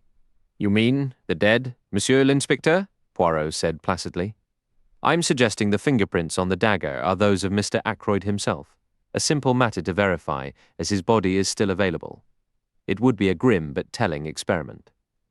"But why? What possible point could that serve? You're surely not suggesting suicide?" "Ah, no. My theory is that the murderer wore gloves. After delivering the blow, he lifted the victim's lifeless hand and pressed it firmly around the handle of the dagger." The inspector was baffled. "But why?" Poirot offered another eloquent shrug, to make a puzzling case profoundly more perplexing, to send you chasing down that blind alley with great confidence. "Well," the inspector said, a new wariness in his tone, "I'll have it looked into. What put the idea in your head?" "When you were so kind as to show me the dagger," Poirot explained. "I confess I know little of your loops and halls, but it occurred to me that the position of those prints was awkward. It is not how one would naturally grip a dagger to strike a blow. It was the grip of a man arranging a prop, not wielding a weapon." Inspector Raglan fixed his gaze on the diminutive man. Poirot, with an air of supreme indifference, flicked an invisible speck from his sleeve. "An interesting theory," the inspector conceded. "I'll certainly examine the possibility, though I wouldn't hold out too much hope." His tone was carefully crafted to be both dismissive and patronizing. Poirot observed his departure before turning to me, his eyes gleaming. In the future, I must take greater care with his professional pride. Now, left to our own resources, what would you say to a small gathering of the principal players? This small gathering, as Poirot termed it, convened in the Fernley Park dining room half an hour later. With the staff dismissed, we were 6, Mrs. Ackroyd, Flora, Major Blunt, Geoffrey Raymond, Poirot, and myself. Poirot presided at the head of the table like the director of some grim corporate meeting. Once assembled, he rose. "Ladies and gentlemen, I have asked you here for a specific reason," he began. He paused, letting the silence settle. "First, I wish to address a most earnest appeal to Miss Flora." Flora looked up, startled. "You are engaged to Captain Ralph Peyton. If anyone holds his confidence, it is you, I implore you, if you have any knowledge of his whereabouts, to urge him to present himself." "Wait," he said, raising a hand as she started to speak. "Consider carefully before you reply. His situation becomes more perilous with each passing day." An immediate appearance, however suspicious the circumstances, might have allowed for an explanation. This continued silence, this disappearance, what else can it signify but a consciousness of guilt? If you truly believe in his innocence, persuade him to come forward before it is irrevocably too late. Flora's face lost all its colour. "Too late," she whispered. Poirot leaned forward, his manner softening. "See here, my child. It is Papa Poirot who asks you, the old one who has seen much. I do not seek to trap you. Will you not place your trust in me and tell me where Ralph Peyton is concealed?" The girl stood, facing him squarely. "Monsieur Poirot," she said, her voice clear and steady, "I swear to you, I swear solemnly, that I have no idea where Ralph is. I have neither seen him nor heard from him since the day of the murder." She resumed her seat. Poirot studied her for a long moment, then brought his hand down sharply upon the table. "Good, that is settled." His expression hardened, turning businesslike. "Now, I appeal to the rest of you seated here, Mrs. Ackroyd, Major Blunt, Dr. Shepherd, Mr. Raymond. You are all close to the missing man. If any of you know his hiding place, speak now." A heavy silence filled the room. Poirot's eyes travelled from one face to another. "I beg you," he urged, his voice low. "Speak out." The silence persisted, broken finally by Mrs. Ackroyd's plaintive tones. "I must say," she observed, "Ralph's behaviour is exceedingly odd. Not to come forward at a time like this. It certainly suggests there is something he wishes to hide. I can't help feeling, Flora dear, that it was a most fortunate circumstance your engagement was never formally announced in the papers." "Mother!" Flora exclaimed, a flash of anger in her eyes. "It is Providence," Mrs. Ackroyd declared with conviction. "I have a devout belief in Providence, a divinity that shapes our ends, as the poet so beautifully says. Why, just last week I was reading a similar sentiment in a magazine at the dentist's office, which made the entire weight quite bearable." "Surely you don't credit the Almighty with being directly concerned with society columns and gossip, Mrs. Ackroyd?" Geoffrey Raymond interjected, his light laugh cutting through the tension. His intent was to diffuse the atmosphere, but Mrs. Ackroyd shot him a look of profound reproach and retrieved her handkerchief. "Flora has been spared a dreadful amount of scandal and unpleasantness," she finished, dabbing at her eyes. "I would never believe dear Ralph had any part in poor Roger's passing. Not for a single moment. I possess a trusting nature, you see, something I've carried since I was a little girl. I'm always reluctant to think the worst of a person, yet we must consider that Ralph endured multiple air raids in his youth. They say the effects can surface much later.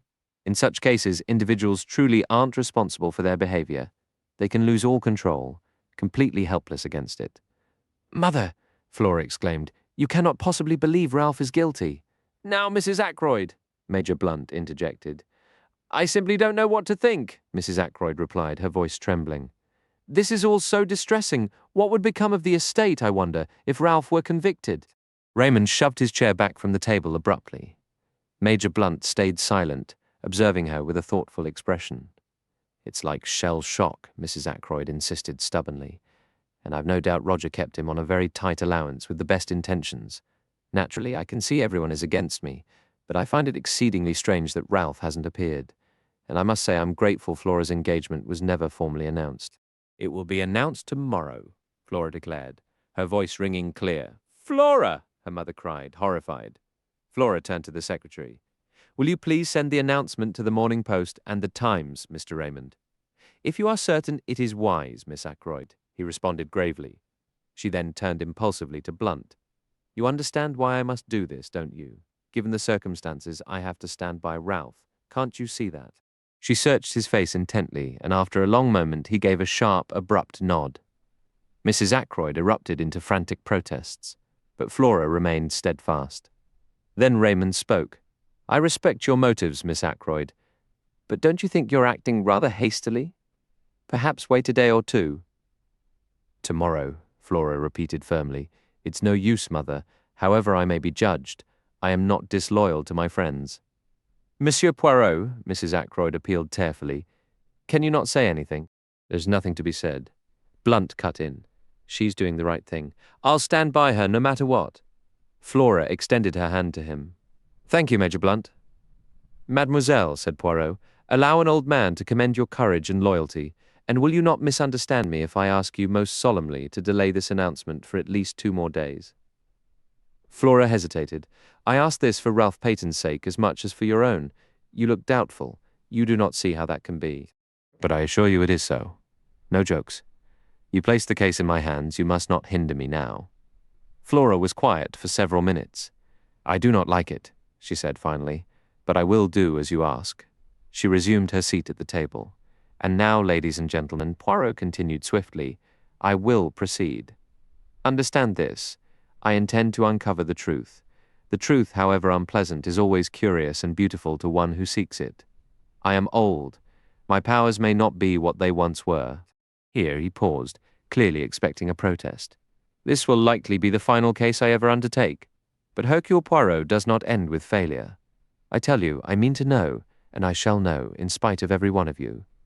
He delivered these last words provocatively, almost hurling them at us. I believe we all recoiled slightly, except for Geoffrey Raymond, who maintained his usual good-humoured composure. "What do you mean, in spite of us all?" he inquired, his eyebrows slightly raised. "Precisely that, monsieur. Every person in this room is concealing something from me. He raised a hand as a murmur of objection began. Yes, I know what I'm saying. It may be something minor, trivial, deemed irrelevant to the case, but it is there. Every one of you is concealing something. Am I not correct? His gaze, sharp and demanding, moved across the room, and every eye looked away, mine included. I see, Poirot said with a peculiar chuckle. He rose from his chair. I ask each of you to speak honestly, to hold nothing back. Silence followed. Will no one answer? He gave that same brief laugh once more. A pity, he murmured before leaving. Later that evening, at Poirot's invitation, I visited his home after supper. Caroline watched me go with clear disappointment. I suspect she would have gladly joined me. Poirot welcomed me warmly. On a side table, he had set out a bottle of Irish whiskey, a drink I've never cared for, along with a siphon of soda water and a glass. He himself was preparing a cup of hot chocolate, a beverage I later learned he favoured. He asked politely after my sister, calling her a most fascinating woman. You'll have given her quite the ego, I remarked flatly. What about last Sunday afternoon? He chuckled, eyes gleaming. One should always consult an expert, he said cryptically, offering no further explanation. You certainly gathered every local rumour, I noted. Both the factual and the fictional, he replied. And a good deal of useful intelligence, he added softly. Such as? He shook his head. Why did you not tell me the truth yourself? He returned. In a community like ours, Ralph Peyton's activities were sure to be noticed. Had your sister not walked through the woods that day, someone else would have. I suppose so, I muttered, annoyed. And what of this sudden curiosity about my patients? Again, his eyes twinkled. Only one patient, doctor. Just one. The most recent? I ventured. He handed me a small quill. I examined it with interest, and a faint recollection stirred. Poirot, observing my expression, nodded. Yes, heroin, what some call snow. Addicts often carry it this way, inhaling it through the nose. Diamorphine hydrochloride, I said automatically. This manner of taking the drug is frequent overseas. It supports the idea that the man came from Canada or the United States. What first drew your attention to the summer house? I inquired. The inspector assumed anyone on that path was taking a shortcut to the house. But when I saw the summer house, I recognized it could also serve as a meeting spot. If the stranger approached neither the front nor the back door, did someone from the house go out to meet him? Where better than that secluded little structure? I searched it, hoping for a clue, and found two, a scrap of fabric and this quill. And the piece of cambric? I pressed. What does it signify? Poirot raised his brows. You are not employing your little grey cells, he said dryly. The bit of starched cambric should tell you much. It tells me very little, I admitted, shifting topics. In any case, this man went to the summer house to meet someone. Who was it? Precisely the question, said Poirot. Recall that Mrs. Ackroyd and her daughter came here from Canada to live. Is that why you suggested earlier they were hiding the truth? Perhaps. Now consider another detail. What did you make of the parlour maid's account? Which account? Her story about being dismissed. Does it truly take half an hour to let a servant go? Were those important papers a believable excuse? And remember, though, she claims she was in her room from 9:30 until 10. No one can verify it. You've lost me, I confessed. To me, it grows clearer. But share your own thoughts. What theories have you formed? I pulled a folded paper from my pocket. I jotted down a few ideas, I said somewhat sheepishly. Excellent, Poirot replied. You show method. Let's hear them, he said. I read the points aloud, feeling a bit self-conscious. First, we must approach this logically. Ah, logic, Poirot interrupted with a sigh. My dear friend Hastings always insisted on it, yet he so rarely applied it himself. I continued. Point 1. Mr. Ackroyd was heard speaking with someone at 9:30. Point 2. Sometime that evening, Ralph Peyton must have entered through the window, as his shoe prints outside indicate. Point 3. Mr. Ackroyd was anxious that night and would only have opened the door to a familiar face. Point 4. The visitor at 9:30 was demanding money, and we know Ralph was in serious financial trouble. I paused, gathering my thoughts. These 4 details strongly suggest Ralph Peyton was with his uncle at that time. Yet we also know Mr. Ackroyd was alive at 9:45, so Ralph could not have been the killer. He likely left the window open, and the real murderer entered later by that same route. And who might that murderer be? Poirot inquired. The American stranger, I proposed. He could have been working with Parker. Perhaps Parker was the one blackmailing Mrs. Ferrers, and when he sensed the scheme was unraveling, he informed his accomplice. The American then committed the crime using the dagger Parker supplied. It is a theory, Poirot conceded. You have a certain narrative flair. Yet it leaves several matters unexplained. Such as? The telephone call. The chair pulled out from the desk. Do you truly consider the chair important? I interrupted. Perhaps not, my friend allowed. It may have been moved by accident, and Raymond or Blunt could have pushed it back without thought during the shock of discovery. Then there is the missing $40. Ackroyd might have given it to Ralph after all, I suggested. He could have changed his mind about an earlier refusal. That still leaves one detail unaddressed. What is that? Why was Blunt so convinced it was Raymond with Mr. Ackroyd at 9:30? He explained his reasoning, I said. Did he? Poirot mused. I will not press the point. Instead, tell me, what reasons might Ralph Peyton have for vanishing so completely? That is harder to say, I replied slowly, slipping into my medical perspective. His nerves may have shattered. Imagine learning his uncle was murdered just minutes after a tense conversation. He might have panicked and fled. It happens. Innocent men sometimes act guilty out of sheer terror. Yes, that is possible, Poirot agreed. But we must not overlook one crucial element. I know what you're thinking, I said. Motive. Ralph stands to inherit a fortune from his uncle's death. That is one motive. Poirot nodded. One. But look, we have 3 separate motives right before us. Someone stole the blue envelope and its contents. That suggests blackmail. Ralph Peyton could have been blackmailing Mrs. Ferrers, consider. As far as the lawyer Hammond knew, Ralph had not recently asked his uncle for funds. That implies he was getting money from another source. Then there is the trouble he was in, some scrape he feared his uncle would discover. And finally, the inheritance you mentioned. Good heavens, I said, taken aback. The evidence does seem to stack up against him. Does it? Said Poirot. Here we disagree. 3 motives. It is almost too many. I am beginning to suspect that Ralph Peyton may, in fact, be innocent. After that evening's discussion, the entire affair seemed to shift into a new phase. The case now split clearly into 2 distinct parts. The first covers the period from Ackroyd's death on Friday evening through Monday night, a straightforward account of events as presented to Hercule Poirot. I was at his side throughout, observing everything he observed, striving to decipher his thoughts. As I would later understand, my attempts to read his mind fell short. Poirot shared his findings with me, the gold wedding ring, for example, but he kept his most crucial and logical deductions to himself. I would later learn this secrecy was typical of his methods. He would drop hints and suggestions, never revealing the full picture. Up until that Monday evening, my account could have been his own. I was playing Watson to his Holmes. After Monday, however, our paths separated. Poirot pursued his own lines of inquiry. I heard about his activities because in a place like King's Abbot, news travels fast, but he did not confide in me beforehand. Meanwhile, I had my own concerns to occupy me. Looking back, what stands out is how fragmented everything felt during that time. Each person seemed to hold one piece of the puzzle, contributing a sliver of knowledge or a small discovery. Yet assembling those fragments into a coherent whole was a task for Poirot alone. Some events appeared trivial or baffling at the moment, like the curious matter of the black boots, though that comes into the story later. To follow the timeline properly, I should start with the urgent summons from Mrs. Ackroyd early Tuesday morning. Assuming she was gravely ill, I hurried over only to find her holding court from her bed, a concession, I suppose, to the expected formalities of an invalid. She offered a thin hand and motioned to a chair beside her. Well, Mrs. Ackroyd, I began with the forced cheerfulness expected of a country doctor. What seems to be the trouble? I am completely prostrated, she replied in a frail voice.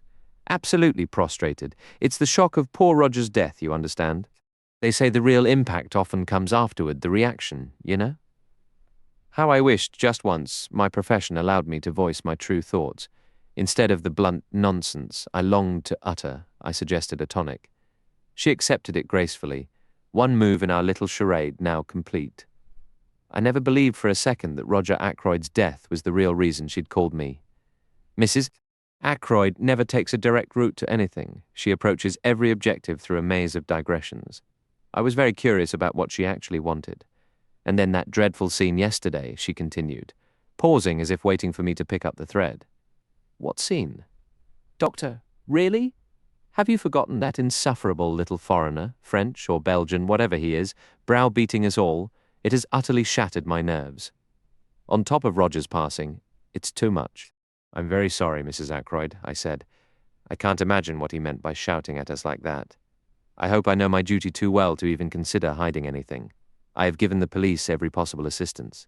She paused again, and I murmured, Quite so. A glimmer of understanding was starting to dawn.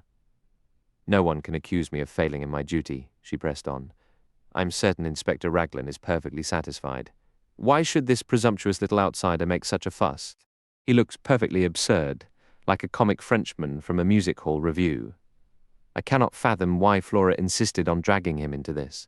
She didn't breathe a word to me about it, just went off and did it entirely on her own. Flora is far too independent.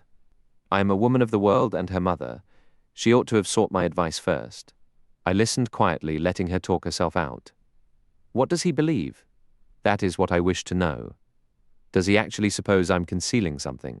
He practically accused me yesterday. I gave a slight shrug. It is surely of no consequence, Mrs. Ackroyd, I replied. Since you're being completely open, anything he might have said doesn't concern you. Mrs. Ackroyd veered off in a different direction, as she often did. Servants are such a nuisance, she declared. They whisper and chatter among themselves. Before you know it, rumours are flying everywhere, and usually there's not a shred of truth to any of it. Have the servants been talking? I inquired. What about? Mrs. Ackroyd shot me an astute look that caught me off guard. I was certain you'd be aware, Doctor, if anyone was. You were with Monsieur Poirot the entire time, weren't you? I was, then you must know. It was that girl, Ursula Bourne, wasn't it? Naturally, she's on her way out. She'd want to stir up as much trouble as possible. They can be so vindictive, all of them. Now, since you were right there, Doctor, you must know precisely what she claimed. I'm terribly anxious that no misunderstanding spreads. After all, one doesn't relay every minor detail to the police, does one? Sometimes there are private family matters, nothing whatsoever to do with the murder, but if the girl was malicious, she might have invented all sorts of stories. I was perceptive enough to recognize the genuine worry beneath this flood of words. Poirot had been correct in his assumptions. Among the 6 people at the table yesterday, Mrs. Ackroyd, at the very least, was hiding something. It fell to me to find out what that something was. If I were in your position, Mrs. Ackroyd, I said bluntly I'd come out with the whole truth. She let out a small gasp. Oh, Doctor, how can you be so direct? It sounds almost as if, and I can explain everything perfectly simply. Then why not do just that, I suggested. Mrs. Ackroyd produced a lace-trimmed handkerchief and grew teary.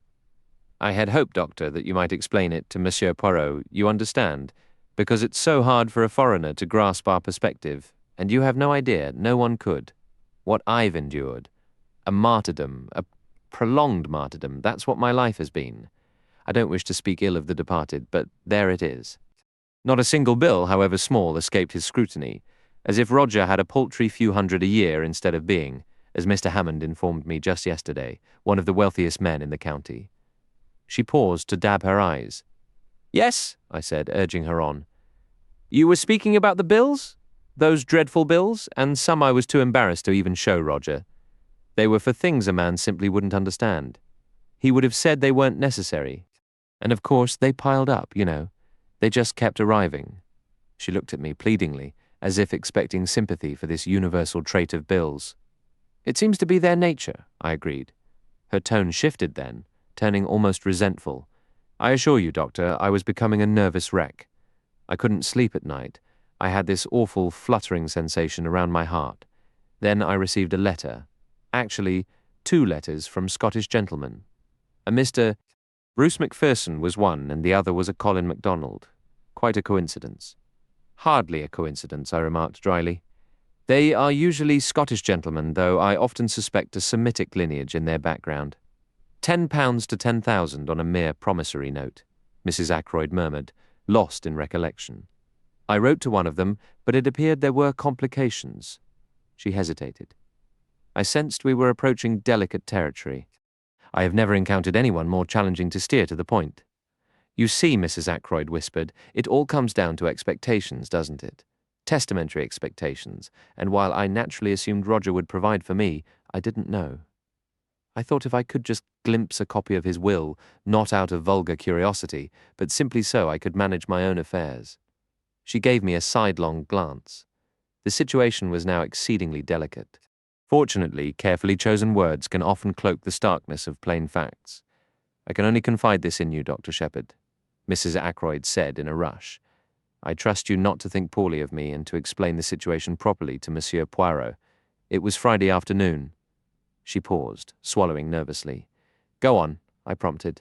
Friday afternoon. What happened? I believed everyone was out. I went into Roger's study. I had a perfectly legitimate reason, nothing sneaky about it. Seeing all those papers piled on his desk, a thought struck me like lightning. I wonder if Roger keeps his will in one of these desk drawers. I've always been impulsive, even as a child. I act on whims. He'd left his keys right in the lock of the top drawer, very careless of him. I understand, I said, trying to sound supportive. So you looked through the desk. Did you find it? Mrs. Ackroyd let out a small gasp, and I realized my phrasing had been too blunt. That makes it sound so dreadful. It wasn't like that at all. Of course not, I said quickly. Forgive my clumsy choice of words. Naturally, men can be so peculiar. If I were in dear Roger's position, I wouldn't mind sharing the details of my will. But men are so secretive. Sometimes a woman is forced to resort to little maneuvers, simply in self-defense. And what was the result of this maneuver? I asked. That's just what I'm telling you. Just as I reached the bottom drawer, Bourne walked in. It was terribly awkward. I shut the drawer immediately and stood up, drawing her attention to some dust on the desk. But I didn't like her expression, perfectly respectful on the surface. Yet there was a nasty glint in her eyes, almost contemptuous, if you know what I mean. I've never cared much for that girl. She's an adequate servant, she says, ma'am. Doesn't fuss about wearing a cap and apron, which, I declare, so many of them do these days, and she can say not at home without a qualm if she has to answer the door instead of Parker. She also lacks those peculiar internal gurgles so many parlourmaids seem to develop while serving. Now, where was I? You were saying that despite her qualities you never liked Bourne. No, I never have. She's odd. There's something different about her. Too well educated, in my opinion. One simply can't tell who is a lady and who isn't anymore. What happened next? I pressed. Nothing, really. Well, Roger came in. I thought he was out walking. He said, "What's all this?" And I said, "Nothing at all. I just came in for punch." So I took the magazine and left. Bourne stayed behind. I heard her ask Roger if she could have a word. I went straight upstairs to lie down. The whole incident left me quite unsettled. She fell silent for a moment. You will explain to Monsieur Poirot, won't you? You can see it was all perfectly trivial, but after he was so stern about hiding things, this immediately came to mind. Bourne may have concocted some wild tale, but you can clarify it, can't you? Is that everything? I asked. You've told me the whole story. Yes, said Mrs. Ackroyd. Oh, yes, she added more firmly, but I had caught that slight hesitation and knew she was still holding something back. A stroke of sheer genius made me ask my next question. Mrs. Ackroyd, I said, was it you who left the silver cabinet open? The guilty blush that even her rouge couldn't hide gave me my answer. However did you know? She whispered. So it was you? Yes, You see, there were one or two antique pieces, quite fascinating. I'd been reading about silver, and I saw a picture of a very small piece that sold for a fortune at Christie's. It looked just like one in our cabinet. I thought I might take it to London next time I went, and have it appraised. If it had been a genuine treasure, imagine the delightful shock it would have given Roger. I held my tongue, taking Mrs. Ackroyd's account at face value. I didn't even press her about why she felt the need to take what she wanted in such a sneaky fashion. Why leave the lid up? I inquired.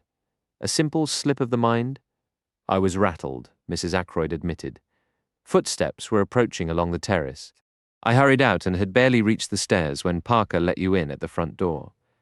That would have been Miss Russell, I reflected. What Mrs. Ackroyd had just shared presented a fascinating detail. Whether her intentions toward Ackroyd's silver were entirely proper didn't concern me. What caught my attention was the implication that Miss Russell must have come into the drawing room through the window, and my earlier impression that she was winded from running hadn't been mistaken. Where had she been? My thoughts drifted to the summer house, and that scrap of cambric. I wonder if Miss Russell prefers her handkerchiefs heavily starched, I blurted out without thinking. Mrs. Ackroyd's jolt brought me back to the moment, and I stood to leave. You'll explain everything to Monsieur Poirot? She asked, clearly anxious. Without a doubt. Absolutely. I finally managed to extricate myself, though not before enduring another round of justifications for her behavior. The parlour-maid was in the hall, and she helped me into my overcoat. This time I observed her more carefully than before. It was obvious she'd been crying. Why did you tell us Mr. Ackroyd summoned you to his study on Friday? I asked. I understand now that you were the one who requested to speak with him. For a moment her gaze fell, then she spoke, her voice unsteady. I intended to leave regardless, she said. I let it drop. She opened the front door for me, but just as I was stepping out, she lowered her voice. Pardon me, sir.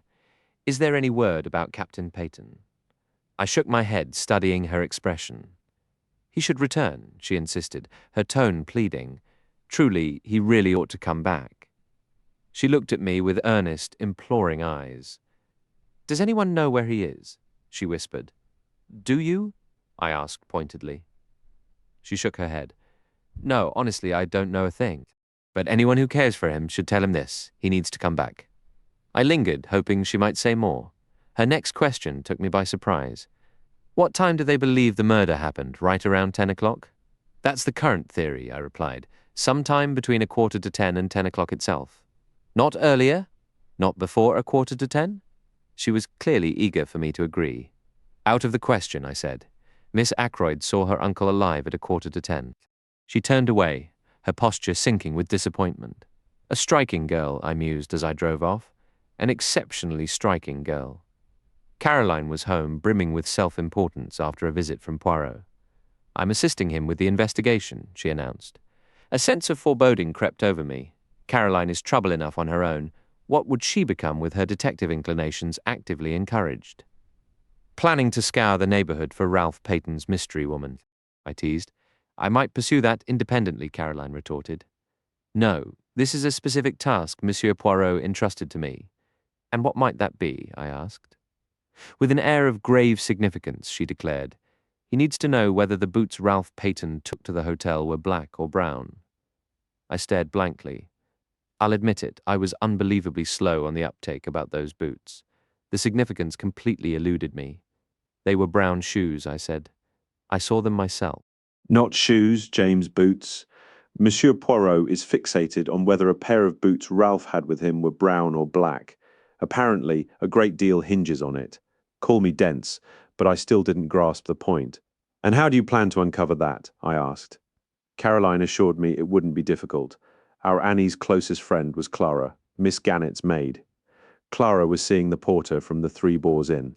The entire arrangement was straightforward, and with the loyal assistance of Miss Gannett, who promptly granted Clara permission to be away, the affair was settled with remarkable haste. We were just sitting down for lunch when Caroline observed, with feigned indifference. Regarding those boots of Ralph Peyton's? Yes, I replied. What about them? Monsieur Poirot believed they were likely brown. He was mistaken. They are black. Caroline nodded her head several times, clearly feeling she had gained an advantage over Poirot. I offered no response, instead puzzling over what the colour of Ralph Peyton's footwear could possibly have to do with the investigation. Chapter 14. Geoffrey Raymond. That very day, I received additional confirmation of how effective Poirot's methods could be. His direct challenge had been a clever manoeuvre, born from his deep understanding of human psychology. A potent cocktail of fear and guilt had finally compelled Mrs. Ackroyd to confess. She was the first to break. Later that afternoon, upon returning from my rounds, Caroline informed me that Geoffrey Raymond had stopped by. Was he looking for me, I asked, hanging my coat in the hall. Caroline was lingering nearby. He wished to see M. Poirot, she said. He had just come from the Larches, but M. Poirot was out. Mr. Raymond thought he might be here, or that you would know his whereabouts. I have no idea, I told her. I did try to persuade him to wait, Caroline continued, but he said he would call back at the Larches in half an hour and went off toward the village. A great shame, as Mem Poirot arrived home almost the moment he left. Here? I asked. No, to his own house. How do you know that? The side window, Caroline answered succinctly. I considered the matter closed, but my sister had other ideas. Aren't you going over there? Over where? To the Larches? Naturally, my dear Caroline, I said. Whatever for? Mr. Raymond was particularly anxious to speak with him, she pressed. You might learn what it's all about. I raised my eyebrows. Curiosity is not my predominant vice, I remarked coolly. I can manage perfectly well without knowing every detail of my neighbour's business. Rubbish, James, my sister retorted. You're just as eager to know as I am. You're simply less honest about it. You always have to maintain this pretense. Really, Caroline? I said, and withdrew into my surgery. About 10 minutes later, a tap came at the door, and Caroline entered. In her hands was what appeared to be a jar of preserves. I wonder, James, if you might be so kind as to take this pot of medlar jelly over to him, Poirot. I promised him some. He has never tasted the homemade variety. Why can't Annie take it? I asked stiffly. She's busy with some mending. I cannot spare her. Caroline and I exchanged a long look. Very well, I said, rising. But if I take this confounded thing, I'm merely leaving it at the door. Is that understood? My sister arched her eyebrows. Naturally, she replied. Who suggested you do anything else? The point, for the moment, was hers. As I opened the front door, she added, almost as an afterthought, if you should happen to see M. Poirot, you might mention the business about the boots. It was a masterfully subtle parting shot. I was, in truth, desperately curious to understand the riddle of those boots. So when the elderly housekeeper in her Breton cap answered the door at the Larches, I heard myself asking if M. Poirot was at home, almost without thinking. Poirot himself sprang up to greet me with every appearance of delight. Sit down, my good friend, he urged. The large chair, or this smaller one. The room is not too warm for you, I hope. I found it positively stifling, with the windows shut tight, and a sizable fire blazing in the hearth, but I kept that to myself. Poirot, meanwhile, launched into a familiar theme. You English, you have a mania for this fresh air, the open air. It is splendid outside, where it belongs. Why invite it into the house? But let us not debate such commonplaces. You have brought me something, yes? 2 things, I said. First, this, from my sister. I handed him the pot of jelly. How thoughtful of Mademoiselle Caroline. She has remembered her promise. And the second point, I asked. Information of a particular sort, he replied. I then recounted my conversation with Mrs. Ackroyd. He listened with keen attention, though without any visible surge of excitement. It helps to clear the underbrush, he remarked thoughtfully. It also holds value in corroborating the housekeeper's own account. You recall she mentioned finding the lid of the silver table open and closing it as she passed by.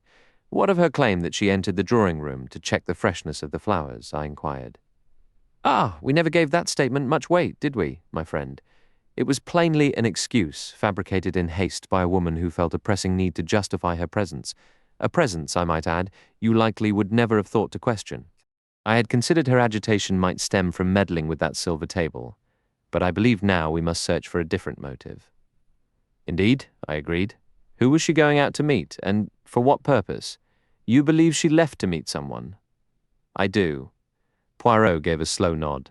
My thoughts align with yours, he said, his expression pensive. After a brief silence, I changed the subject. Incidentally, I have a message for you from my sister. She insists Ralph Peyton's boots were black, not brown. I observed him closely as I delivered this, and I fancied I detected a fleeting shadow of unease cross his features. If it was there, it vanished almost instantly. She is completely certain they were not brown. Completely. Ah, said Poirot with evident regret. That is unfortunate. He appeared genuinely disheartened, yet offered no explanation, swiftly steering our talk in a new direction. The housekeeper, Miss Russell, who came to consult you that Friday morning, would it be indiscreet to ask what transpired during your interview, setting aside the medical particulars, of course? Not at all, I assured him. Once the professional discussion concluded, we spoke briefly about poisons, the relative ease or difficulty of detecting them, and about the habits of those who take drugs. With a specific focus on cocaine, Poirot interjected. How could you know that? I asked, somewhat taken aback. In response, the little man rose and crossed to where his newspapers were neatly filed. He retrieved a copy of the Daily Budget, dated Friday, September 16th, and pointed to an article concerning cocaine smuggling. The piece was rather sensational, written with a clear eye for dramatic effect. That is what placed cocaine in her mind, my friend, he stated. I was about to press him for further clarification when the door opened and Geoffrey Raymond was announced. He entered with his customary freshness and cheerful demeanour, greeting us both warmly. How are you, Dr. M. Poirot? This marks my second visit here this morning. I was anxious to find you. Perhaps I should take my leave, I suggested, feeling a touch awkward. Not on my account, Doctor. No, it's simply this, he continued, seating himself after an inviting gesture from Poirot. I have a confession to make. En vérité, said Poirot, with an air of polite curiosity. Oh, it's of no real consequence, but, truth be told, my conscience has been nagging me since yesterday afternoon. You accused us all of withholding something, M. Poirot. I plead guilty. I've been keeping a card up my sleeve. And what might that be, M. Raymond? As I said, it's trivial, really. Just this, I was in debt, quite badly, in fact, and that legacy arrived in the very nick of time. £500 sets me back on solid ground with a little to spare. He smiled at us both with that engaging frankness, which made him such a likeable young man. You understand how it is. With suspicious policemen about, one doesn't wish to admit being hard up for money, fears it will look bad. But I was a fool, really, because Blunt and I were in the billiard room from 9:45 onward, so I possess a watertight alibi and have nothing to fear. Still, when you thundered on about concealing things, I felt a nasty prick of conscience, and I thought I should like to clear the air. He stood again, his smile lingering in the room. You're a clever young man, Poirot said, nodding in approval. When I sense someone is keeping secrets, I immediately suspect the worst. You've handled this wisely. I'm just relieved to be in the clear, Raymond replied with a laugh before taking his leave. Once the secretary had gone, I turned to Poirot. Well, that settles that. Indeed, he agreed. A small matter, perhaps, but had he not been in the billiard room, who can say? Crimes have been committed for far less than $500. It all comes down to what amount breaks a person. A question of relativity, don't you think? Consider how many in that house stood to gain from Mr. Ackroyd's death. Mrs. Ackroyd, Miss Flora, young Raymond, the housekeeper, Miss Russell. Really only one person had nothing to gain. Major Blunt. His tone, when saying the Major's name, was so odd it made me look up, confused. I don't follow. 2 of those I questioned have now told me the truth. Poirot noted. Do you believe Major Blunt is hiding something as well? Poirot waved a hand casually.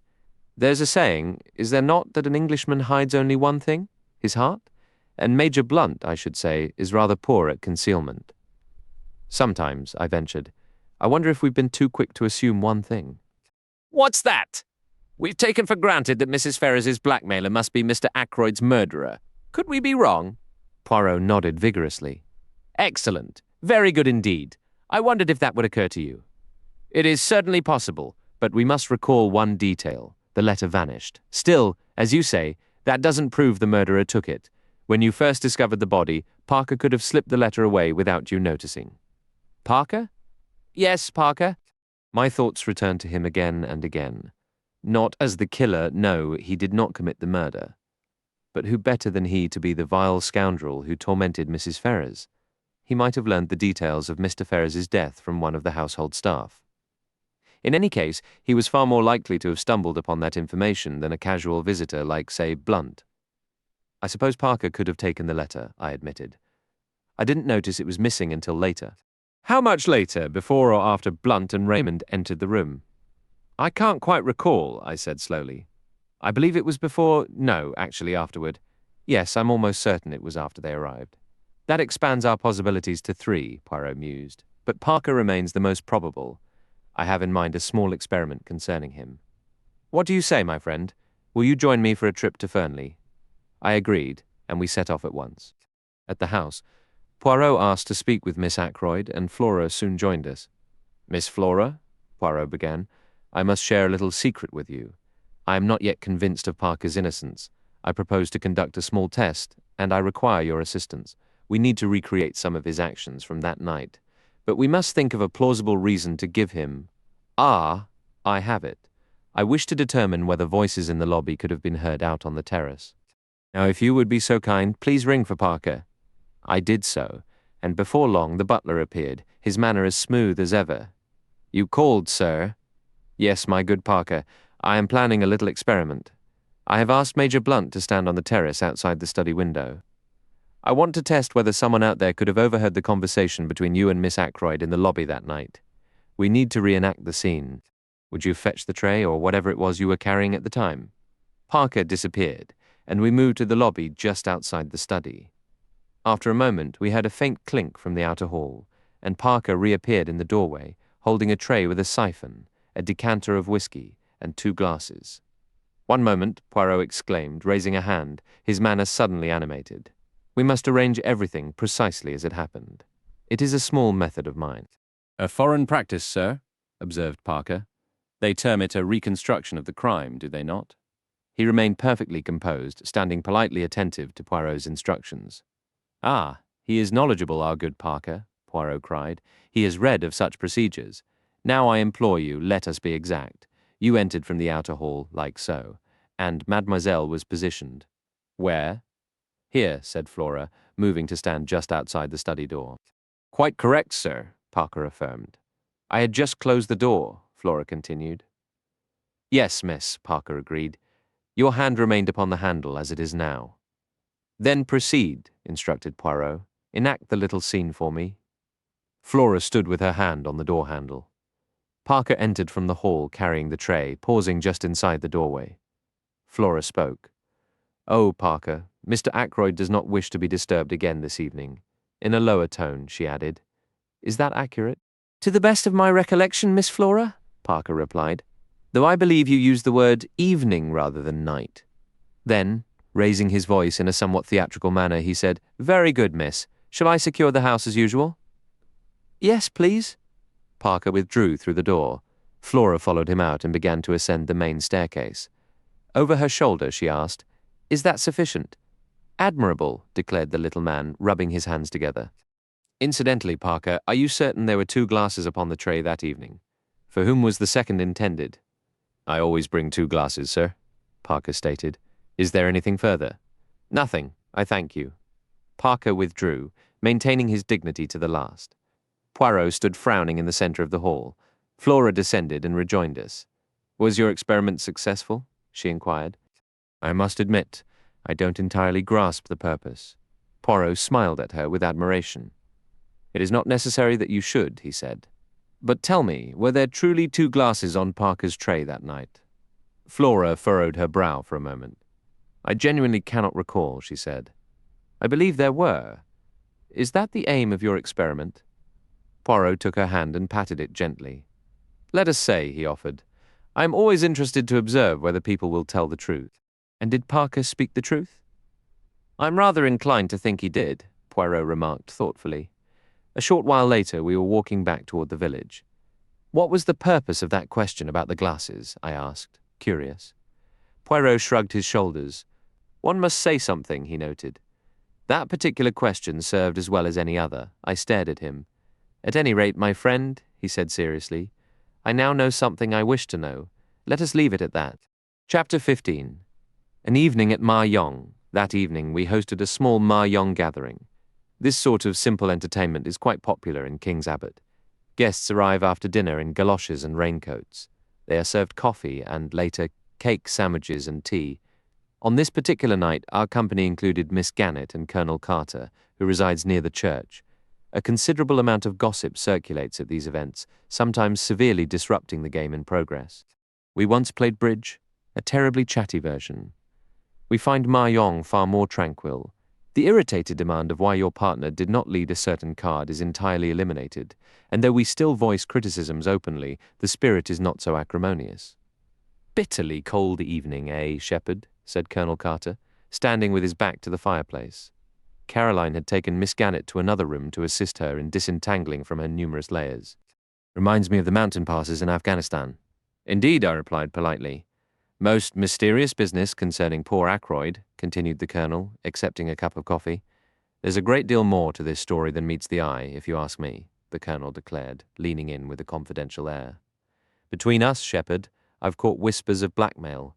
He gave me a look that clearly said we were both men of the world. "And where there's blackmail, you can bet there's a woman involved, depend upon it." Caroline and Miss Gannett arrived just then. Miss Gannett settled with her coffee, while Caroline produced the Ma Yong set, spilling the tiles across the table with a familiar clatter. "Ah, washing the tiles," Colonel Carter said jovially. "Just as we always did at the Shanghai Club." Privately, both Caroline and I were convinced the Colonel had never set foot in the Shanghai Club, nor travelled further east than his wartime post in India, where his military career seemed to consist chiefly of managing tins of bully beef and plum jam. But in King's Abbot, we allow our neighbours their harmless pretensions. Shall we begin? Caroline asked.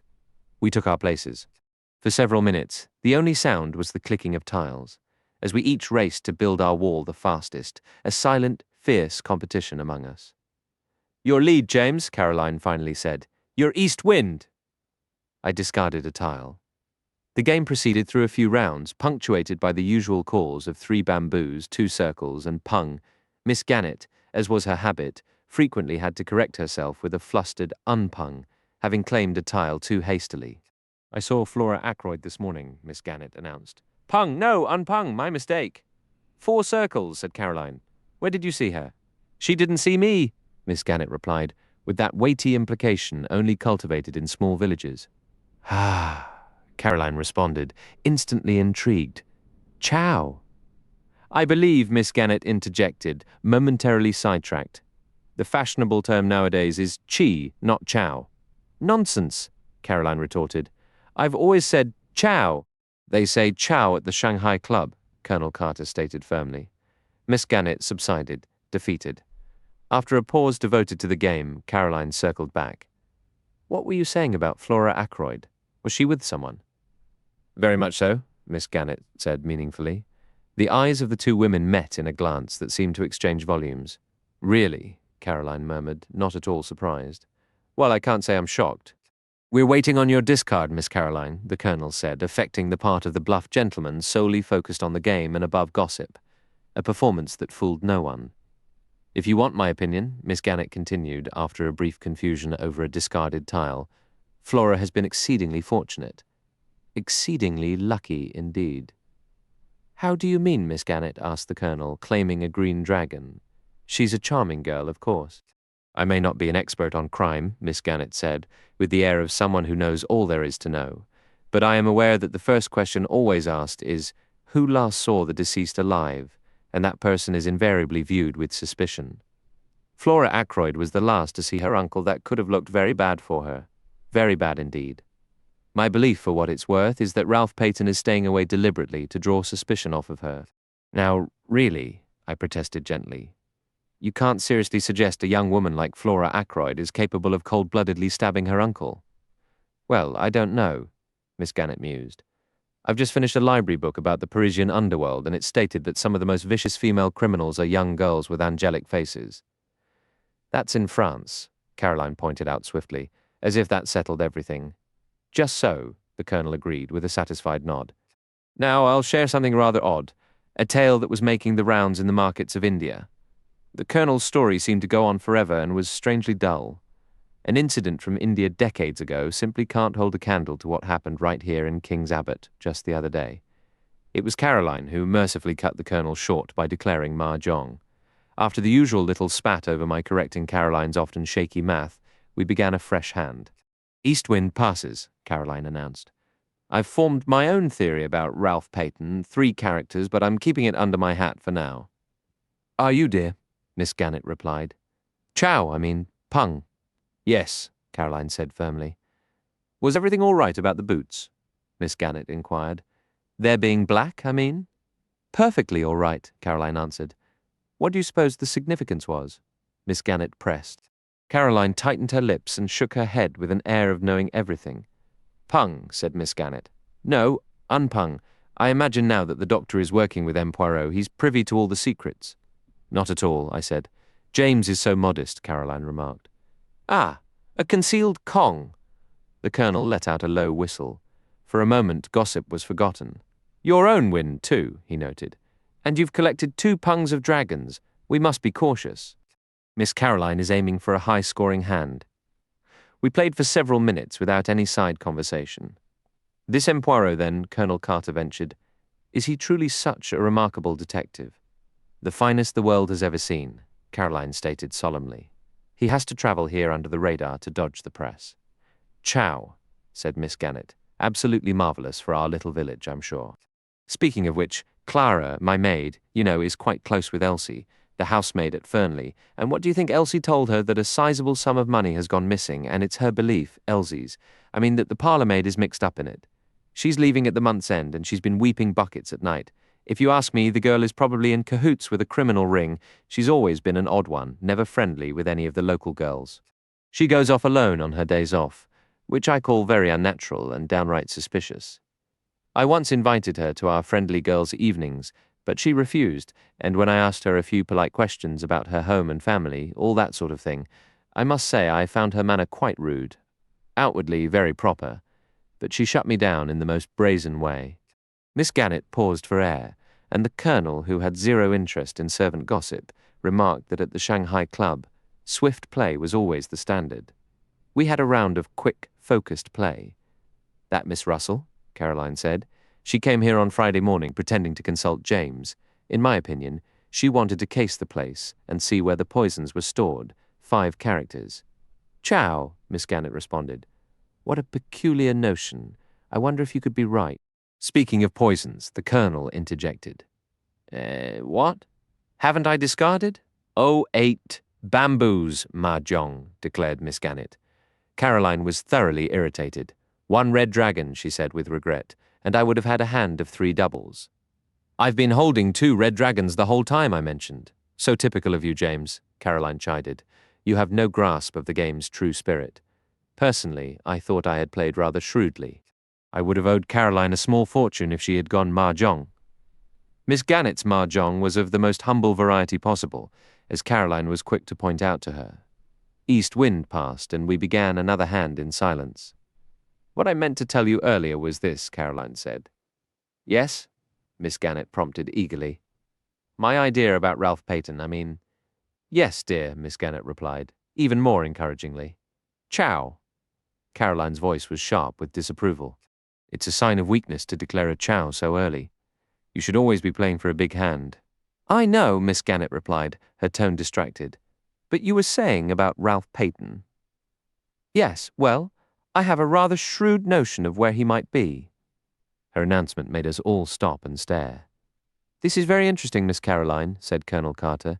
"Your own idea, is it?" "Not entirely, I'll explain. You recall that large map of the county hanging in the hall?" We all murmured our assent. The other day, as M. Poirot was leaving, he paused to study it. He made some remark, I can't recall the exact words, something about Cranchester being the only sizable town in our immediate vicinity, which is perfectly true, but after he had gone it suddenly struck me. "What did?" asked the Colonel. His implication, of course. "Ralph is in Cranchester." At that precise moment I managed to knock over the rack holding my tiles. My sister scolded me half-heartedly for my clumsiness, her mind firmly fixed on her theory. "Cranchester, Miss Caroline." Colonel Carter sounded skeptical. "Surely not. It's practically on our doorstep."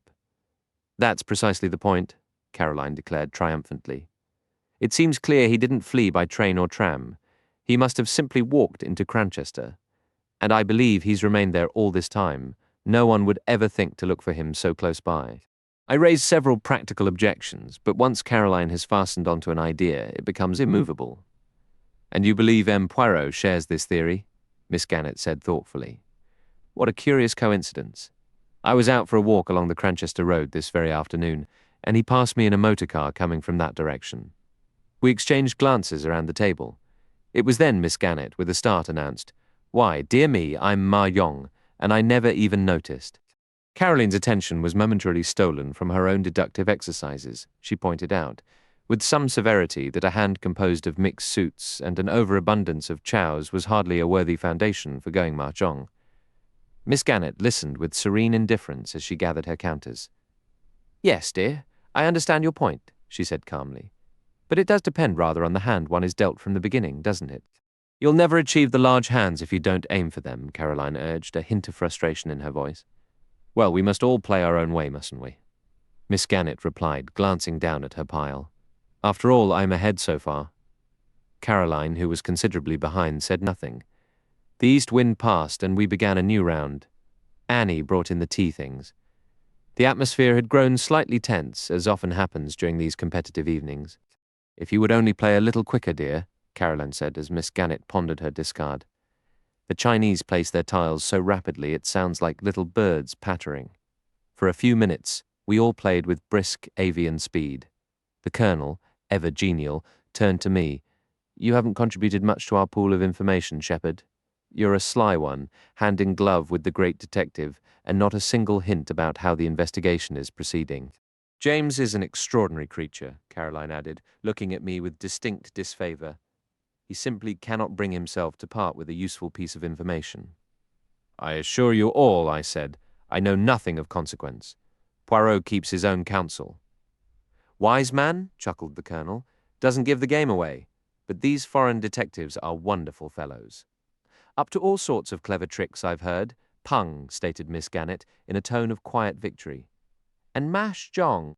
The atmosphere grew more strained. It was sheer annoyance at Miss Gannett's third consecutive win that prompted Caroline to snap at me as we built a fresh wall. You are too tiresome, James.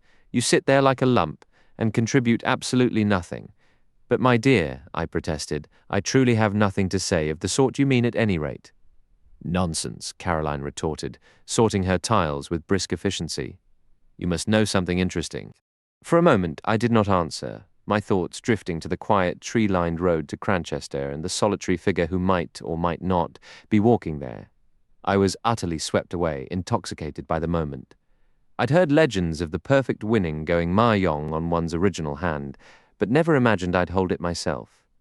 Fighting to keep my triumph in check, I spread my hand face up on the table.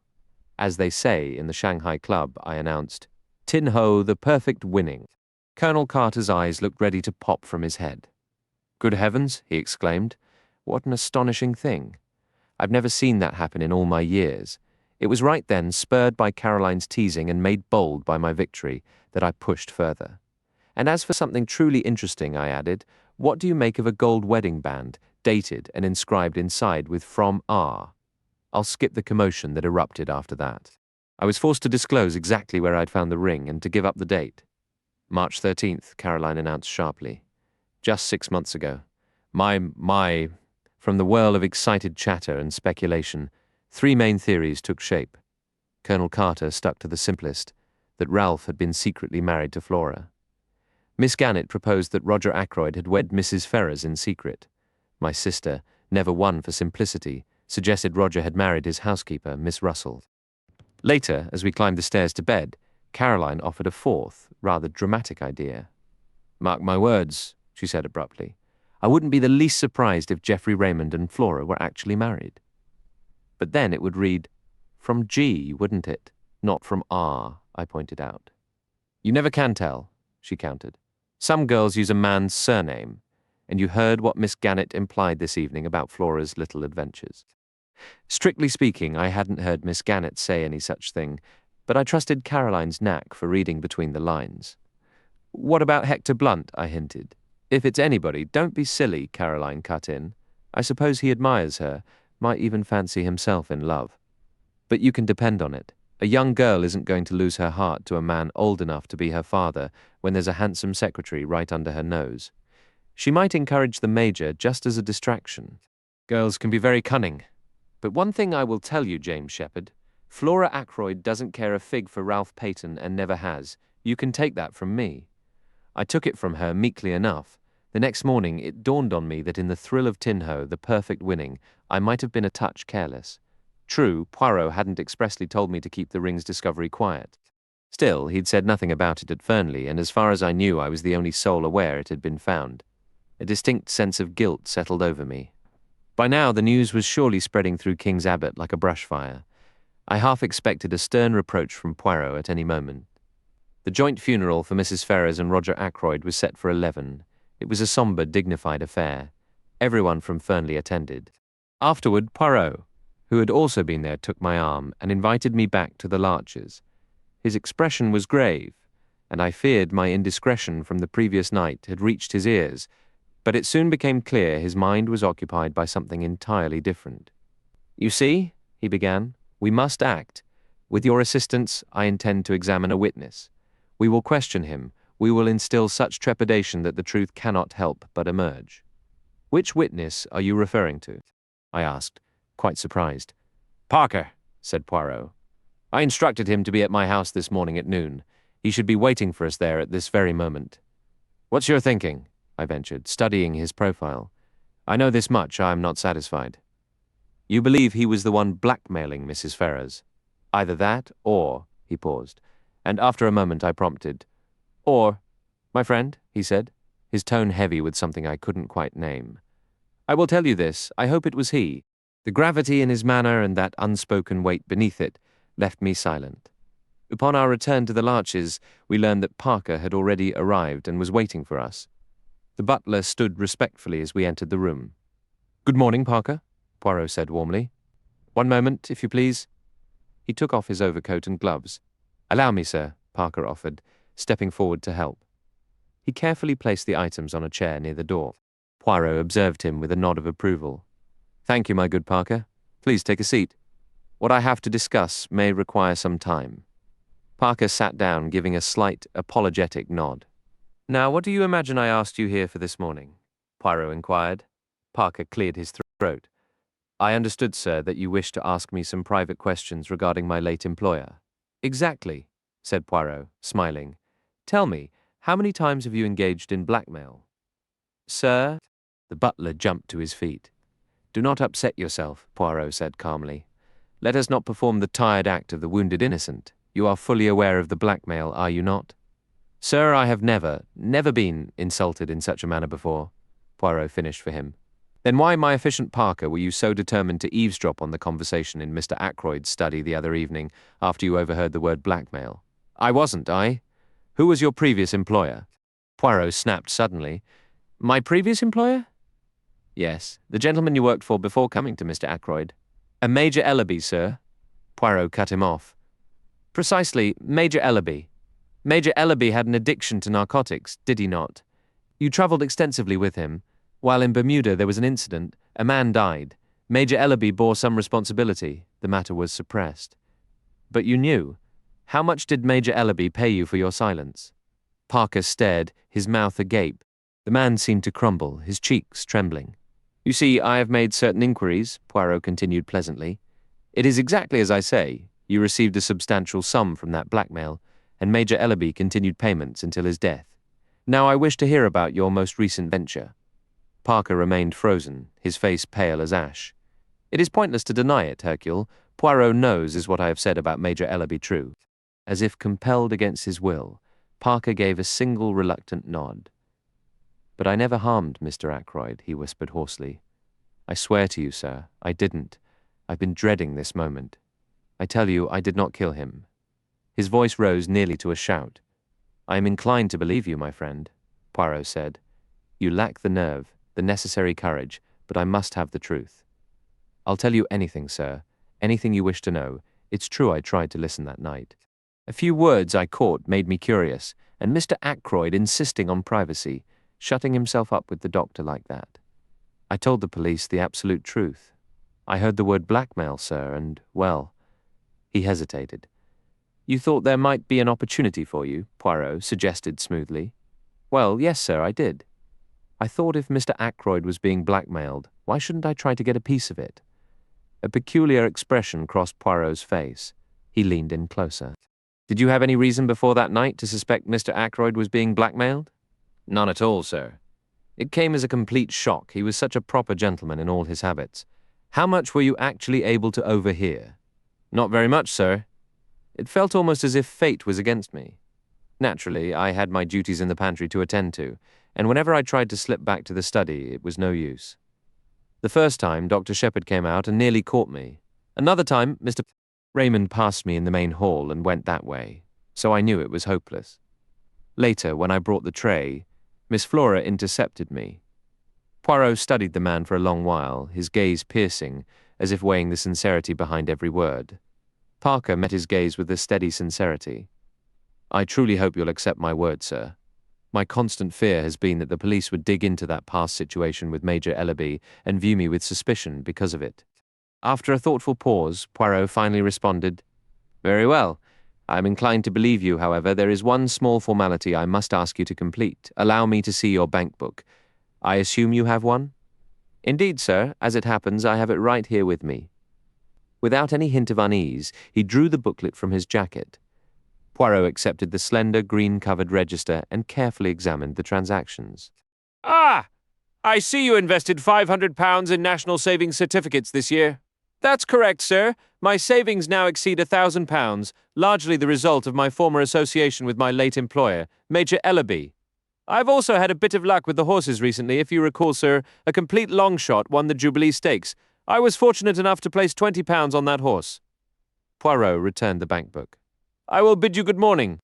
I am persuaded you have been truthful with me. Should that not be the case? Well, it would go very poorly for you, my friend. Once Parker had left, Poirot reached again for his overcoat. Heading out once more? I inquired. Yes, we shall pay a brief call on the excellent Mr. Hammond. Do you actually believe Parker's account? On the surface, it is plausible enough. It appears evident that, unless he is a remarkably skilled actor, he genuinely thinks it was Ackroyd himself who was being blackmailed. If that is true, then he knows nothing whatsoever about the Mrs. Ferrers affair. In that case, who? Precisely, who? But our visit to Mr. Hammond will serve one definite purpose. It will either exonerate Parker entirely, or else what? I seem to have developed a most irritating habit of leaving my sentences dangling this morning, Poirot said with an apologetic air. You must indulge me. Incidentally, I began, feeling somewhat abashed. I have a small confession. I'm afraid I may have let something slip regarding that ring. Which ring? The one you retrieved from the goldfish pond. Ah, yes, said Poirot, his face breaking into a wide smile. I hope you're not cross. It was terribly careless of me. But not at all, my friend. Not at all. I gave you no orders on the matter. You were free to speak of it if you wished. Your sister was interested, I take it. Extremely. It caused quite a stir. All manner of wild theories are now circulating. Ah, and yet the answer is so straightforward. The true explanation should be obvious, should it not? Should it? I replied dryly. Poirot chuckled. A wise man does not reveal his hand prematurely, he remarked. Is that not so? But here we are at Mr. Hammond's office. The lawyer was available, and we were shown in promptly. He rose and greeted us with his characteristically dry and precise manner. Poirot went directly to the heart of the matter. Sir, I wish to obtain certain information, if you would be so kind as to provide it. I understand you handled the legal affairs for the late Mrs. Ferrers of King's Paddock. I caught a fleeting glimpse of surprise in the lawyer's eyes before his professional composure settled back over his features like a mask. We did. All of her business was conducted through our firm. Excellent. Now, before I pose my questions, I would like you to hear the account Dr. Shepherd is about to share. You have no objection, do you, my friend, to recounting the conversation you had with Mr. Ackroyd last Friday evening? None at all, I said, and proceeded to narrate the events of that peculiar night. Hammond listened with rapt attention. That is everything, I concluded. Blackmail, the lawyer mused thoughtfully. This comes as a surprise to you, Poirot asked. The lawyer removed his pince-nez and polished the lenses with his handkerchief. No, he replied. I can scarcely say I'm surprised. I have suspected something along these lines for some time now. That leads us, said Poirot, to the information I'm seeking. If anyone can provide us with the actual figures involved, you are the person to do it, sir, I said. Hammond paused briefly before replying. I see no reason to withhold the information. Over the last year, Mrs. Ferrers liquidated several investments, and the proceeds were deposited into her account without being reinvested. Given her substantial income and her quiet lifestyle after her husband's passing, it is clear these funds were directed toward a specific purpose. I once cautiously raised the subject with her, and she stated she was obligated to support some of her husband's less fortunate relatives. Naturally, I did not press further. Until this moment, I had always assumed the money was going to a woman who had some prior claim on Ashley Ferrars. It never occurred to me that Mrs. Ferrers herself might be implicated. And the total amount? Poirot inquired. Altogether, I would estimate the various sums reached at least £20,000. £20,000, I couldn't help exclaiming. In a single year, Mrs. Ferrers was an exceptionally wealthy woman, Poirot noted dryly. And the penalty for murder is not a pleasant one. Is there anything further I can tell you? Mr. Hammond asked. Poirot rose to his feet. I thank you, no. Please accept my apologies for having disturbed you. Not at all. Once outside, I remarked. The word derange is typically reserved for mental disorder, you know. Ah, Poirot cried. My English will never be quite perfect. A curious language. I should have said disarranged, is that not so? Disturbed is the word you were looking for. I thank you, my friend. You are ever zealous for the exact word. Eh bien, what of our friend Parker now? With £20,000 at his disposal, would he have remained a butler? Je ne pense pas. It is possible, of course, that he banked the money under another name, but I am inclined to believe he told us the truth. If he is a scoundrel, he is a petty one. He does not possess the grander ambitions. That leaves us with Raymond as a possibility, or, well, Major Blunt. Surely not Raymond, I objected. We know he was desperately in need of a mere £500. That is what he says. Yes, and as for Hector Blunt, I will tell you something regarding the good Major Blunt, Poirot interrupted. It is my business to make inquiries, and I make them. Eh bien, that legacy he mentioned, I have discovered the amount was very close to £20,000. What do you think of that? I was so astonished I could scarcely speak. It's impossible, I finally managed. A man of Hector Blunt's standing. Poirot merely shrugged. Who can say? At least he is a man capable of large conceptions. I confess I do not easily picture him as a blackmailer, but there is another possibility you have not yet considered. What is that? The fire, my friend. Ackroyd himself may have destroyed that letter, blue envelope and all, after you left him. I find that unlikely, I said slowly, though the idea gave me pause, and yet, it is possible he might have changed his mind. We had just reached my house, and on impulse I invited Poirot in for a simple meal. I thought Caroline would be pleased, but satisfying one's family is often a challenge. It transpired we were having chops for lunch. The kitchen staff were enjoying tripe and onions, and 2 chops for 3 people creates an awkward situation. Caroline, however, is rarely deterred for long. With magnificent dishonesty, she explained to Poirot that although James mocked her for it, she strictly adhered to a vegetarian diet. She rhapsodized about the wonders of nut cutlets, which I am quite certain she has never tasted, and proceeded to eat a Welsh rarebit with great relish, all the while making pointed remarks about the perils of flesh foods. Later, as we sat before the fire smoking, Caroline addressed Poirot directly. "Still haven't found Ralph Peyton?" she asked. "Where might I locate him, mademoiselle?" Caroline's voice was thick with implication. "I rather assumed you'd already found him in Cranchester." Poirot appeared genuinely perplexed. "Cranchester? But for what purpose in Cranchester?" I couldn't resist a slightly mischievous clarification. "It seems one of our many amateur sleuths spotted you in a car on the Cranchester road yesterday." His confusion melted away, replaced by a hearty laugh. "Ah, that. A mere visit to the dentist. Nothing more. A troublesome tooth, you see." The ache demanded attention. No sooner had I arrived than the pain subsided, and I intended to leave. The dentist, however, was adamant. Extraction was necessary. I protested, but he was relentless. "That particular tooth will trouble me no more." Caroline deflated visibly like a balloon losing its air. Our conversation then turned to Ralph Peyton. "It's a pliable character," I maintained, "not inherently wicked." "Ah!" Poirot exclaimed. "But where does such pliability ultimately lead?" "Precisely," Caroline chimed in. "Take James, for instance. Utterly impressionable if I weren't here to manage things." "Must you always make it personal, Caroline?" I retorted, annoyed. She remained unshaken. "It's the truth, James. I am 8 years your senior, and no, I don't mind M. Poirot knowing."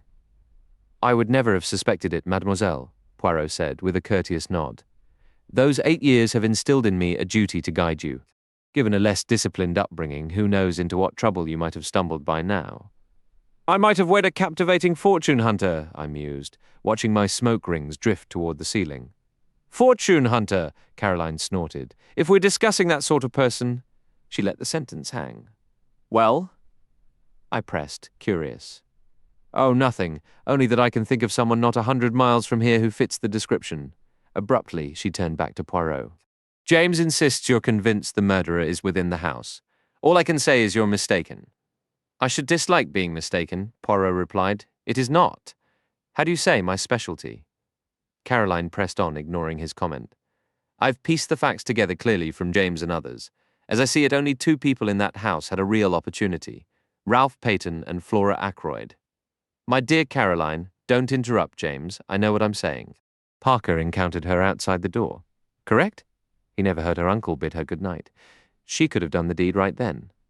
"Caroline, I'm not accusing her, James. I'm stating a possibility. Honestly, Flora is like all modern girls. No respect for their elders, convinced they know everything. But I don't believe for a second she could harm a fly. Yet the facts remain. Mr. Raymond and Major Blunt have their alibis. Mrs. Ackroyd has hers. Even that Russell woman appears to, and a good thing for her, too. Who does that leave? Only Ralph and Flora, and whatever you say, I cannot accept Ralph Peyton as a murderer. We've known that boy his entire life. Poirot fell quiet for a moment, his eyes following the delicate trail of smoke from his cigarette. When he finally spoke, his tone was uncharacteristically soft and distant, almost dreamlike. Consider an ordinary man, a man with no murderous intent. Yet within him lies a hidden flaw, a vulnerability buried deep. It has never been awakened. Perhaps it never will be, and he will live and die an honorable, respected man. But suppose a circumstance arises. He finds himself in a precarious position, or perhaps he merely stumbles upon a secret of life and death for another. His first instinct is to be forthright, to fulfill his duty as an honest citizen. Then that hidden flaw stirs. Here is an opportunity for wealth, a substantial sum. He craves it, desires it intensely, and the path is so simple. He need only remain silent. That is how it starts. The hunger for wealth takes root. He needs more, and then more still. He is drunk on the golden opportunity laid before him. Greed sets in, and in that greed, he pushes too hard. You can push a man just about anywhere, but with a woman, you must know where to stop. A woman holds within her a powerful urge to speak plainly. Think of all the husbands who have lied to their wives and carried those secrets peacefully to the grave. Then think of the wives who, after deceiving their husbands, shatter everything by hurling the truth in their faces. They were pushed beyond endurance. In a wild, reckless instant, one they'll surely regret later, they cast caution aside and turn to fight, proclaiming what they know with a fierce, fleeting satisfaction. That, I believe, is what happened here. The pressure became too much. And so, the old proverb came true. The goose that laid the golden eggs was killed. But that isn't the end. Exposure now looms over the man we're discussing. He isn't the same person he was, say, a year ago. His conscience has worn thin. He's desperate, fighting a battle he knows he's losing, and he's ready to use any tool within reach, because exposure would mean his ruin. And so the dagger strikes. He fell silent for a moment, casting a kind of spell over the room. It's hard to convey the effect his words had. There was something chilling in his pitiless analysis, a ruthless clarity that left us both uneasy. Afterward, he continued quietly, once the dagger is put away, he will become himself again, ordinary, even kind. But if the need returns, he will not hesitate to strike. Caroline finally stirred.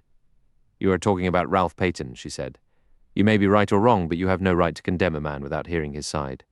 The telephone rang sharply. I walked out to the hall and lifted the receiver. Hello, yes, this is Dr. Shepherd. I listened for a minute or two, then gave a short reply. Hanging up, I returned to the drawing room. Poirot, I announced, they've detained a man in Liverpool. His name is Charles Kent, and they believe he's the stranger who was seen near Fernley that night. They want me to come to Liverpool immediately to identify him. Chapter 17. Charles Kent. Half an hour later, Poirot, Inspector Raglan, and I were on a train bound for Liverpool. The inspector was visibly excited. Even if we get nothing else, we may uncover something about the blackmail angle, he said eagerly. From what I heard on the phone, this fellow is a rough character. Takes drugs, too. We should have no trouble getting what we need from him. If there was even a hint of a motive, it's very possible he's the one who killed Mr. Ackroyd. But in that case, why is young Peyton still hiding? The whole affair is a muddle, a complete muddle. By the way, M. Poirot, you were correct about those fingerprints. They were Mr. Ackroyd's own. I'd had a similar thought myself, but I dismissed it as unlikely. I smiled inwardly. Inspector Raglan was very clearly trying to save face. Regarding this man? Poirot asked. He has not been formally arrested. No, only detained on suspicion. And what explanation does he give? Precious little, the inspector replied with a grin. From what I gather, he's a wary one. Plenty of insults, but very little information. When we arrived in Liverpool, I was surprised to see Poirot greeted like an old friend. Superintendent Hayes, who met us, had worked with Poirot on a case years before and clearly had a high opinion of his abilities. Now that we have M. Poirot with us, we won't be long, he said cheerfully. I thought you had retired, monsieur. So I had, my good Hayes, so I had. But retirement is so terribly dull. You cannot imagine the monotony of one day following another. I can believe it. So you've come to have a look at our special catch? And this is Dr. Shepherd. Do you believe you can identify him, sir? I'm not entirely certain, I replied with hesitation. Poirot inquired, how was he apprehended? A description was distributed, as you are aware, through the press and private channels. I admit there wasn't much to work with. This individual does have an American accent, and he doesn't deny being near King's Abbot that evening. He simply demands to know what business it is of ours, and suggests we go to a very hot place before he answers anything. May I also see him? Poirot asked. The superintendent gave a knowing wink. Delighted to have you, sir. You have full authorization. Inspector Japp from Scotland Yard was inquiring about you recently. Mentioned he'd heard you were involved in this case unofficially. Any idea where Captain Peyton is hiding, sir? At this particular moment, I doubt it would be prudent to say, Poirot stated with formal precision, and I pressed my lips together to suppress a smile. The little man performed his part excellently. Following some additional discussion, we were led to speak with the detainee. He was a young man, likely no older than 22 or 23. Tall and lean, his hands trembled slightly, and the signs of what was once considerable physical strength seemed to have deteriorated. His hair was dark, but his eyes were a shifting blue, rarely meeting a direct gaze. I had clung to the notion that the figure I encountered that night seemed somehow familiar. But if this was truly the man, I was entirely mistaken. He bore no resemblance to anyone I knew. All right, Kent, said the superintendent. On your feet. You have visitors. Recognize any of them? Kent glowered at us with resentment and remained silent. I watched his gaze drift across the three of us before settling back on me. Well, sir, the superintendent said to me, what is your opinion? The height matches, I said, and in terms of general build, it could certainly be the individual. Beyond that, I cannot be sure. What is the meaning of all this? Kent demanded. What are you accusing me of? Go on, spit it out. What am I supposed to have done? I gave a nod. It is the man. I recognize his voice. You recognize my voice, do you? Where do you think you heard it? Last Friday evening, outside the gates of Fernley Park. You asked me for directions. Did I now? Do you admit it? Asked the inspector.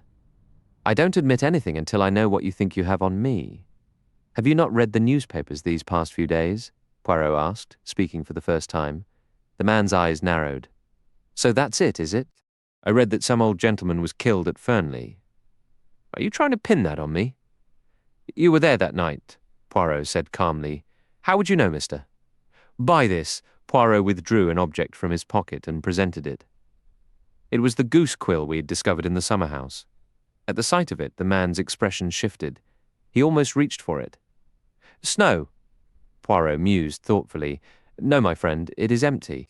It lay where you dropped it in the summer house that night. Charles Kent stared at him uncertainly. You seem to know a devil of a lot about everything, you little foreign fellow. But perhaps you recall this. The papers say the old man was killed between 9:45 and 10 o'clock. That is correct, Poirot agreed. Yeah, but is it really? That's what I'm getting at. This gentleman will confirm it, said Poirot, indicating Inspector Raglan. The inspector hesitated, glancing first at Superintendent Hayes, then at Poirot. Finally, as if receiving approval, he said, That's right, between 9:45 and 10. Then you've got no reason to hold me, said Kent, a trace of smug defiance creeping into his tone. I was clear of Fernley Park by 9:25. You can check at the Dog and Whistle. It's a tavern about a mile from Fernley on the Cranchester Road. I caused a bit of a scene there, as I recall. It was nearly 9:45. How do you like that? Inspector Raglan quietly noted something in his book. Well, Kent demanded sharply. We'll be looking into it, the inspector replied. If you've told us the truth, you have nothing to worry about. What was your business at Fernley Park? I went to meet someone. Who? That's my affair. Mind your tone. The superintendent warned. I don't care about my tone. I was there on personal business, and that's all you need to know. If I was gone before the murder happened, that should be enough for the police. Your name is Charles Kent, Poirot stated. Where is your birthplace? The man stared, then gave a sharp grin. I'm British through and through, he said. Yes, Poirot mused. I believe you are, in fact. I fancy you were born in Kent. Charles Kent's eyes widened. Is that because of my name? What does that prove? Is a man named Kent destined to be from that county? Under particular circumstances, one could imagine it, Poirot said deliberately. Under particular circumstances, you understand. His tone held such significance it surprised the officers. Charles Kent flushed a deep red, and for a moment I thought he might lunge at Poirot. He controlled himself, however, turning away with a hollow laugh. Poirot gave a satisfied nod and exited. The two officers soon joined him outside. "We'll check his story," remarked Raglan. "I don't think he's lying, but he must explain fully what he was doing at Fernley. It looks to me like we have our blackmailer. Still, if his account is true, he couldn't be the murderer. He had £10 on him when arrested, a decent sum. I suspect that £40 went to him. The serial numbers wouldn't match because he'd have changed them immediately. Mr. Ackroyd must have handed him the money, and he left as fast as he could. What was all that about Kent being his birthplace?" What does it matter? "Nothing at all," said Poirot mildly. "A little notion of mine, that is all. I am rather famous for my little notions." "Are you indeed?" said Raglan, studying him with a puzzled look. The superintendent burst out laughing. "I've heard Inspector Japp say that many times. Poirot and his little ideas. Too imaginative for me, he'd say, but there's always something to them." "You laugh at me," Poirot said, smiling, "but never mind. Sometimes the old ones laugh last when the young, clever ones do not laugh at all."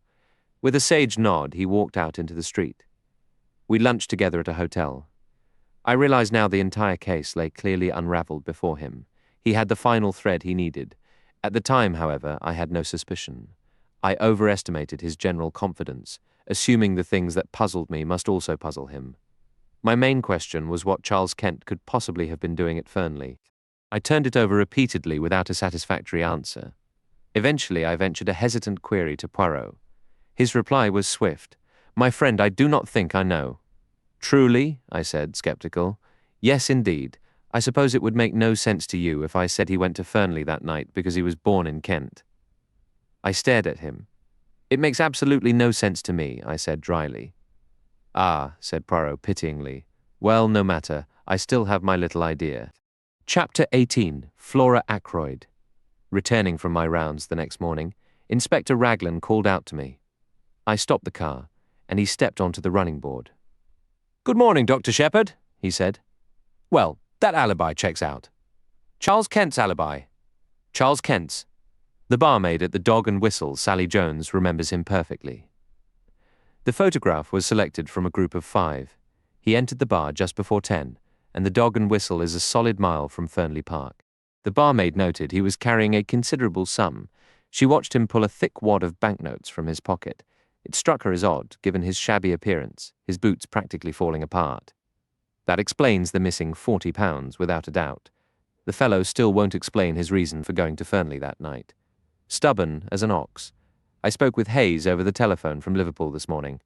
Hercule Poirot claims he knows why the man went there, I mentioned, does he? The inspector asked eagerly. "Yes," I replied, a touch spitefully. "He says it's because the man was born in Kent." I took a certain satisfaction in sharing my own earlier bewilderment. Raglan stared blankly for a moment before a sly grin spread across his sharp features. He tapped his temple meaningfully. "Not quite right up here," he said. "I've suspected it for a while. Poor old boy, that must be why he retired down here. Probably runs in the family. He's got a nephew who's completely off his rocker." "Poirot has?" I asked, astonished. "Yes. Never mentioned him? Perfectly harmless, I hear, but mad as a March hare, poor kid." "Who told you that?" Another grin appeared on Inspector Raglan's face. "Your sister, Miss Shepherd. She filled me in on all the details. Caroline is truly remarkable. She won't rest until she's uncovered every last family secret, though I've never managed to teach her the courtesy of keeping them to herself." "Hop in, Inspector," I said, opening the car door. "We'll drive to the Larches together and update our Belgian friend. Might as well," he sighed. "Even if he is a bit touched, that tip about the fingerprints was helpful. He's fixated on this Kent fellow, but who knows, there might be something to it." Poirot welcomed us with his customary polite smile. He listened to our report, nodding occasionally. "Seems pretty clear-cut, doesn't it?" said the inspector glumly. "A man can't very well commit murder in one place while he's drinking in a bar a mile away. Are you letting him go?" "Don't see another option. We can't hold him for fraud without proof." The inspector tossed a match toward the fireplace in irritation. Poirot retrieved it and placed it neatly in a proper tray. The action was automatic. His mind was clearly elsewhere. "If I were you," he said finally, "I would not release Charles Kent just yet." "What are you getting at?" Raglan frowned. "Exactly what I said. Do not release him. You don't honestly think he's involved? Probably not, but one cannot be certain. But I just told you. Poirot raised a hand. Yes, I heard. I am neither deaf nor foolish, thank heaven. But you approach the matter from the wrong premises, is that not the word? The inspector stared, perplexed. I don't follow. We know Mr. Ackroyd was alive at 10:15. You accept that, surely? Poirot studied him briefly, then gave a quick shake of his head. I accept only what is proven. We have proof. We have Miss Flora Ackroyd's statement that she said good night to her uncle.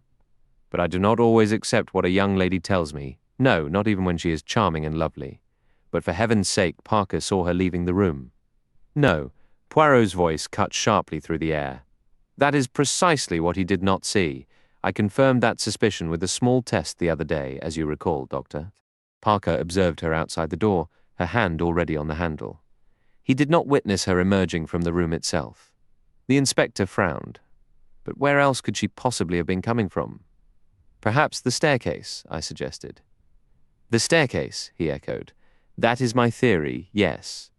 But those stairs lead directly to Mr. Ackroyd's bedroom. Precisely. He continued to stare, perplexed. You believe she had been in her uncle's bedroom. Why would she lie about something so simple? Ah, that is the essential question. The reason for the lie depends entirely on what she was doing there, does it not? Are you implying something about the money? You can't seriously think Miss Ackroyd took that £40. I imply nothing, Poirot stated calmly, but consider their circumstances. Life provided constant financial strain for that mother and daughter. There were unpaid bills and perpetual anxiety over modest sums. Roger Ackroyd had his own peculiarities regarding money. A young woman desperate for a relatively small amount might act rashly. Imagine the scene. She takes the money and begins her descent. Halfway down the stairs, she hears the distinct sound of glass from the hall below. She knows instantly it is Parker approaching the study. She cannot be discovered on those stairs. Parker would find it strange, and remember if the money were missed, he would certainly recall seeing her descend. She has only a moment to act. She rushes to the study door, placing her hand on the handle to appear as though she has just exited, as Parker comes into view. In her panic, she repeats the first thing that comes to mind, her uncle's earlier instructions, then flees upstairs. The inspector was not fully convinced, but later she must have understood how critical the truth was. The entire case turns on her statement. Afterwards, Poirot replied dryly, the situation became rather complicated for Mademoiselle Flora. She is merely informed the police are present due to a robbery. Naturally, she assumes the missing money has been discovered. Her sole instinct is to maintain her story. When she learns her uncle is dead, she is utterly terrified. Modern young women do not faint without significant cause, monsieur. So, there it stands. She feels compelled to adhere to her account or else confess everything. And a young, pretty girl is seldom eager to admit she is a thief, particularly before those whose good opinion she wishes to keep. Raglan slammed his fist on the table. I refuse to believe it. It's simply not credible. And you've suspected this all along? The possibility has occupied my mind from the beginning, Poirot admitted. I was always certain Mademoiselle Flora was concealing something. To verify my suspicions, I conducted the little experiment I mentioned. Doctor Shippard was with me. You said it was a test for Parker, I remarked, unable to hide my bitterness.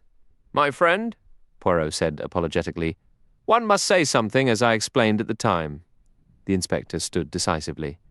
There's only one course of action. We must speak with the young lady immediately. You'll come to Fernley with me, Poirot? Certainly. Dr. Shepherd can drive us in his car.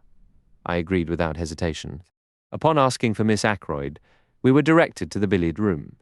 Flora and Major Hector Blunt were seated together on the long window seat.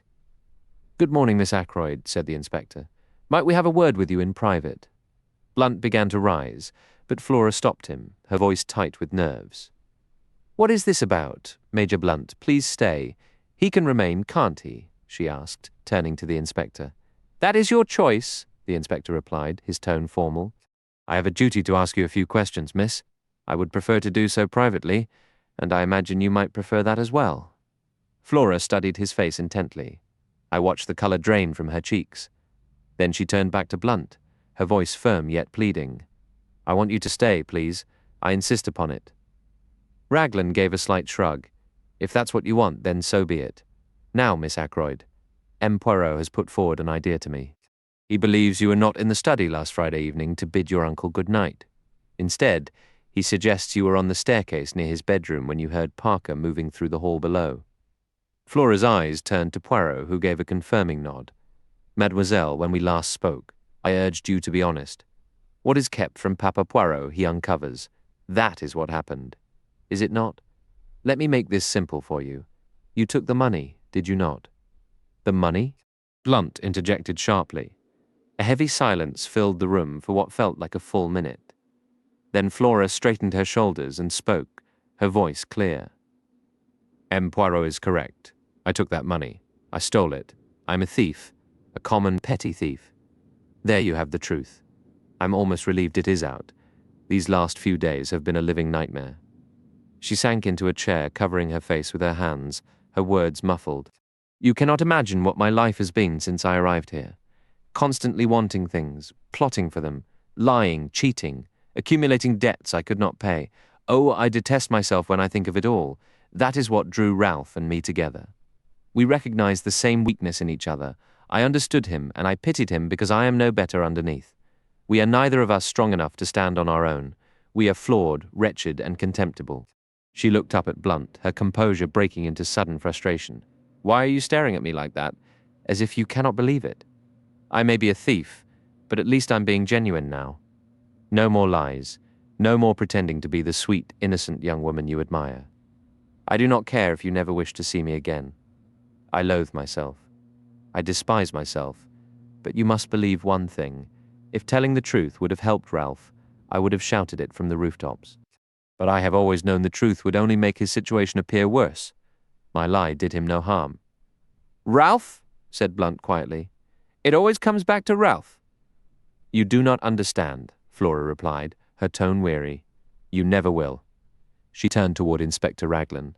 I admit to everything. I was desperate for money. I never saw my uncle after he left the dinner table that night. As for the stolen funds, do what you must. Things cannot possibly get any worse than they are now. Suddenly overwhelmed, she hid her face again and hurried from the room. Well, said the inspector, his voice flat. There you have it. He appeared uncertain of what to do next. Blunt stepped forward. Inspector Raglan, he said calmly, that money was entrusted to me by Mr. Ackroyd for a specific purpose. Miss Ackroyd never touched it. She is lying now in an attempt to shield Captain Peyton. The facts are, as I have stated, and I am ready to testify to that under oath. He gave a stiff, brief bow and turned to leave. Poirot darted after him, catching up in the hallway. Monsieur, a moment of your time, if you would be so kind. What is it? Blunt replied, his impatience evident as he frowned down at the smaller man. Poirot spoke quickly. I am not fooled by your generous fiction. No, indeed. It was truly Miss Flora who took the money. Nevertheless, what you have invented is clever. It impresses me. Your action was both quick and chivalrous. I am not the least bit interested in your opinion. Thank you, Blunt said coldly, attempting to move past. Unoffended, Poirot gently detained him with a hand on his arm. Ah, but you will listen. I have more to say recently. I spoke of secrets. All along I have seen what you conceal. Mademoiselle Flora, you are in love with her, with your whole heart, from the very first time you laid eyes on her. Isn't that true? Honestly, why must we in America treat love like some shameful secret to be whispered? You love Miss Flora. You try to hide that fact from everyone. That is admirable. It is the proper way. But take the advice of Hercule Poirot. Do not hide it from the young lady herself. Blunt had grown visibly restless during Poirot's speech, but the final words seized his full attention. What are you implying? He asked sharply. You believe she is in love with Captain Ralph Peyton? But I, Hercule Poirot, assure you that is not the case.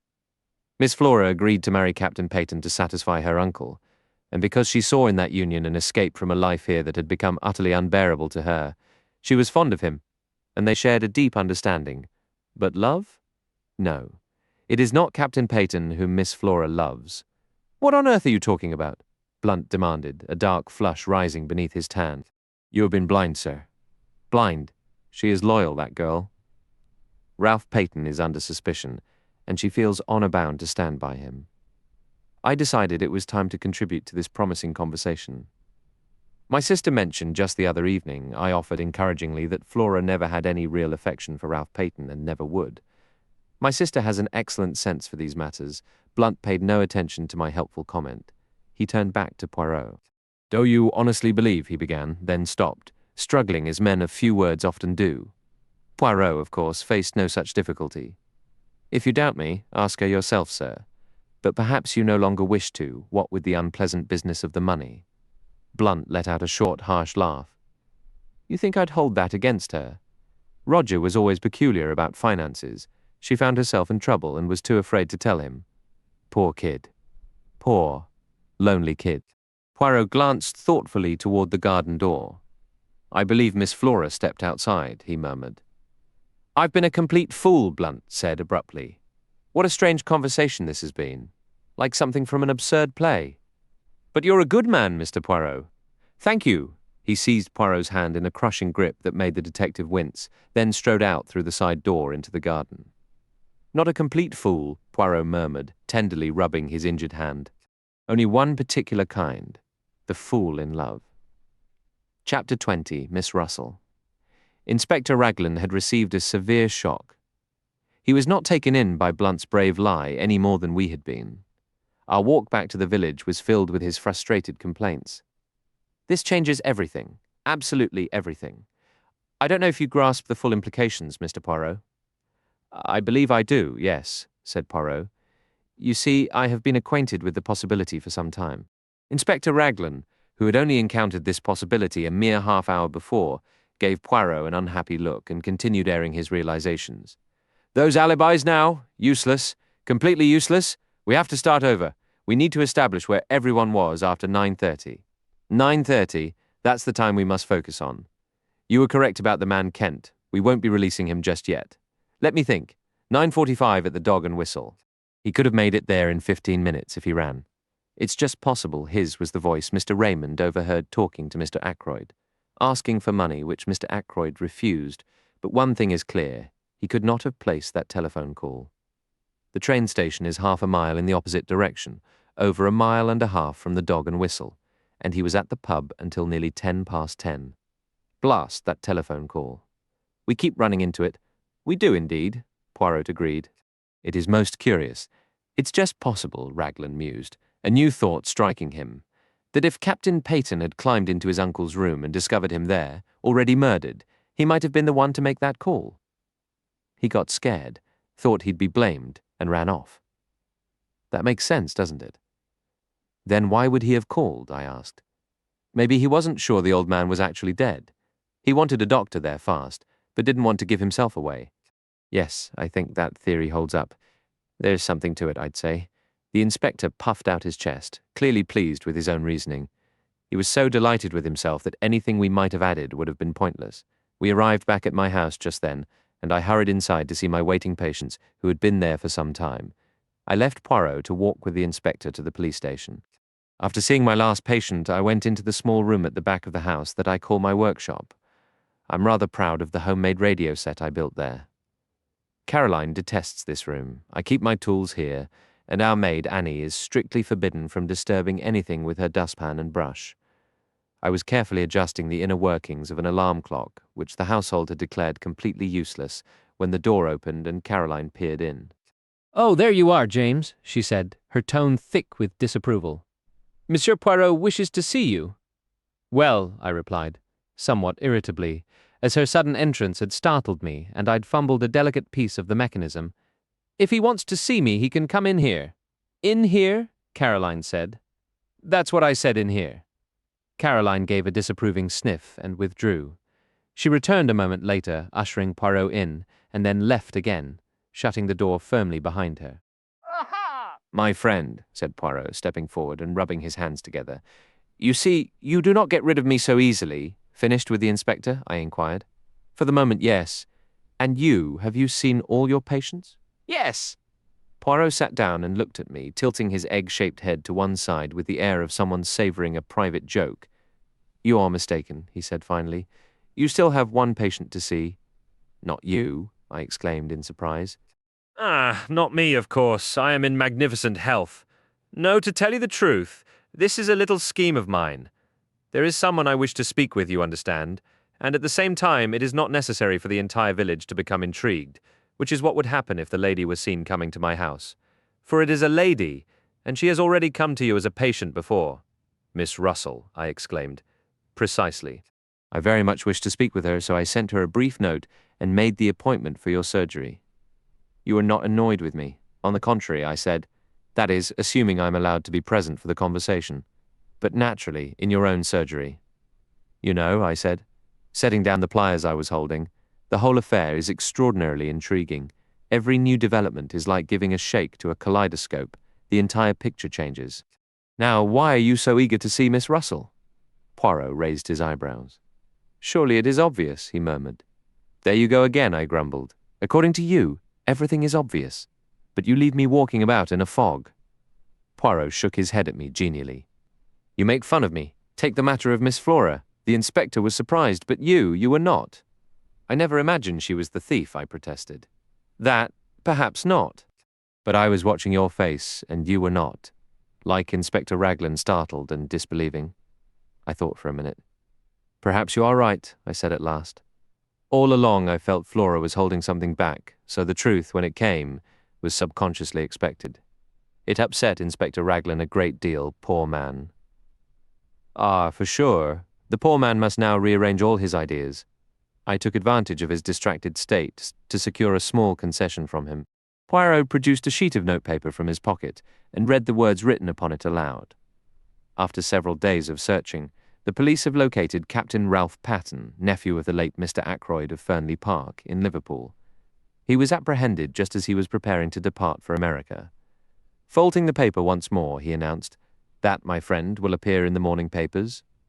I was speechless. But that's not true. He isn't in Liverpool. Poirot's face brightened with a smile. Your mind works quickly. No, he has not been found there. Inspector Raglan was most reluctant to allow me to send this notice to the press, particularly since I could not share my full confidence with him. However, I gave him my solemn assurance that its publication would yield very interesting results, and he finally relented on the strict condition that he bear no responsibility for it. I could only stare at him in bewilderment. I don't understand what you hope to gain from that. You should exercise your little grey cells, Poirot advised solemnly. He stood and walked over to my workbench. After surveying the scattered remnants of my tinkering, he remarked, It is clear you possess a genuine passion for mechanics. Every man has his hobby. Eagerly, I directed his attention to the homemade wireless set I had constructed. Finding him an appreciative audience, I demonstrated a couple of my own small inventions, modest devices, but quite practical for household use. Decidedly, Poirot observed, you should have been an inventor by profession, not a doctor. But I hear the bell, that will be your patient. Let us adjourn to the surgery. Once again, I was struck by the traces of beauty in the housekeeper's features. This morning, the impression was renewed. Dressed simply in black, standing tall and self-possessed as always, with her large dark eyes and an unusual flush of colour in her typically pale cheeks, I realized she must have been strikingly handsome in her youth. Good morning, mademoiselle, Poirot began. Please take a seat.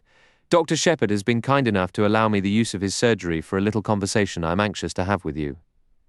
Miss Russell sat down with her customary composure. If she felt any inner turmoil, it did not reveal itself outwardly. This seems a rather unusual way of going about things, if you don't mind my saying so, she commented. Miss Russell, I have news for you. Indeed? Charles Kent has been arrested in Liverpool. Not a single muscle in her face moved. She merely opened her eyes a little wider and asked with a hint of defiance, Well, what of it? It was in that moment the connection struck me, the elusive resemblance that had been haunting me, something familiar in Charles Kent's defiant manner. The two voices, one rough and coarse, the other painfully refined, shared a strangely similar timbre. It was of Miss Russell I had been reminded that night outside the gates of Fernley Park. I glanced at Poirot, my discovery plain on my face, and he gave me an almost imperceptible nod. In response to Miss Russell's question, he made a characteristically French gesture with his hands. I merely thought you might be interested, that is all, he said mildly. Well, I'm not particularly, stated Miss Russell. Who is this Charles Kent, anyway? He is a man, mademoiselle, who was at Fernley on the night of the murder. Really? Fortunately for him, he has an alibi. At 9:45, he was in a public house a mile from here. Lucky for him, Miss Russell remarked coolly, though a flicker in her eyes suggested a memory of her own hurried, rain-soaked journey that night, a detail she would never volunteer. But we still do not know what he was doing at Fernley, or whom he intended to meet, for instance. I'm afraid I cannot help you at all, the housekeeper replied politely. Nothing came to my ears. If that is all, she made a tentative movement as if to rise. Poirot stopped her. It is not quite all, he said smoothly. This morning there have been fresh developments. It now appears that Mr. Ackroyd was not killed at 9:45, but earlier, sometime between 10 minutes to 9 when Dr. Shepherd departed, and that 9:45 mark. I watched as all the colour vanished from the housekeeper's face, leaving it a stark, lifeless white. She swayed forward, her composure crumbling. But Miss Ackroyd stated, Miss Ackroyd has confessed she was not truthful. She was never inside the study that entire evening. Then it appears this Charles Kent is the individual we seek. He arrived at Fernley and cannot account for his actions there. I can account for them. He never laid a finger on the old man. He never went near that study. He didn't do it, I swear to you. Her iron restraint finally shattered. Terror and raw desperation contorted her features. Monsieur Poirot, please, you must believe me. Poirot rose and approached her, placing a reassuring hand on her shoulder. But of course I believe. I merely needed to hear you speak the truth. For a fleeting moment, suspicion flashed in her eyes. Was what you said accurate? That Charles Kent is suspected? Yes, that is accurate. Only you can save him now by explaining his presence at Fernley. He came to see me, she whispered, her words tumbling out in a rush. I went outside to meet him. In the summer house, yes, I am aware. How could you know? Mademoiselle, it is the business of Hercule Poirot to know such things. I know you went out earlier, leaving a note there about the time you would arrive. Yes, I did. I had received word from him saying he was coming. I couldn't risk him coming to the main house. I wrote to the address he provided, arranging to meet at the summer house and describing its location. Then, worried he might grow impatient, I slipped out again to leave a paper stating I would be there around 9:10. I didn't want the staff to see me, so I used the drawing-room window.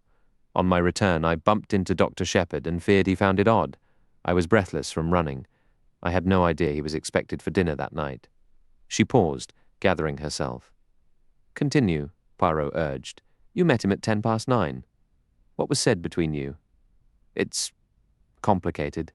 You see, mademoiselle, Poirot interjected gently, I must have the complete truth. What you reveal will remain within these walls. Dr. Shepherd will be discreet, and so shall I. Let me assist you. This Charles Kent, he is your son, is he not? She gave a slow nod, a flush of shame rising to her cheeks. No one has ever known. It was many years ago, long ago, down in Kent. I was not married. So you gave him the county's name as his surname, I understand. I found work. I managed to pay for his care. I never told him I was his mother, but he went down a bad path, drink, then drugs. I scraped together the money for his passage to Canada. For a year or two, I heard nothing. Then, somehow, he discovered I was his mother. He began writing, demanding money. Finally, I learned he was back in England and intended to visit me at Fernley. I was terrified of him coming to the house. My position here depends on my respectability. If anyone suspected, my post as housekeeper would be finished. So I wrote to him as I described. And the next morning you came to consult Dr. Shepherd? Yes. I was desperate, hoping something could be done. He wasn't a bad boy, not before the drugs took hold. I see, said Poirot. Now proceed with that night. He came to the summer house? He was already waiting when I arrived. He was harsh, shouting insults. I had brought every penny I could gather and handed it over.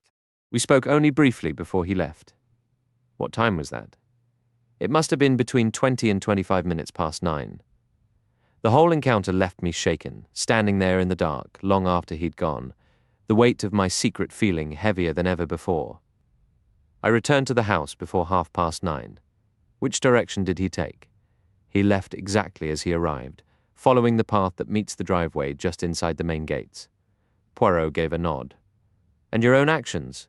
I went back inside. Since Major Blunt was pacing the terrace with a cigarette, I took a longer route to reach the side entrance. That was precisely at 9:30, as I said. Poirot nodded once more, jotting a few notes in his small book. I believe that covers everything, he mused. Should I? She paused, uncertain. Should I repeat this to Inspector Raglan? That may become necessary, but let us not rush. We must advance with proper order and precision. Charles Kent has not been formally accused. Certain developments could make your account superfluous. Miss Russell stood. Thank you, M. Poirot.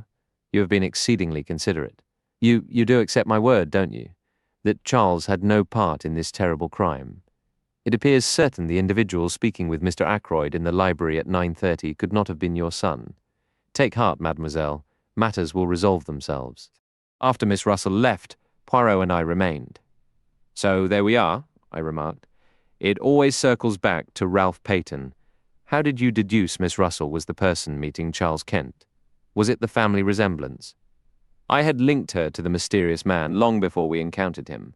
The quill was the clue. A quill implies narcotics, which recalled your description of Miss Russell's visit to you. Then I saw the newspaper article about cocaine. The picture became clear. She had received word that morning from someone with a drug habit. After reading the piece, she came to ask you some cautious questions.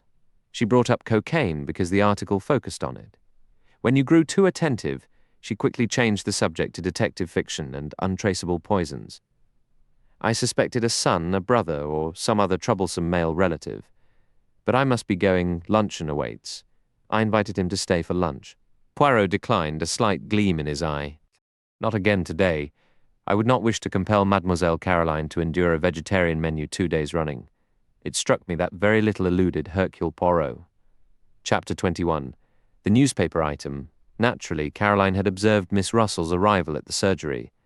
I had prepared an elaborate tale about the lady's troublesome knee, but Caroline was not in an interrogative mood.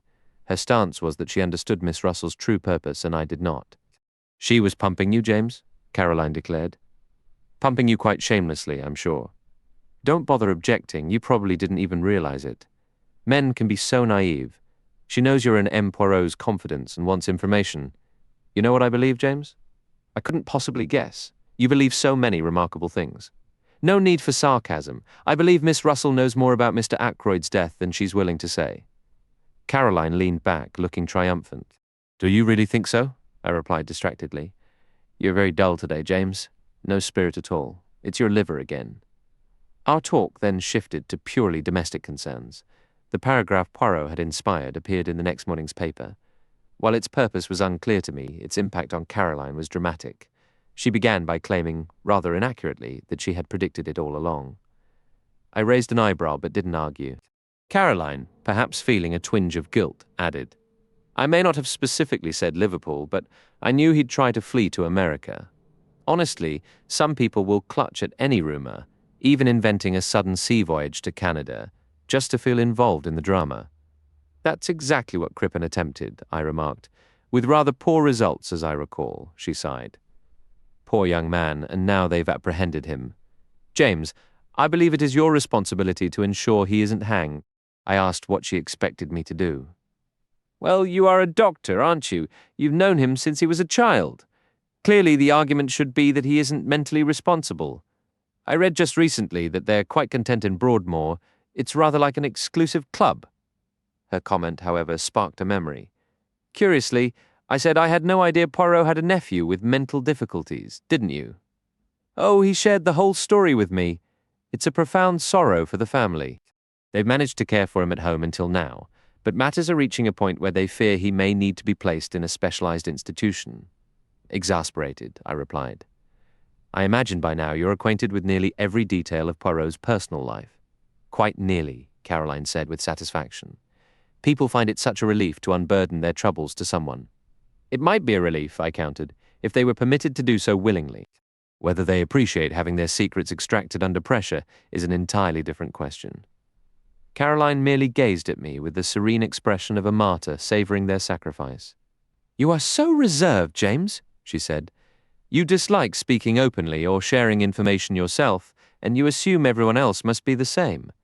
I certainly hope I never force confidences from anyone. For example, if M. Poirot visits this afternoon, as he mentioned he might. I wouldn't dream of inquiring about the individual who arrived at his house very early this morning. Early this morning? I asked. Extremely early, Caroline confirmed. Before the milk delivery, I happened to be glancing out the window. The shade was fluttering. It was a man in a closed car, all bundled up. I couldn't catch a glimpse of his face. But I'll share my theory, and you'll see I'm correct. What is your theory? Caroline lowered her voice mysteriously. A home office specialist? She whispered. A home office specialist? I repeated, astonished.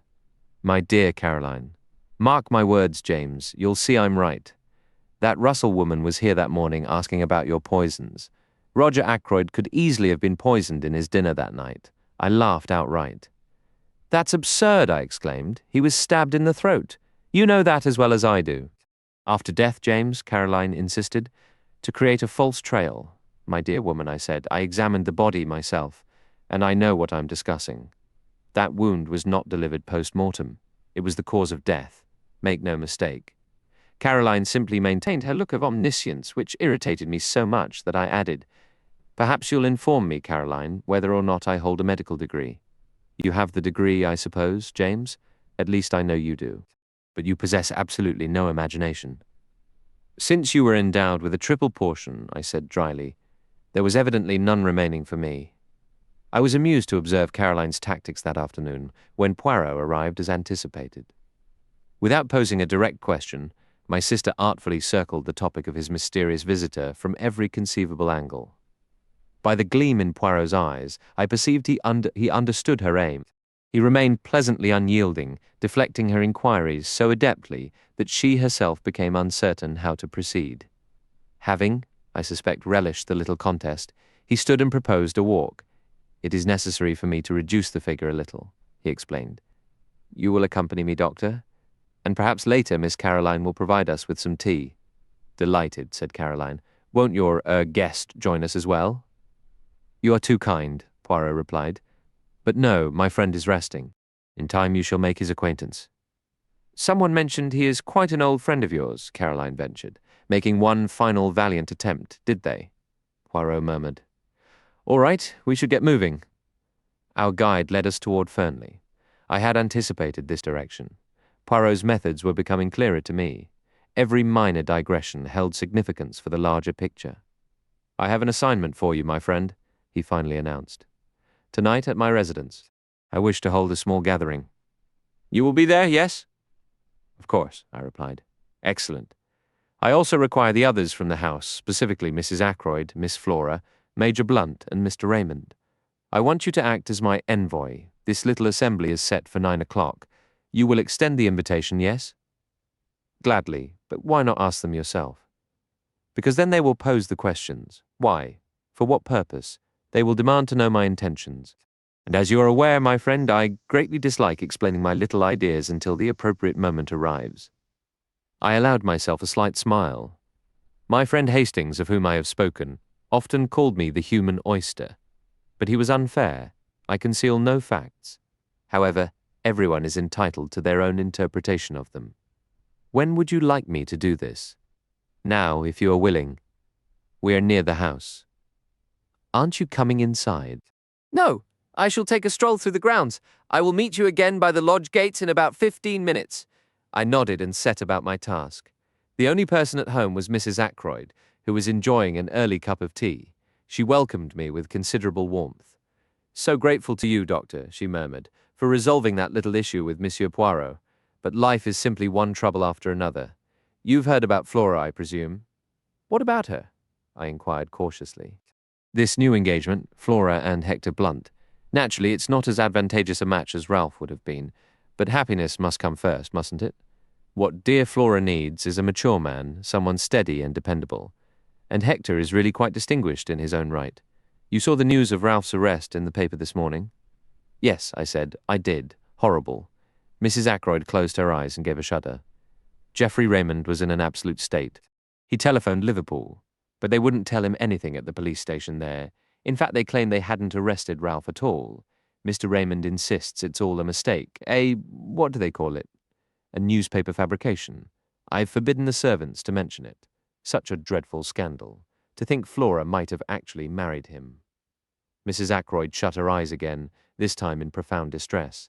I began to wonder when I might interject with Poirot's invitation. Before I could speak, Mrs. Ackroyd was off again. "You were here yesterday, weren't you, with that awful Inspector Raglan? A perfect brute, he bullied Flora into saying she took that money from poor Roger's room. And the matter was so straightforward, really. The dear girl needed to borrow a few dollars, and she didn't want to bother her uncle since he'd given strict orders against it. But knowing where he kept his cash, she went and took what she needed. Is that Flora's explanation of events?" I asked. "My dear doctor, you know how impressionable young women are nowadays, so easily influenced by suggestion. You, of course, understand all about hypnosis and that sort of thing." The inspector shouted at her, repeated the word steal over and over, until the poor child developed an inhibition. Or is it a complex? I always confuse those terms. And actually convinced herself she had stolen the money. I saw the truth immediately. But in a strange way, I can't be too upset by the whole misunderstanding. It seems to have brought those two together, Hector and Flora, I mean. And I must tell you, I've been terribly worried about Flora before. Why, at one point, I truly thought there was going to be some sort of understanding between her and that young Raymond. Just imagine! Mrs. Ackroyd's voice rose in shrill horror. A personal secretary with practically no money to his name. "It would have been a significant disappointment for you," I said. Mrs. Ackroyd appeared quite startled when I mentioned I had a message for her from Hercule Poirot. I quickly clarified the situation, explaining his request for everyone to gather. "Well, I suppose if M. Poirot insists," she replied, though her tone was hesitant. "But I do prefer to know what this is concerning beforehand." I had to admit that I was just as much in the dark as she was. After a moment's consideration, she agreed, albeit reluctantly, to inform the others and have them present by 9 o'clock. Leaving her, I met Poirot at our designated spot. "I fear I took longer than 15 minutes, I apologized. Once Mrs. Ackroyd begins speaking, it becomes nearly impossible to interject. Poirot waved off my concern. "It is of no consequence. I have been quite entertained. The grounds here are truly splendid." We started back for home. To our astonishment, Caroline was waiting at the door, her expression a mix of urgency and excitement. She hushed us immediately. "Ursula Bourne is here, the parlour maid from Fernley. I've got her in the dining room. The poor girl is in a dreadful state. She insists she must speak with M. Poirot at once." Inside, Ursula sat trembling. For a long moment she simply stared at Poirot in silence. Then her composure shattered completely. She gave a single, sharp nod before collapsing into heavy sobs. Caroline brushed past me, wrapping a comforting arm around the girl's shoulders. "There now, dear, it's going to be all right," she murmured gently. Beneath her love for gossip, Caroline possessed a deep well of kindness, and in that instant the girl's raw distress overshadowed even our curiosity about Poirot's findings. Eventually, Ursula collected herself, drying her eyes with a shaky hand. "Forgive me, this is terribly weak of me," she whispered. "Not at all, my child," Poirot said kindly. "Anyone would feel the strain after such a week." "It has been an absolute nightmare," I added. "And then to discover that you knew," Ursula continued, her gaze fixed on Poirot. "Was it Ralph who told you?" Poirot shook his head. The girl then pulled a crumpled newspaper clipping from her pocket, the very notice Poirot had arranged to be printed. "It says Ralph has been arrested, so what's the point of pretending anymore?" "One must not always believe what is printed, mademoiselle," Poirot murmured, having the decency to look somewhat abashed. "Nevertheless, I believe it is now best for you to tell us everything. The full truth is what we require." The girl hesitated, studying him with uncertainty. "You do not trust me," Poirot observed softly. "And yet you came here to find me. Why?" "Because I don't believe Ralph did it," she said, her voice barely audible. "And I think you are clever enough to discover the truth. And also," she trailed off. "Yes?" Poirot prompted. "I believe you are a kind man." Poirot nodded thoughtfully several times. "That is good. Yes, very good. Listen, I truly believe your husband is innocent. But the situation is progressing badly. If I am to save him, I must know everything, even if it seems at first glance to make his position appear worse." "You understand perfectly," Ursula said. "So you will tell me the whole story from the beginning, will you not?" "You're not planning to send me away, I hope," Caroline declared, settling firmly into an armchair. "What I want to know," she pressed on, "is why this young woman was pretending to be a parlour maid in the first place." "Pretending?" I asked. That's precisely what I said. Why did you do it, child? For a dare? For a paycheck, Ursula replied with a dry, humourless laugh. Thus encouraged, she began her tale, which I will recount here in my own words. Ursula Bourne, it transpired, was one of 7 children from a family of impoverished Irish gentry. After her father's passing, the daughters were largely left to fend for themselves in the world. Ursula's older sister had married Captain Folliot. She was the woman I'd encountered that Sunday, and her flustered demeanour suddenly made perfect sense. Eager to support herself and unenthusiastic about the typical path of a nursery governess, the only real option for a girl without formal training, Ursula chose instead to become a parlourmaid. She refused the pretentious title of Lady Parlourmaid. She intended to be genuine, with a reference provided by her sister. At Fernley, though her reserved manner drew some notice, she excelled in her duties, efficient, capable, and meticulous. I found the work satisfying, she admitted, and I still had ample time for myself. Then she met Ralph Peyton, and their romance led to a secret wedding. Ralph had convinced her to marry in secret, somewhat against her better judgment. He insisted his stepfather would never accept his marriage to a girl without means. It seemed wiser to wed privately and reveal the truth later, at a more opportune moment. So it was done, and Ursula Bourne became Ursula Peyton. Ralph made grand promises. He would settle his debts, secure proper employment, and once he could support her independently of his adoptive father, they would confess everything. But for a man like Ralph Peyton, turning over a new leaf was always more appealing as an idea than a reality. He nursed a hope that his stepfather, still unaware of the marriage, might be coaxed into clearing his debts and giving him a fresh start. However, when Roger Ackroyd learned the full extent of Ralph's financial troubles, he was furious and flatly refused any assistance. Months drifted by before Ralph was summoned back to Fernley. Roger Ackroyd came straight to the point. His deepest wish was for Ralph to marry Flora, and he laid out the proposal plainly. Here, Ralph's fundamental weakness came to the fore. As usual, he reached for the simplest, most immediate escape. From what I gathered, neither Flora nor Ralph pretended any affection. It was a purely practical arrangement for both. Roger Ackroyd stated his terms, and they accepted. Flora saw an opportunity for freedom, financial security, and a broader life, while Ralph, naturally, was playing a different game entirely. He was in a desperate financial bind and grabbed the lifeline. His debts would vanish, and he could begin anew with a clean slate. Never one to think far ahead. He vaguely imagined the engagement to Flora could be dissolved after a reasonable period. Both he and Flora insisted the arrangement remain confidential for the time being. Ralph was particularly anxious to keep it from Ursula, sensing instinctively that her strong, principled nature, with its inherent disdain for deception, would never condone such a plan. Then came the pivotal moment when the domineering Roger Ackroyd decided to announce the engagement. He said nothing to Ralph, only informing Flora, who in her usual indifferent way raised no objection. To Ursula the news was devastating. She summoned Ralph, who rushed down from the city. They met in the woods, where part of their heated exchange was overheard by my sister. Ralph begged her to remain silent a little longer, but Ursula was equally resolved to end the lies. She intended to tell Mr. Ackroyd the truth immediately. They parted in bitter disagreement. True to her word, Ursula sought an audience with Roger Ackroyd that very afternoon and revealed the marriage. Their meeting was tumultuous. It might have been even worse had Ackroyd not already been consumed by his own private troubles. It was severe enough, however. Ackroyd was not a man to forgive the deception played upon him. His bitterness was aimed chiefly at Ralph, but Ursula also faced his wrath as he viewed her as a scheming young woman who had deliberately tried to ensnare the heir to a considerable fortune. Harsh words flew between them that evening, an exchange neither could take back. Ursula slipped out the side door to meet Ralph in the summer house as planned. Their conversation was a storm of mutual blame. Ralph accused Ursula of destroying his future with her untimely confession. Ursula, in turn, condemned his deceit. They finally separated, and a little more than 30 minutes later, Roger Ackroyd's body was found.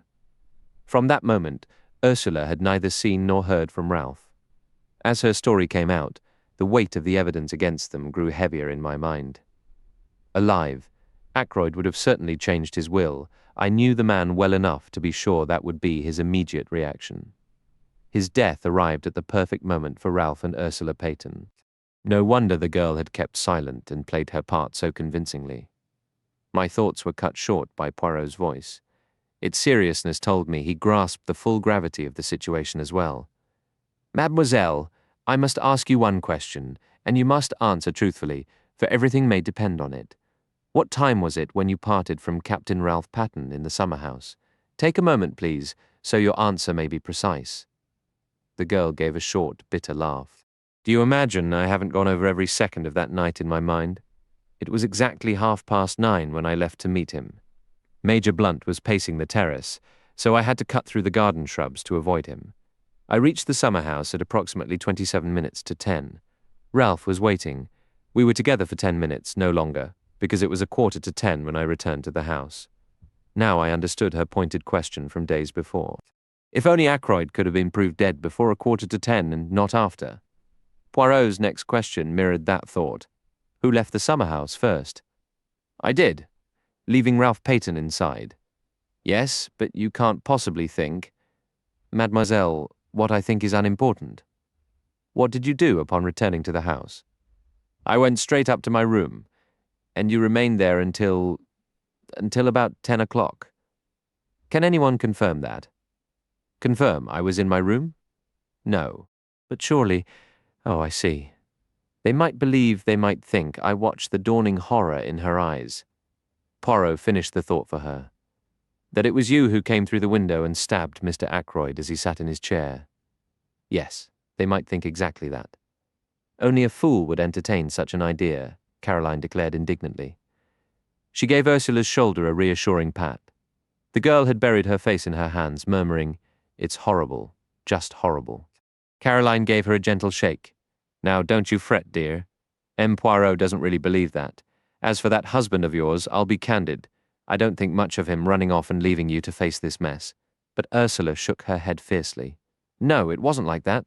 Ralph wouldn't run away for himself. I realize it now. If he heard his stepfather was murdered, he might have believed I was the one who did it. He would never think that." Caroline insisted. "I was so cruel to him that night." Ursula whispered, her hands nervously twisting together. "So hard and bitter. I wouldn't listen to what he was trying to tell me, wouldn't believe he truly cared. I just stood there, hurling the coldest, cruelest words I could think of, doing everything to wound him." She paused, a new sharp clarity in her tone. "Isn't it ironic I was so busy punishing him for his secrets that I never considered he might be trying to protect me from something worse? My self-righteous performance might have been the final push that made him vanish." "Never does a man any harm," Caroline remarked dryly. "They're too conceited to believe you mean the unflattering things you say," Ursula continued, her fingers working anxiously. "When the murder was discovered and he didn't come forward, I was utterly distraught. The silence felt like a confirmation of every terrible suspicion. For a fleeting moment, I allowed myself to hope, but then I was certain he couldn't possibly be involved. Yet I desperately wanted him to step forward and declare his innocence openly. I was aware of his fondness for Dr. Shepherd, and I suspected the doctor might know his whereabouts." She turned her gaze to me. "That is precisely why I spoke to you as I did. I thought if you knew where he was, you could relay a message." "Me?" I exclaimed, surprised. "Why on earth would James know anything about it?" Caroline demanded sharply. "It was a long shot, I admit," Ursula conceded, "but Ralph spoke of Dr. Shepherd so often. I believed he would consider him his closest friend here in King's Abbot. 'My dear girl,' I said, 'I have absolutely no knowledge of where Ralph Paton is right now.'" "That is the simple truth," Poirot confirmed. Then, noticing her puzzled expression as she held out the newspaper clipping, he added with a slight wave of his hand, "Ah, that. A trifle, mademoiselle. A mere nothing. I do not for one moment believe Ralph Paton has been arrested." But then, Ursula began, confused. Poirot smoothly changed the subject. "One detail I must know that evening was Captain Paton wearing shoes or boots." Ursula shook her head. "I can't recall." "A pity. But how could you?" "Now, madame," he said, tilting his head with an encouraging smile. "No more questions. Do not torment yourself. Have courage and place your faith in Hercule Poirot." "Poirot's small gathering. And now," announced Caroline, standing up, "this young lady is coming upstairs to rest. Don't you worry, my dear. Mem Poirot will do everything within his power, you can be sure of that." "I should return to Fernley," Ursula said uncertainly. Caroline dismissed the notion with a firm gesture. "Nonsense. You're in my care for now. You'll stay right here, at least for the present. Isn't that right, M. Poirot? It is the most advisable plan, the little Belgian agreed.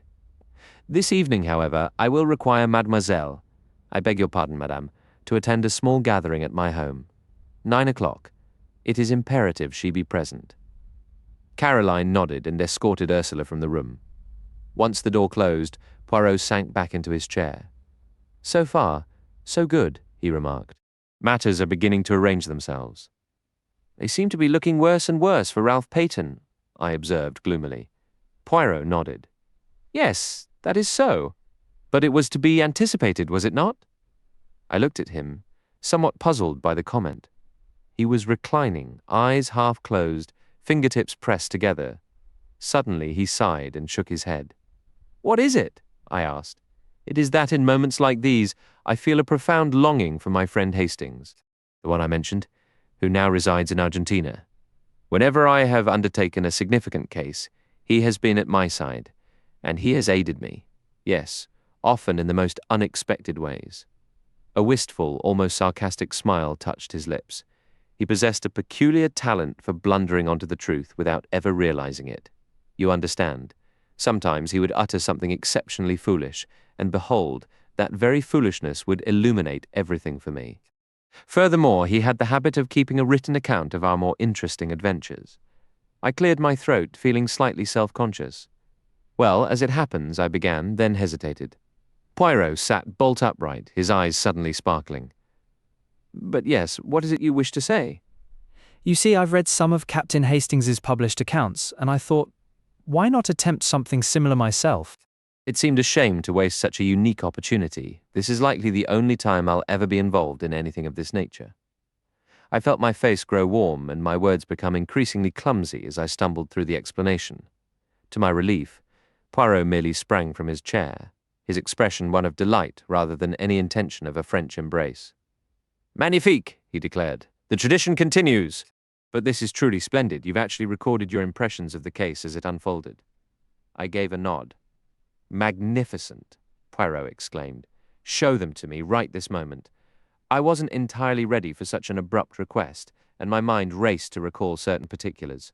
I hope you won't take offense, I stammered. I might have allowed myself to become a bit, well, personal here and there. Oh, I understand completely, he replied. You have perhaps described me as amusing or even ridiculous on occasion.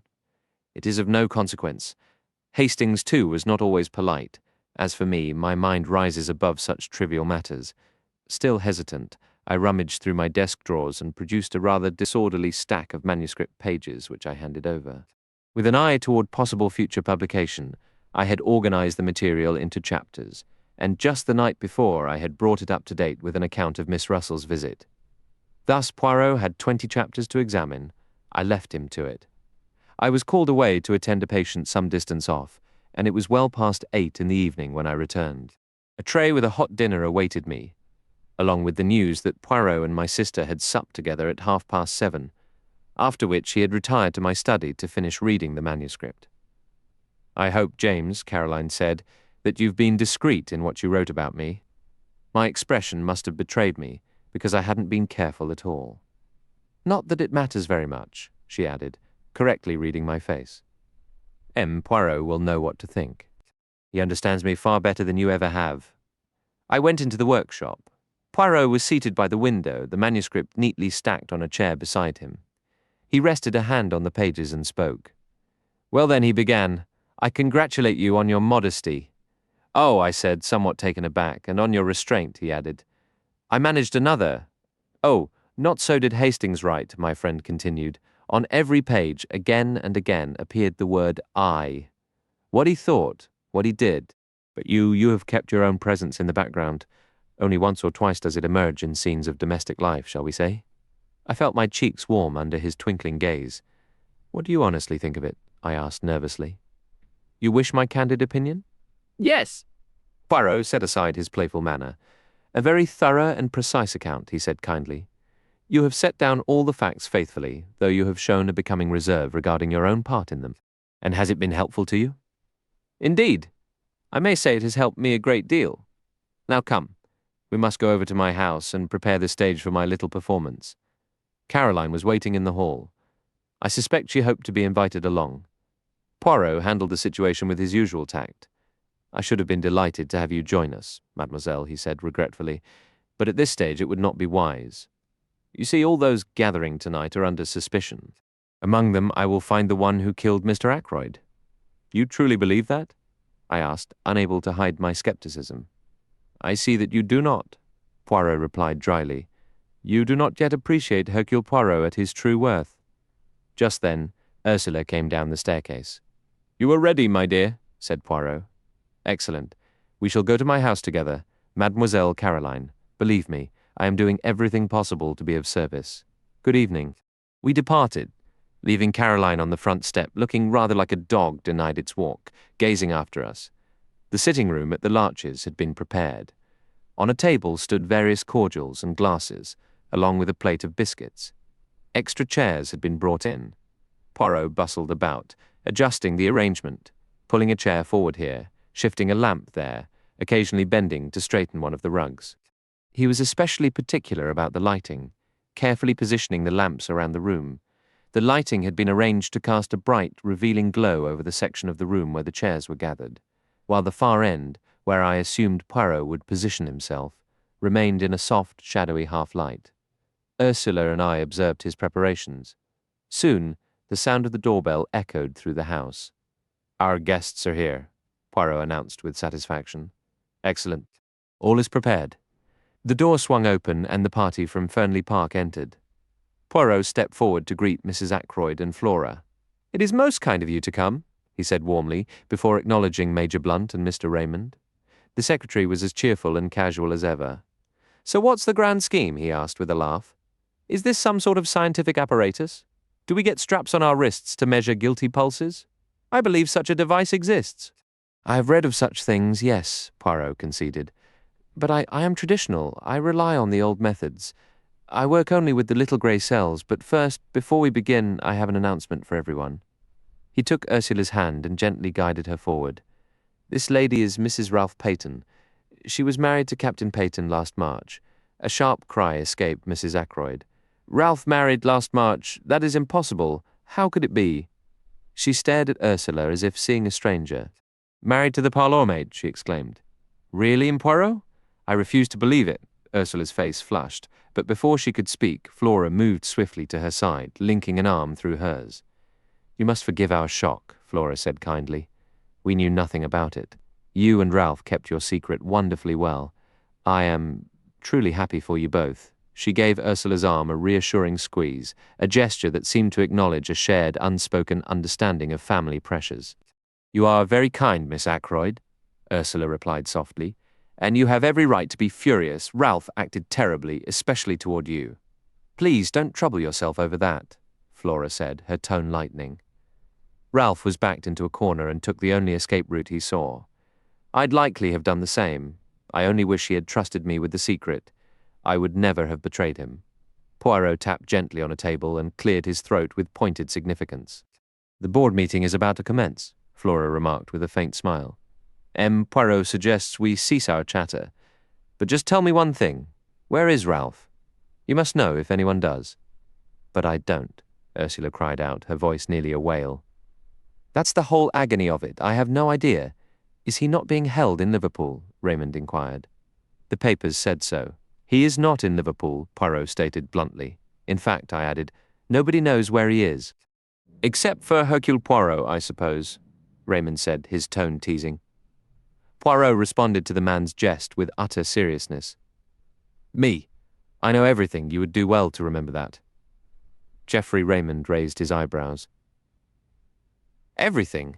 He let out a low whistle. That's quite a claim. Do you mean to say you can actually deduce where Ralph Peyton is hiding? I asked, sceptical. You say deduce, I say. No, my friend. In Cranchester, I ventured. No, Poirot replied gravely. Not in Cranchester. He offered nothing more, but at his gesture, the assembled group took their seats. As they settled, the door opened again to admit two more individuals who sat down near the entrance, Parker, the butler, and the housekeeper, Mrs. Russell. The company is now complete, Poirot declared, a ring of deep satisfaction in his voice. That tone, I noticed, sent a subtle but unmistakable ripple of disquiet through the faces gathered at the brightly lit end of the room. The entire setup carried an unsettling suggestion of a snare, a trap that had just sprung shut. Poirot picked up a paper and read from it with formal gravity. Mrs. Ackroyd, Miss Flora Ackroyd, Major Blunt, Mr. Geoffrey Raymond, Mrs. Ralph Peyton, John Parker, Elizabeth Russell. He placed the document on the table. What is the meaning of this list? Raymond began, his earlier humour gone. The list I have just read, said Poirot, is a register of suspected persons. Every one of you in this room had the means and the opportunity to murder Mr. Ackroyd. With a choked cry, Mrs. Ackroyd leapt to her feet, her throat working convulsively. I won't have it, she wailed. I simply will not stand for this. I would much rather be at home, she insisted. That is not possible, madame, Poirot replied firmly, until you have listened to what I must tell you. He paused, cleared his throat, and began his account. Let us start from the commencement. Upon Miss Ackroyd's request to look into the matter, I travelled to Fernley Park with Dr. Shepherd. We strolled the terrace where I was shown the marks upon the windowsill. Inspector Raglan then led me down the path toward the main drive. My attention was caught by a small summer house tucked away among the shrubs. I conducted a meticulous search inside and discovered two items, a fragment of starched cambric and a hollow goose feather. The cambric scrap at once brought to mind a servant's apron. When the inspector later provided the household roster, I noted that one maid, Ursula Bourne, had no solid account of her time. She claimed to be in her room from 9:30 until 10. But what if she had in fact been in that summer house? If so, she must have gone to meet someone. We know from Dr. Shepherd that an outsider did approach the estate that evening, the mysterious man he encountered near the gate.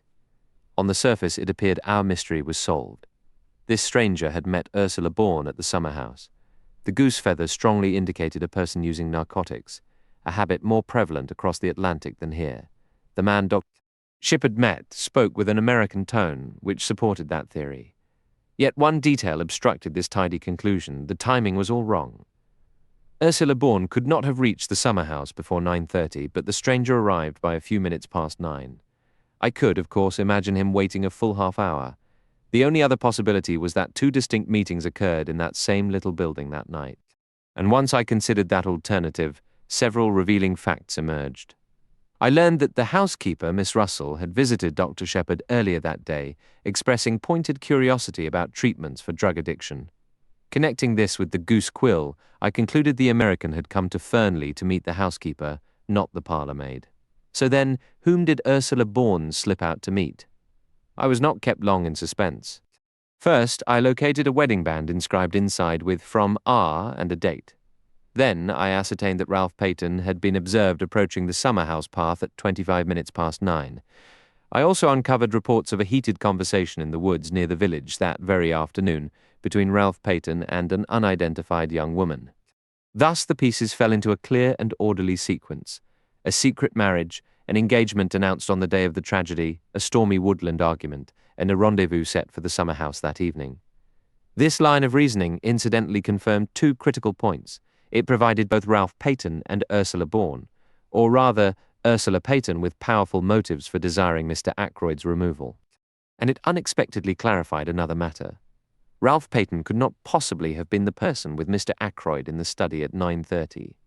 This brings us to the most intriguing dimension of the crime. If not Ralph Peyton, who was in the room with Mr. Ackroyd at 9:30. Not Charles Kent, who had already departed. Who then? I posed my most ingenious, my most daring question. Was anyone with him at all? Poirot leaned forward, delivering these final words with triumphant emphasis before settling back, wearing the satisfied expression of someone who has scored a decisive point. Raymond, however, appeared unmoved and offered a mild objection. I'm not certain if you are implying I am dishonest, Monsieur Poirot. Poirot acknowledged the point, but clarified that the case did not hinge solely on his own testimony, particularly regarding the precise phrasing. He reminded everyone that Major Blunt had also overheard Mr. Ackroyd speaking to someone from the terrace. While Blunt couldn't make out the words clearly, the voices were distinct. Poirot nodded calmly, confirming he had not forgotten this detail. However, he pointed out that Major Blunt had initially been under the impression Ackroyd was speaking to Raymond himself. For a brief moment, Raymond appeared unsettled, but he quickly regained his composure. He stated that Blunt now understood his error. Poirot agreed, yet he mused that there must have been a reason for Blunt's original assumption. Holding up a hand to forestall the obvious explanation, Poirot insisted it was insufficient. They needed to look elsewhere. From the very start, he confessed, one aspect had struck him as peculiar, the specific nature of the words Raymond overheard. He found it astonishing that no one else had remarked on their oddity. He paused, then quoted softly, "The calls on my purse have been so frequent of late that I fear it is impossible for me to accede to your request. Does nothing seem unusual about that to you?" Raymond admitted he saw nothing strange, noting Ackroyd often dictated letters using almost identical language. "Precisely," Poirot exclaimed. That was the very point he was driving toward. Would any man use such a formal, stilted phrase in a casual conversation? It was impossible. But if Ackroyd had been dictating a letter— "You mean he was reading a letter aloud?" Raymond said slowly. "Even so, he must have been reading to someone," Raymond countered. "But why?" Poirot asked. "We have no evidence anyone else was in the room. No other voice but Mr. Ackroyd's was heard, remember?" "Surely a man wouldn't read letters like that to himself," Raymond argued, "unless he was, well, losing his grip." "You have all overlooked one thing," Poirot said softly. "The stranger who called at the house the previous Wednesday." They all stared at him. "But yes," Poirot continued, nodding encouragingly. "On Wednesday, the young man himself was not important, but the firm he represented interested me very much." "The dictaphone company," Raymond gasped as understanding dawned. "I see it now. A dictaphone. That's what you think?" Poirot nodded. Mr. Ackroyd had promised to invest in one, he recalled. Driven by curiosity, Poirot had inquired with the company. Their reply confirmed that Ackroyd had indeed purchased a dictaphone from their representative. Why he had concealed this from Raymond remained unclear, though Raymond murmured that Ackroyd had a childish love for surprises and likely meant to unveil it as a new toy. It fit perfectly, Raymond conceded. No one would use such words in ordinary talk. This also explained, Poirot added, why Major Blunt thought Raymond was in the study. The fragments he heard were dictation, so his subconscious mind deduced Raymond's presence. His conscious mind, however, was preoccupied with the fleeting glimpse of a white figure he mistakenly took for Flora Ackroyd. In reality, it was the white apron of Ursula Bourne as she stole down to the summer house. Raymond, having recovered from his surprise, noted that while Poirot's discovery was brilliant, something he admitted he would never have deduced, the essential timeline remained unchanged. Mr. Ackroyd was alive at 9:30, speaking into the dictaphone. It seemed clear the man Charles Kent was gone by then. As for Ralph Peyton, he hesitated, glancing at Ursula. Her colour rose, but she answered steadily. She and Ralph had parted just before 9:45. She was certain he never went near the house. He had no intention of doing so. The last thing he wanted was to face his stepfather, a sentiment born from a recent bitter argument over Ralph's future that had left him resolved to avoid another confrontation at all costs. Raymond would have been terrified to face it. "I don't question your account for a second," Raymond clarified. "I've been convinced all along that Captain Peyton was not guilty. However, one must consider the legal system and the difficult inquiries that would arise." His situation is extremely precarious, yet if he were to present himself now. Chapter 24. Ralph Peyton's Account.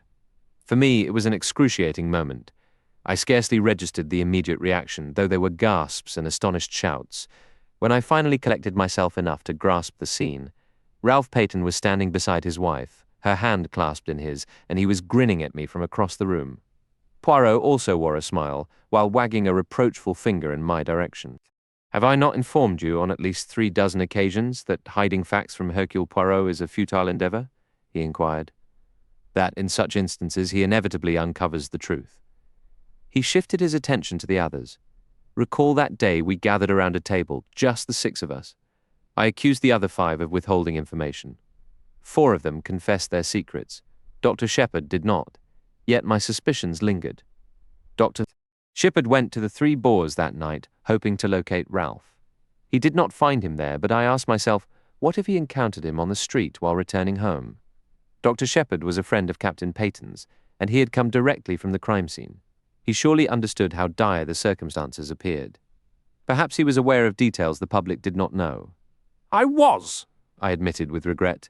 "I suppose there's no point in holding back now." I visited Ralph that afternoon. Initially, he was reluctant to confide in me. but he eventually revealed his marriage and the desperate position he was in. As soon as the murder was discovered, I knew that once the facts emerged, suspicion would inevitably fall on Ralph, or if not on him, on the woman he loved. That evening, I laid out the situation plainly. The idea that his testimony might implicate his wife made him determined at any cost to, I faltered, and Ralph finished the thought. To vanish, he stated bluntly. You see, Ursula had left me to return to the house. I considered that she might have tried to confront my stepfather again. He had been appallingly rude to her earlier that day. It crossed my mind that he could have insulted her so profoundly in such an unforgivable way that she might have acted without thinking. He paused. Ursula withdrew her hand from his and took a step back. You believe that, Ralph? You truly thought I could have done it? Let us return to Dr. Shepherd's regrettable actions, Poirot interjected coolly. Dr. Shepherd agreed to assist however he could. He succeeded in shielding Captain Peyton from the authorities. Where? Raymond asked. In his own home? Ah, no, certainly not, said Poirot. You should pose the same question I did. If the good doctor is hiding the young man, what location would he select? It must be somewhere nearby. I considered Cranchester. A hotel? No. A rented room? Even more unlikely. Where then? Ah, it came to me. A medical facility. A private sanatorium for convalescents. I tested my theory. I fabricated a story about a nephew needing care. I consulted Miss Shepherd regarding suitable establishments. She provided the names of 2 near Cranchester, where her brother had referred patients. I made discreet inquiries. Indeed, at one of them, a patient had been admitted by the doctor himself early Saturday morning. That patient, though registered under an alias, was easily identifiable as Captain Peyton. After completing the necessary arrangements, I was permitted to take him with me. He arrived at my residence in the early hours of yesterday morning. I looked at him, chagrined. Caroline's so-called government specialist, I whispered, and to think it never occurred to me. You now understand why I remarked upon the omissions in your narrative, Poirot murmured. The statement was technically accurate, yet it barely scratched the surface. Wouldn't you agree, my friend? I was too embarrassed to protest. Ralph spoke up in my defense. Dr. Shepherd has been incredibly loyal. He supported me through everything, acting on what he believed was right. Hearing M. Poirot's perspective, I realized it wasn't the wisest course. I should have faced the consequences directly. You must understand, we had no newspapers at the cottage. I was completely unaware of the developments. Poirot offered a dry observation. Dr. Shepherd has been the soul of discretion, but uncovering secrets is my profession. Raymond, growing restless, pressed forward. Now we can finally hear your account of that night. You already know it, Ralph replied, a weariness in his voice. There's little to add. I left the summer house around 9:45 and walked the country roads, wrestling with what to do next. I have no alibi, I admit that freely. But I give you my word, I never entered the study, and I never saw my stepfather alive or dead. Whatever the public believes, I hope all of you will trust me. No alibi, Raymond murmured. That's unfortunate. I believe you, but it complicates things terribly. On the contrary, Poirot interjected, his tone suddenly bright, it simplifies matters beautifully. Indeed, it makes everything perfectly clear. We all turned to stare at him, bewildered. You do not see? It is simple. To exonerate Captain Peyton, the true culprit must come forward. He smiled benignly around the room. I am quite serious. Observe, I did not request Inspector Raglan's presence tonight. That was deliberate. I did not wish to share everything I know with him, not just yet. He leaned forward, and in an instant his demeanor transformed, becoming sharp and perilous. I am speaking to you now, and I know the person who murdered Mr. Ackroyd is in this very room. It is to that murderer I address these words. Tomorrow, the full truth will be delivered to Inspector Raglan, do you understand? A heavy silence fell over us, broken only by the entrance of the housekeeper with a telegram on a tray. Poirot snatched it, tore it open, and read it swiftly. Blunt's voice cut through the quiet, abrupt and loud. You claim the murderer is among us? You know who it is. Poirot crumpled the paper in his hand, his expression decisive. I know now. He tapped the balled-up telegram. What is that? Raymond demanded sharply. A wireless message, Poirot stated, from a steamship currently en route to New York. A dead silence followed his words. Poirot rose and gave a slight bow. Ladies and gentlemen, this gathering is concluded. Remember, the truth goes to the inspector in the morning. Chapter 25. The Whole Truth. A subtle gesture from Poirot instructed me to remain after the others departed. I complied, moving to the fireplace and absently nudging a log with my boot. I was thoroughly perplexed. For the first time, I had no inkling of Poirot's strategy. Part of me suspected the entire performance was an elaborate charade, a dramatic flourish designed to heighten his own importance. Yet, despite my skepticism, I couldn't shake the feeling of genuine menace that had underpinned his words, an undeniable sincerity that felt all too real. Still, I was convinced he was pursuing the wrong path entirely. When the door closed on the last guest, he joined me by the fire. "Well, my friend," he said quietly, "what is your assessment?" "I haven't the faintest idea," I confessed. "What was the purpose? Why not take the evidence directly to Inspector Raglan instead of issuing this elaborate warning to the guilty party?" Poirot sat, extracting one of his miniature Russian cigarettes. He smoked in silence for a moment before responding. "Employ your little grey cells. There is always a rationale behind my actions." I pondered briefly, then ventured slowly. "The first possibility that occurs to me is that you yourself do not know the culprit's identity, but you are certain he or she is among those who are here tonight." Poirot gave a slight nod of approval. "A clever notion, but not the correct one. I thought," I pressed on, "that by making the killer believe you had identified them, you might provoke a reaction, not necessarily a confession. They might attempt to silence you, as they did Mr. Ackroyd, before you could act in the morning, using myself as bait in a trap. Thank you, my friend, but I do not possess such heroic inclinations. Then I cannot follow your reasoning. Surely by alerting the murderer, you risk allowing them to escape." Poirot shook his head with grave certainty. "Escape is impossible. There is only one path remaining, and it does not lead to freedom. You are truly convinced the murderer is among those who were here tonight?" I asked, my disbelief evident. "Indeed I am. Which one?" A silence stretched between us for several minutes. Finally, Poirot flicked the remains of his cigarette into the fireplace and began to speak, his tone quiet and thoughtful. "I will guide you along the same path my own mind has travelled. You shall accompany me, step by step, and observe for yourself how every fact points unmistakably to a single individual. Let us begin with two particular facts, and a slight inconsistency in timing which first captured my attention. The first fact was the telephone call.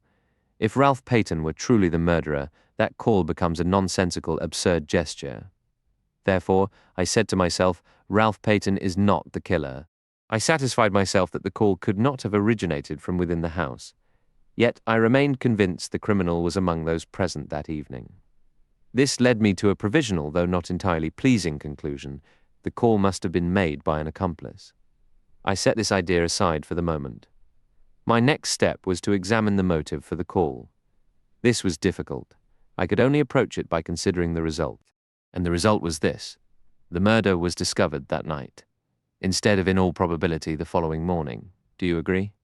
Yes, I admitted slowly. Yes. Given Mr. Ackroyd's orders not to be disturbed, it's unlikely anyone would have entered the study until morning.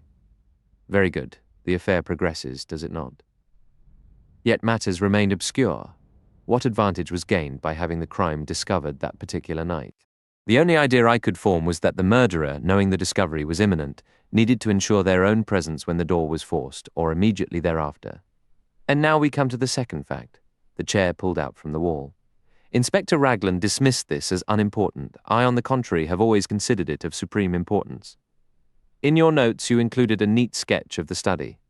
If you had it now, you would see that with the chair positioned as Parker described, it stood directly between the door and the window. "The window?" I exclaimed. You share my initial thought. I, too, imagined the chair was placed to hide something related to the window from anyone entering, but I soon abandoned that theory. While it was a tall-backed armchair, it obscured very little of the window itself, only the lower portion. No, my friend. Consider instead the table that stood just before the window, laden with books and magazines. That table was completely hidden by the drawn-out chair, and in that moment I had my first faint glimmer of understanding. Suppose there had been something on that table the murderer did not wish to be seen, something they themselves had placed there. At the time I had no notion of what that object might be, but I began to discern certain very interesting possibilities about its nature. For example, there was an item the killer couldn't carry away when the act was committed. Yet it was absolutely essential that this item be removed immediately once the crime was uncovered. This explains the phone call, creating a chance for the murderer to be present when the body was found. 4 individuals were at the scene before the police arrived: you, Parker, Major Blunt, and Mr. Raymond. Parker was ruled out instantly, since he would inevitably be there whenever the discovery was made. He was also the one who mentioned the chair pulled out from the desk. So Parker was cleared of the murder, though I still suspected he might have been blackmailing Mrs. Ferrers. That left Raymond and Blunt under consideration had the crime been found out in the early morning. They might have arrived too late to retrieve the object from the round table. Now, what was that object? You heard my reasoning tonight about the fragment of conversation overheard. The moment I learned a representative from a dictaphone company had visited, the idea of a dictaphone settled in my thoughts. You recall what I said in this room less than an hour ago. Everyone accepted my theory, yet they all missed one crucial point. If a dictaphone was indeed used by Mr. Ackroyd that night, why wasn't it found afterward? I admitted I hadn't considered that. We know a dictaphone was delivered to Mr. Ackroyd, but no such device was among his belongings. Therefore, if something was taken from the table, why couldn't it have been the dictaphone? But there were obstacles. Everyone's attention, naturally, was fixed on the murdered man. I believe anyone could have approached the table without being noticed by others in the room. However, a dictaphone has considerable size. It can't simply be tucked into a pocket. There must have been some kind of container capable of holding it. You see where this leads? The murderer's profile grows clearer. Someone who appeared promptly after the discovery, but who might not have been present if the crime had come to light the next morning. Someone carrying a case or bag into which the dictaphone could fit. I interrupted, asking why remove the dictaphone at all. What was the purpose? You sound like Mr. Raymond, assuming what was heard at 9:30 was Mr. Ackroyd's own voice speaking into the machine. But think about this clever device for a moment. You speak into it, and later a secretary or typist plays it back, hearing the recorded voice. You mean... I gasped. Poirot nodded. Yes, I mean precisely that. At 9:30, Mr. Ackroyd was already dead. It was the dictaphone speaking, not the man, so the murderer switched it on. Then he must have been in the room at that moment. Possibly. But we shouldn't dismiss the chance of a mechanical arrangement, something like a timed release or even a simple alarm clock.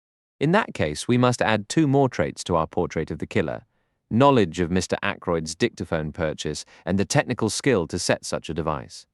I had reached this point in my reasoning when we examined the footprints on the window ledge. 3 explanations presented themselves. First, they might genuinely have been made by Ralph Peyton. He was at Fernley that night and could have climbed into the study, finding his uncle dead. That was one possibility. Second, the footprints might belong to someone else wearing shoes with the same studs, but everyone in the house wore crepe rubber soles, and I found it too coincidental that an outsider would have identical footwear to Ralph Peyton's. As we learned from the barmaid at the Dog and Whistle, Charles Kent's boots were practically falling apart. The footprints left behind were clearly planted by someone aiming to frame Ralph Peyton. To confirm this, certain facts needed checking. The police had collected 1 pair of Ralph's shoes from the Three Boars Inn. Neither Ralph nor anyone else could have worn them that night, as they were downstairs being cleaned. The official theory suggested Ralph wore a second identical pair, and I confirmed he did own 2. For my own theory to hold, the killer must have worn Ralph's shoes that evening, meaning Ralph himself would have needed a 3rd set of footwear. It seemed unlikely he'd travel with 3 identical pairs of shoes. Boots were the more plausible option. I asked your sister to look into this, emphasizing the color to discreetly mask my true intent.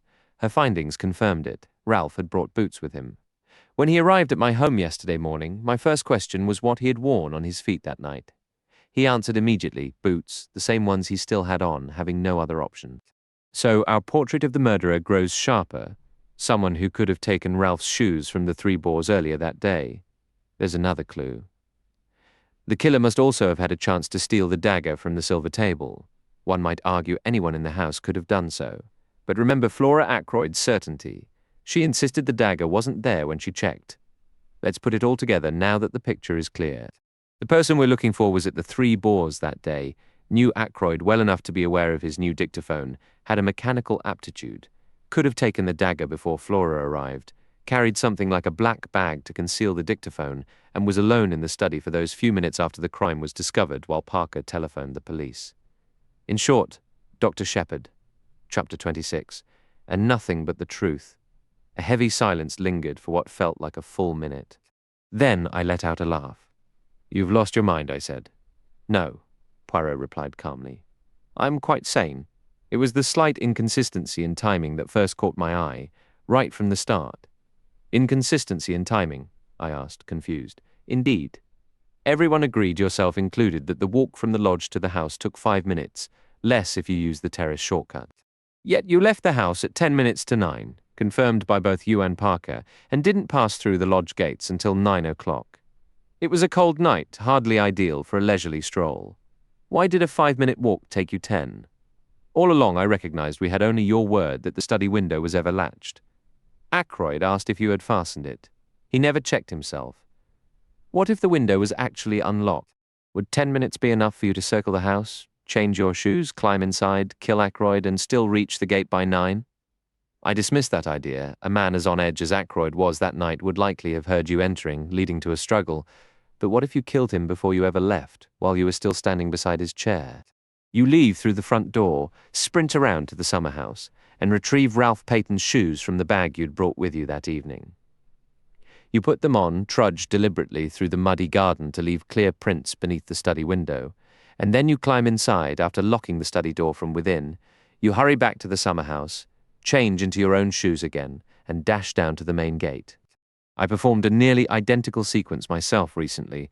While you were with Mrs. Ackroyd, it consumed precisely 10 minutes. Then it's home to establish your alibi, having preset the dictaphone for 9:30. "My dear Poirot," I said, my voice sounding oddly strained, even to myself, "you've become obsessed with this case. What possible motive could I have for killing Ackroyd?" "Your own safety," he replied calmly. "You were the one blackmailing Mrs. Ferrars.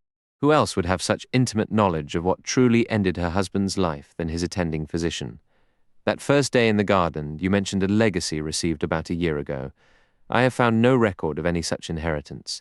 You needed a story to explain Mrs. Ferrars's $20,000. It did not serve you well. You lost most of it in poor investments, and then you tightened the screws too far. Mrs. Ferrars chose an exit you never anticipated. If Ackroyd had discovered the truth, he would have shown you no mercy. Your ruin would have been absolute." "And the telephone call?" I asked, struggling to maintain my composure. "I suppose you have a tidy explanation for that as well."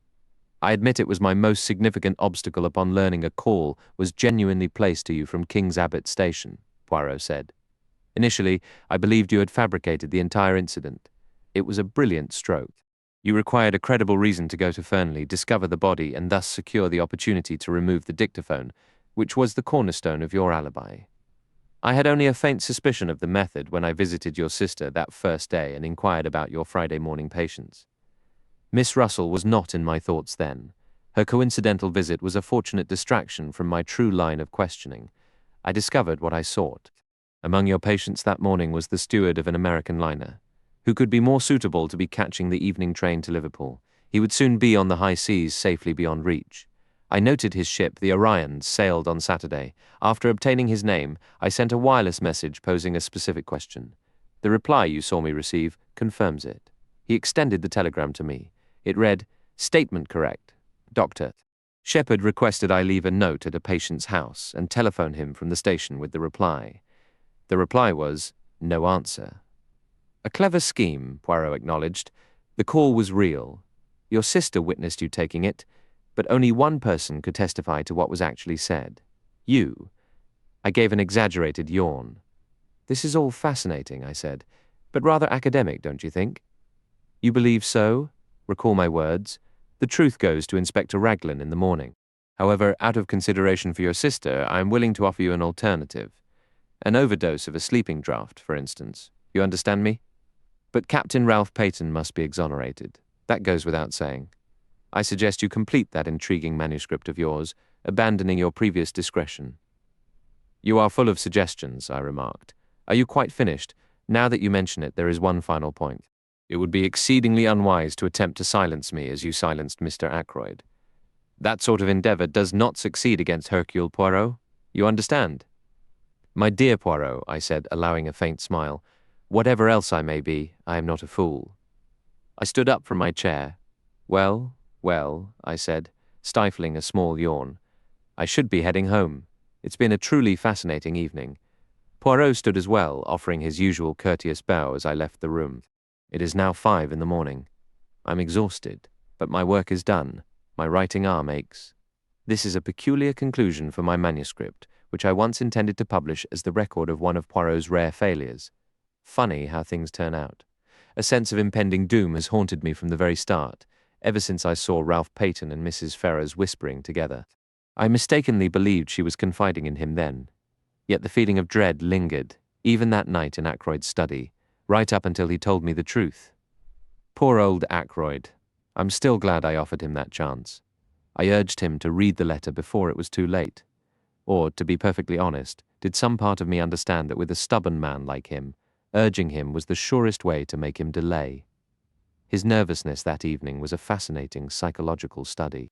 He sensed danger was near, yet he never once suspected me. The dagger was an improvisation.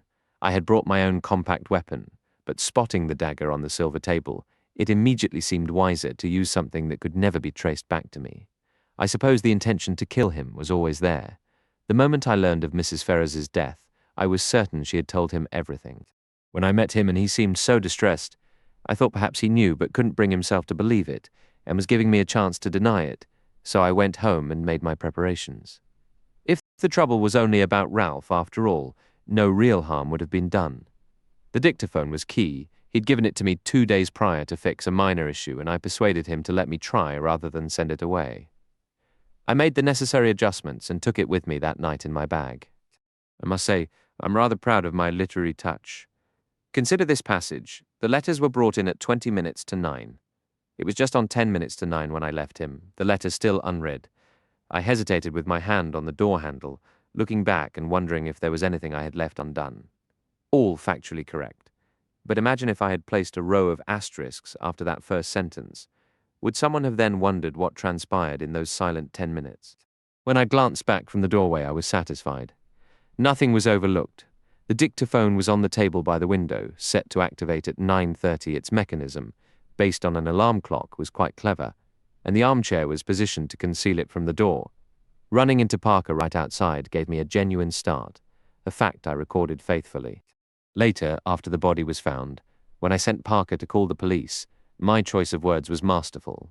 I did what little had to be done, and it was little just slipping the dictaphone into my bag and nudging the chair back against the wall. It never occurred to me that Parker would notice that chair. Logically, his focus should have been entirely on the body. I hadn't accounted for the trained eye of a professional servant. I wish I'd known in advance that Flora would claim she saw her uncle alive at 9:45. That threw me more than I can express. Honestly, this entire case has been full of bewildering twists, with everyone seemingly getting involved.